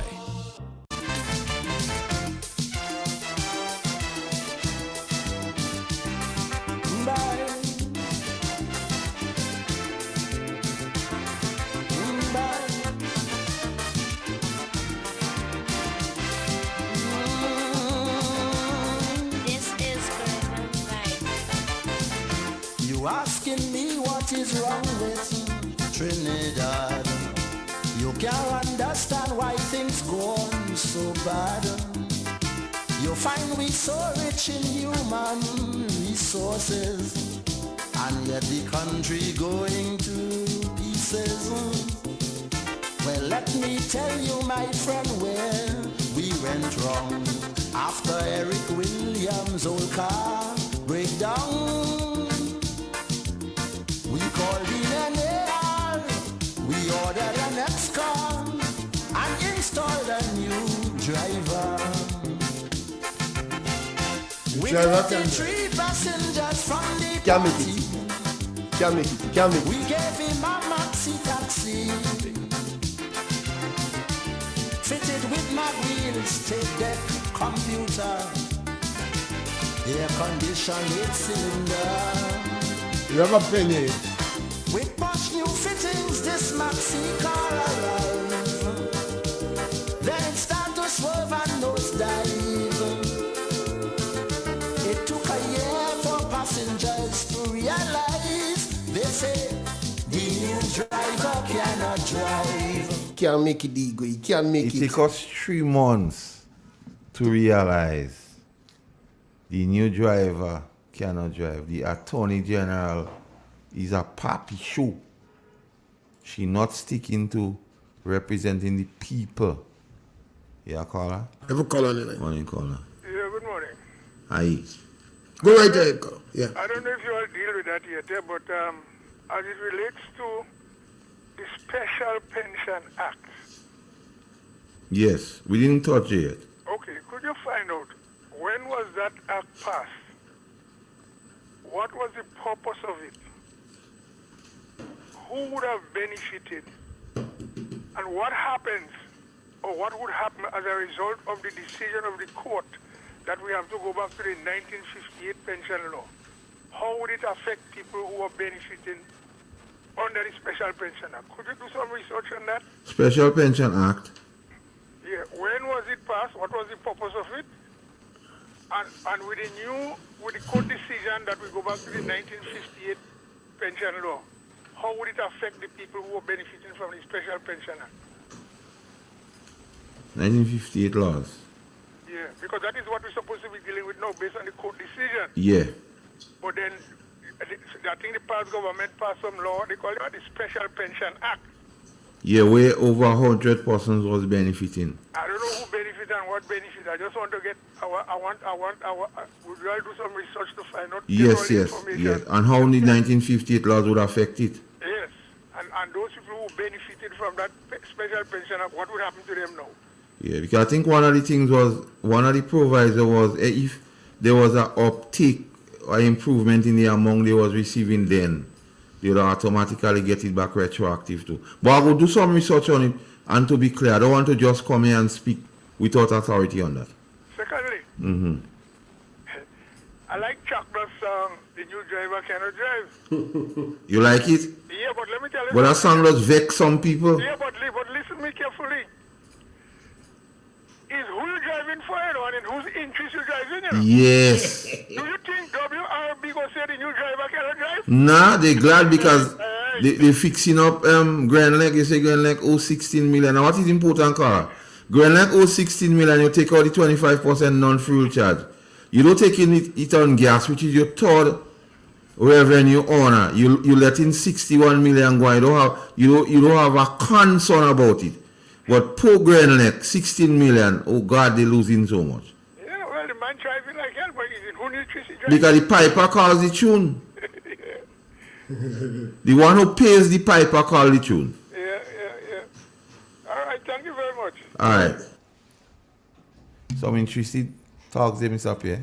Yeah. Mr. Pierre, I want you to speak on the effects that are going on with all these letters and all these people that might go home and so on. What kind of psychological effect you feel it could have on those people? You think it would any? And how it affects in the business? Because you're a businessman, so you must know the effect on your business. One of the issues, and particularly for people who are very supportive of the National Democratic Congress and the politicos, one of the things they have to understand, nothing help a country more than confidence. If your child in school has confidence in himself, there is a great possibility that he does well in school. So when you have a country and after a government change, everybody is interested to know what is the government policy. And if they notice things becoming unsettled, a group of people getting worried, people in the lower socioeconomic group, and I constantly speak about these people because they are the ones most likely to end up in jail. I'm not saying they're the ones most likely to do crime, but they're most likely to end up in jail. They are the ones most likely that the children would not succeed in school. Now, when you find these people become very unsettled, when you find discord, you find bitterness and anger and discontent because of perceived political victimization.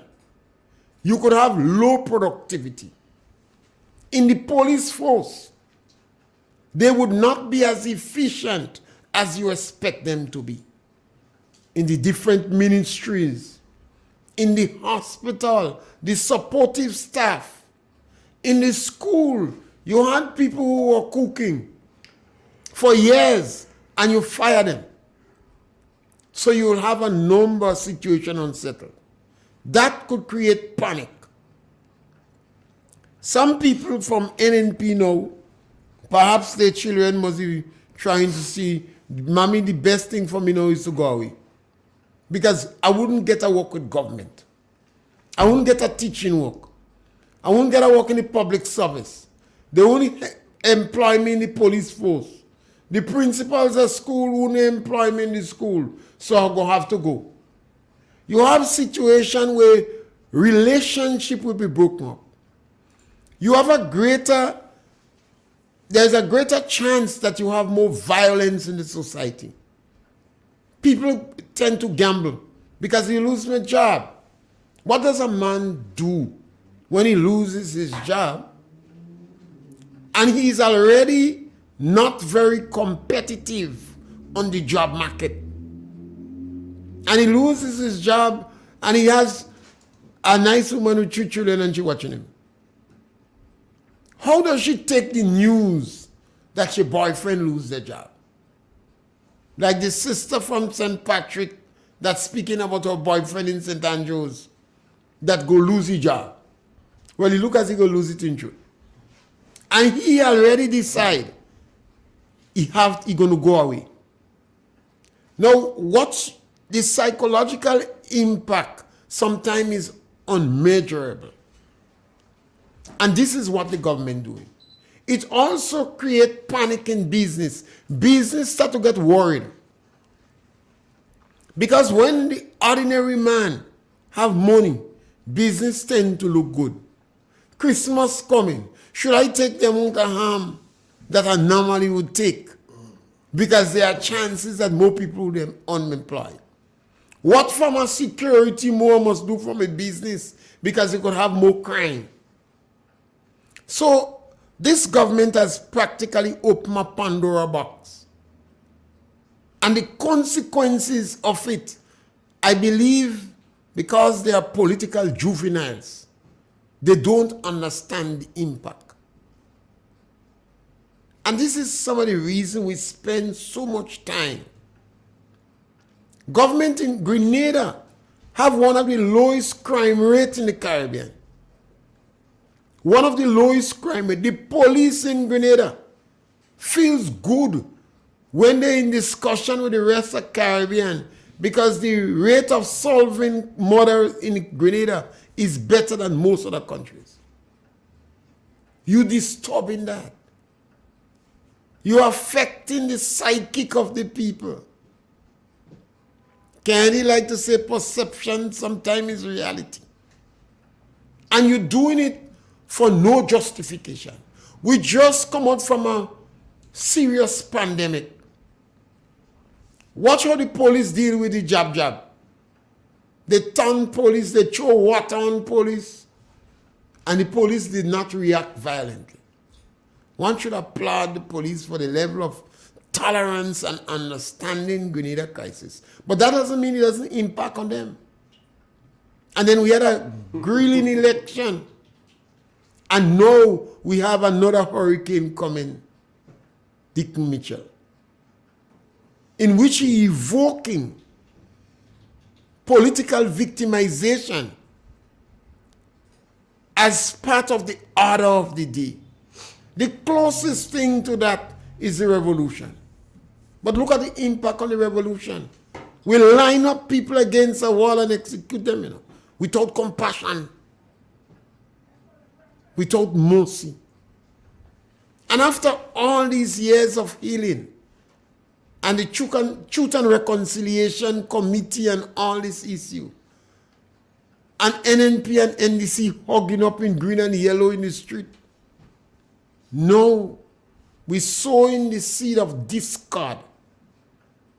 Now is the time the olive branch should be extended to all and sundry. The government is fining people not for economic reasons. because it is not necessary. They are not firing you for economic reasons.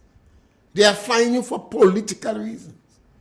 I want the people in the diaspora to understand. And not performance reasons either. No performance. And the people you find is low-rank workers. So the political impact of the individual is more vengeance. And then the Prime Minister says restorative justice is not transformation. So while a number of Grenadians was bawling, we go transform the economy and you go see agriculture move. And the Prime Minister said, no. Transformation was only the strategy used in the in campaigning. The Prime Minister says it's not transformation, it's restorative justice. I trying to understand what that is. In terms of the present environment and political situation, what the Prime Minister mean by restorative justice. Are we preparing Greentel to sell it again? Are we preparing MNIB to sell it? Are we trying to make sure that the National Democratic Congress was in the wilderness for 10 years, so now they must exactly pay for the 10 years? What the Prime Minister means by restorative justice and what is the psychological impact? And I always say disappointed in another Grenadian, because they do psychology in school, they do humanities. Now is the time people must hear your voice on social media. I have a comment. Well, I have a comment for you. The person tell me to ask you. Education is not intelligence. It's the application of education that will determine the level of your intelligence. Well, one of the challenges when I was a young boy, my father used to say, you had to get certificate. He didn't understand the power of the word education, but he was on the right trajectory. You had to get certificate. And now we have and Albert Einstein, which I always quote, he said, don't trust morality in the hands of the highly intelligent. So although individuals could be very intelligent, they don't have the ability to practicalize their certification because they believe their education takes them to a social status. So sometimes it's a challenge for them to understand. That is why it is not a question of coming and tout your certificate or your education error. It's a question of doing things to make our life better. My thing on Brighton education is very simple, because I'm a simple man. Is how you apply what they say you have. Because you could get it by nefarious means too. Your certificate could be obtained otherwise by you not working for it too. We have a caller, let's take that caller. Hello. Good morning, gentlemen. Morning, sir. Let the Prime Minister know that is not the days when people used to go to school with one exercise book in the back pocket and sit in the back row in the classroom. No, all them stupidness that he's talking about, using big words, doesn't mean anything. Education is not common sense, And common sense is so common again. All right? All right. People start to realize. Yeah, I think we would stay on these subject matters. We would not back down from it. I don't think it's a question of we support the freedom of expression. We're not in Russia.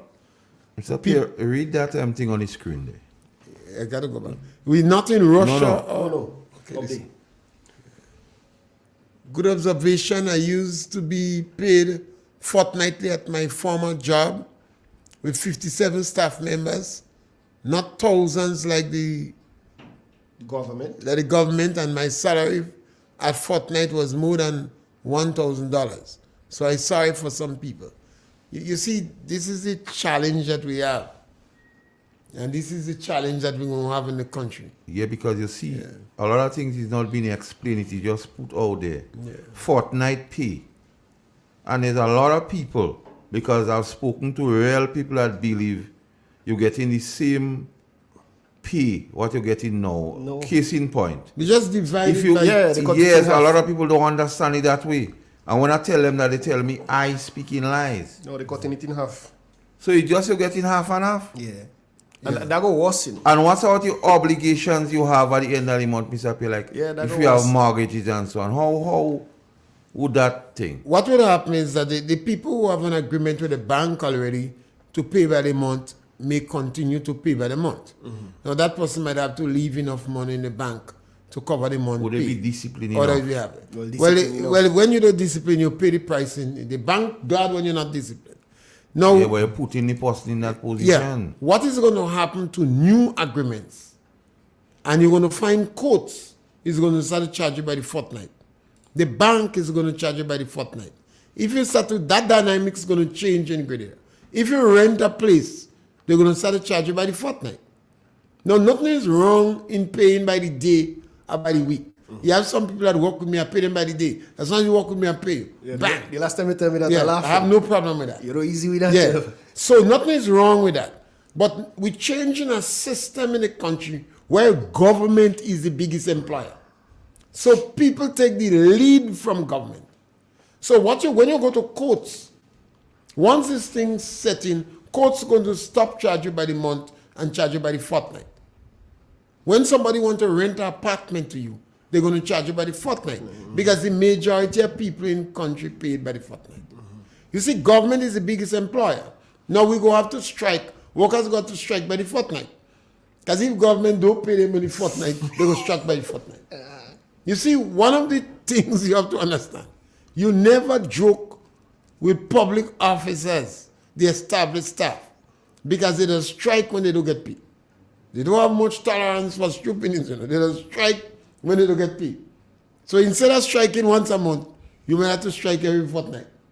Now in Gary days, we used to get paid, public officers used to get paid the last Friday in the month. And workers strike on Eric Gary. So Eric Gary said from now on you will get paid the last of the month.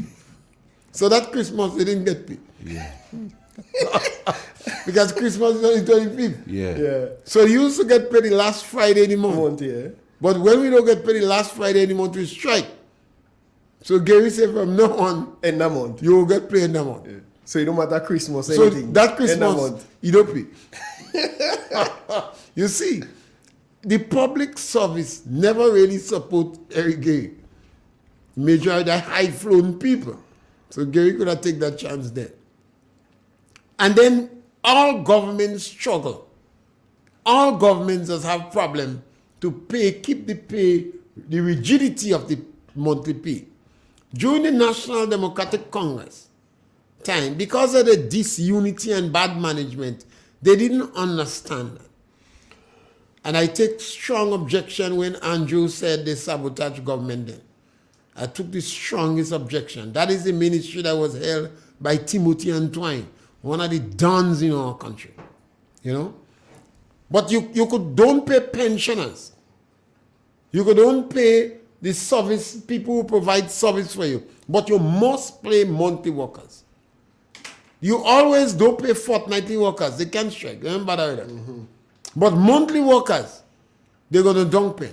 The nurses, the teachers, particularly you people in finance and post office. You people who collect your revenue. If the others strike, you could tolerate it. But you cannot afford for the people who collect your revenue to strike. Nothing is wrong with... My thing on that, Mr. Pierre, I have a practical approach to it. And hear this. VAT. You know when the time of the month when it is due. You're refusing to take the tax on gas, which you're letting 61 million go awry. But you're concerned about 16 for Grand Lake. So your third honor, which would enable you to have enough money to pay on fortnight. Because listen, all what you say could be what it is, but all we've seen from this administration is no way of getting revenues, Mr. Pierre. But you see, if you look at, maybe you're looking at it wrong. If the new administration want to make Green Lake look more palatable for the person they intend to sell it for, it's a whole different story. So what about the revenue intake? Because we're talking about obligations going forward. All them is money. The treasury pregnant. But we don't talking about no revenue intake.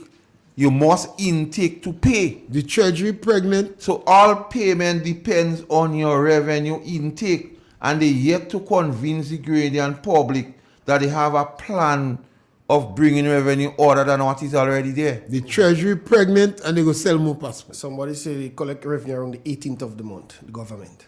We have a call. Yes. Hello? Hello, good morning. Good morning to my two brothers and good morning to my dear darling brother P. Welcome, ma'am. Welcome. I don't want those two boys get jealous, you know. No. We're not jealous, man. Okay. Welcome. We good. We good, yeah. I want set a maturity that inside here. Right. You know what I'm going back at? One right back down to Gary days. Some people as my sister. My sister was in the police force in Gary days. She worked 20 years. And then she resigned. She retired? She resigned. She go in Maryland. After 20 years, you could resign in the police force. Nah, she don't resign. Right. Well, you could say she resigned, Yes. but she don't in Grenada. Yeah. Gone in Maryland. And at those days, Gary days, Mommy cried. When she go away? Cry. Yeah, people used to cry when you go away. She must tell her, Rose, where you going? When you go away long ago, people used to cry a lot. The whole family go Whole family crying. We don't see you again, you go dead. The plane go crash. The money she getting And then, was good. yeah, everything good. $200 a month at those days.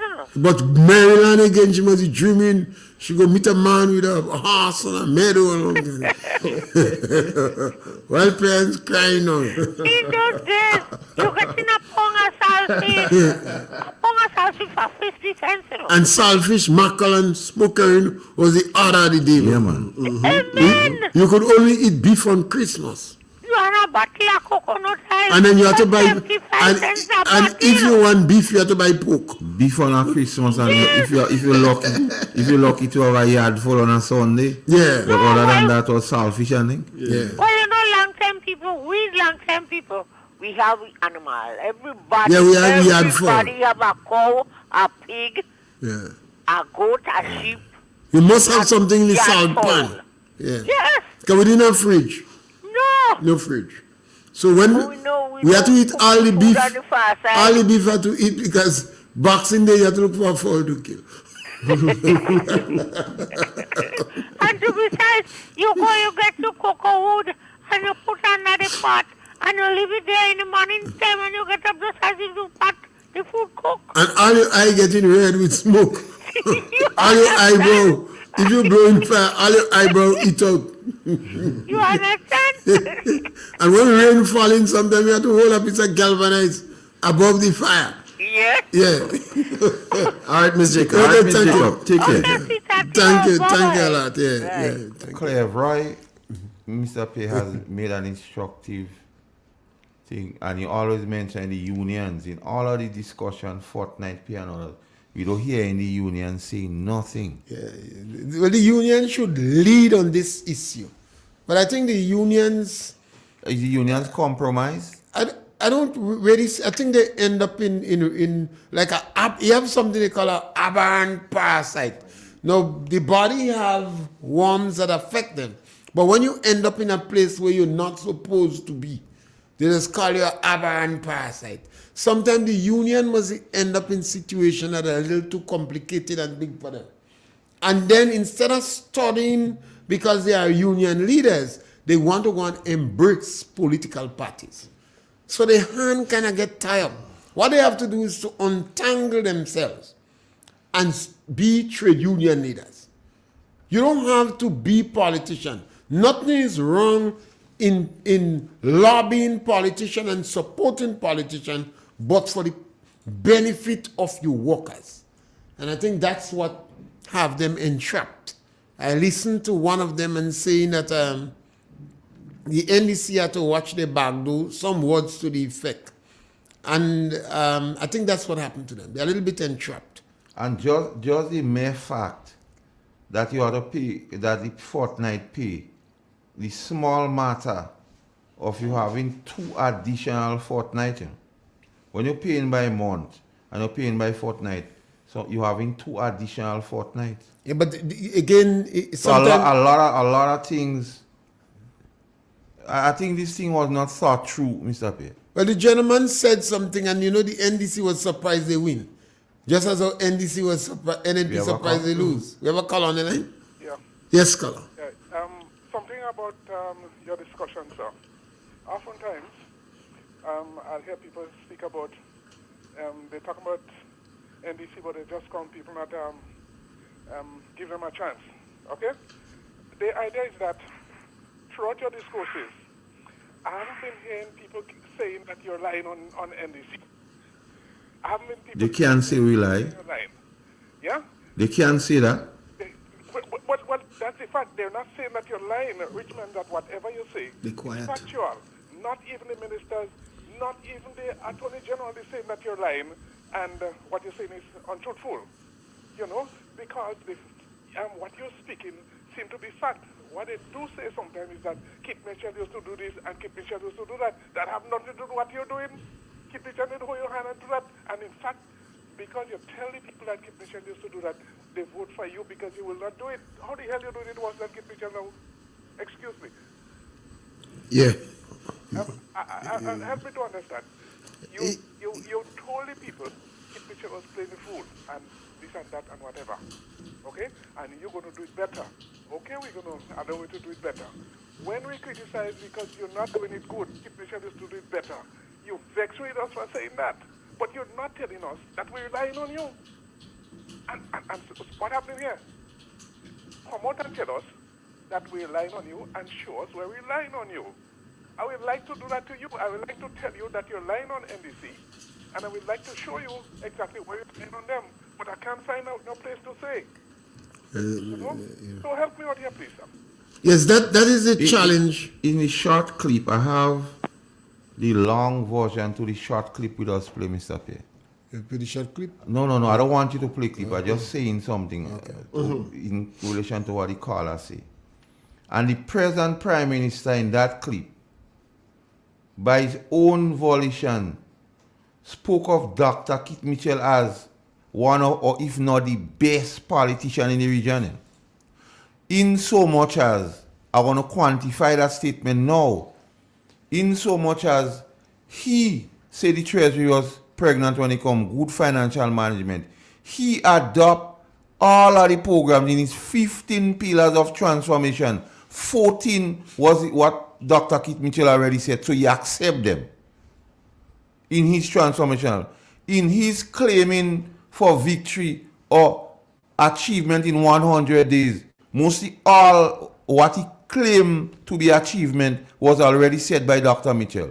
So he or his cronies or acolytes or apologists cannot vex when you echo Dr. Mitchell, because by his admission and by the project they continue and keep, and he made it bold to say that government is a continuum. So the issue is not about the performance of Dr. Mitchell, Mr. Pierre.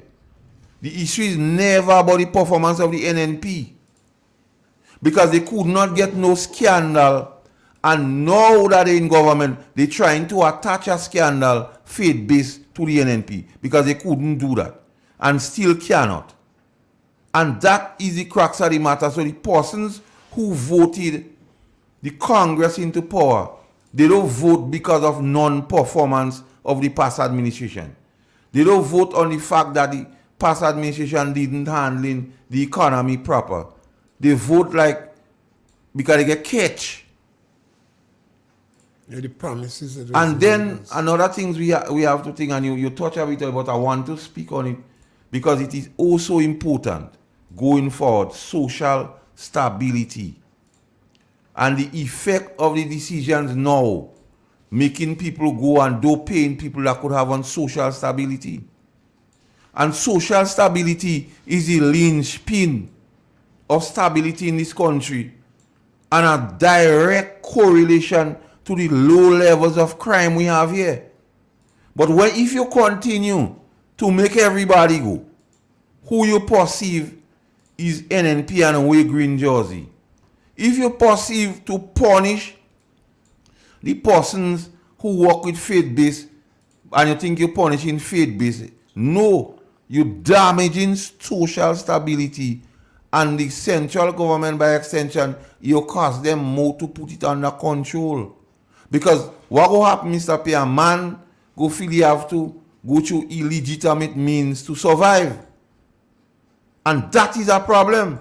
Because when you cut down the social safety net programs and you give only 2 fortnights and you overtly and covertly giving only persons you know to be your supporters you work, even 80-something-year-old people, and you living out of young people you perceive to be green, you are affecting social stability. How these people go eat? That is the crux of the matter, you know. So my whole thing is you do what you have to do. But when it affects lives and livelihood, and it does not improve in social stability, and you talk about cost of living, because your mantra was to bring cost of living to zero. What you doing though, going towards that? The present action by the government is counterproductive to what it claims it will do. And that is my concern, Mr. Pierre. It's not about politics. It's about how it affects the ordinary man. And everything that is done by a government has to take into consideration the ordinary man. The ordinary man do a pig pen and shop and all that kind of thing on him. He depends on programs one, and he depends on working, and then you're taking the work, you're cutting all the programs. You do giving him voucher because I believe he support. And that is the crux of the matter. Because you're affecting life and livelihood in a bad way. As you give the example, the man for fear that he will lose his work, he might have to go. You're mashing up a family. And these are the things they cannot say is not facts. They cannot dispute these things, Mr. Pierre. Because that is the reality. Let me take the call. Yeah, that's the last and final one. Yeah. Hello? Wow, I'm very fortunate to call back as to get you. Yeah, I was now listening to what you were saying a while ago. I could not remember when Dr. Mitchell and the NNP was in opposition, and Dr. Mitchell used to come to us and say, the delegates and stuff like that, look, it is not NDC time or NNP time now. It is Grenada time. And for Grenada to grow, we have to put everybody together. Indeed, see, if that person could do the job and that person supporting NDC, for building of a nation, let that person work. Let us work with that person. Because he wasn't concerned about who is NNP and who is NDC. Yes, he has to support his own people. But then at the same time, for the nation to go forward, so the person who could do the job, whether they support NNP, NDC, for nation building, you give them that job. And to see now that when NNP, NDC used to get the job, especially NDC, self and everything, and then they glad, because I hear some of them on the ground, they glad when people go home. They glad when somebody have no more longer a bread to put on the table. They glad when they see some NNP suffering, so they can laugh at them, they can sing at them, they can politicize and them and all that kind of thing.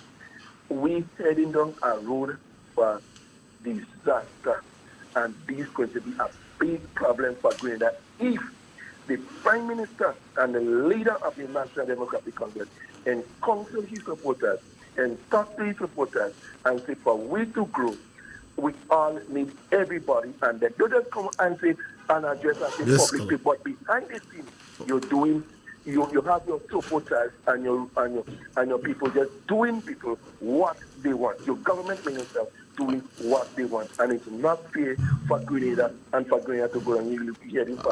Thank you, God. Thank you very much. Yeah. Thank you very much. Last words, Mr. Pierre. Before you go, Mr. Pierre, somebody asked if you cannot request the financial statement from the unions. The union business is the union business. Okay. We wouldn't do that. Any union member goes to general meeting would get their financial statement. Okay, so we have to get hold of a But I wouldn't interfere with a union financial statement unless I'm a member of a union. You know, I won't quote the financial statement, nothing. Them different. Yeah, because I believe I'm a strong union supporter, you know. Very, very strong union supporter. And I don't believe to say or do anything that tarnish a union. But I always encourage a union. Because if you take in people money, protect them. Otherwise, somebody had to protect them. Otherwise, we have to make them stop pay you.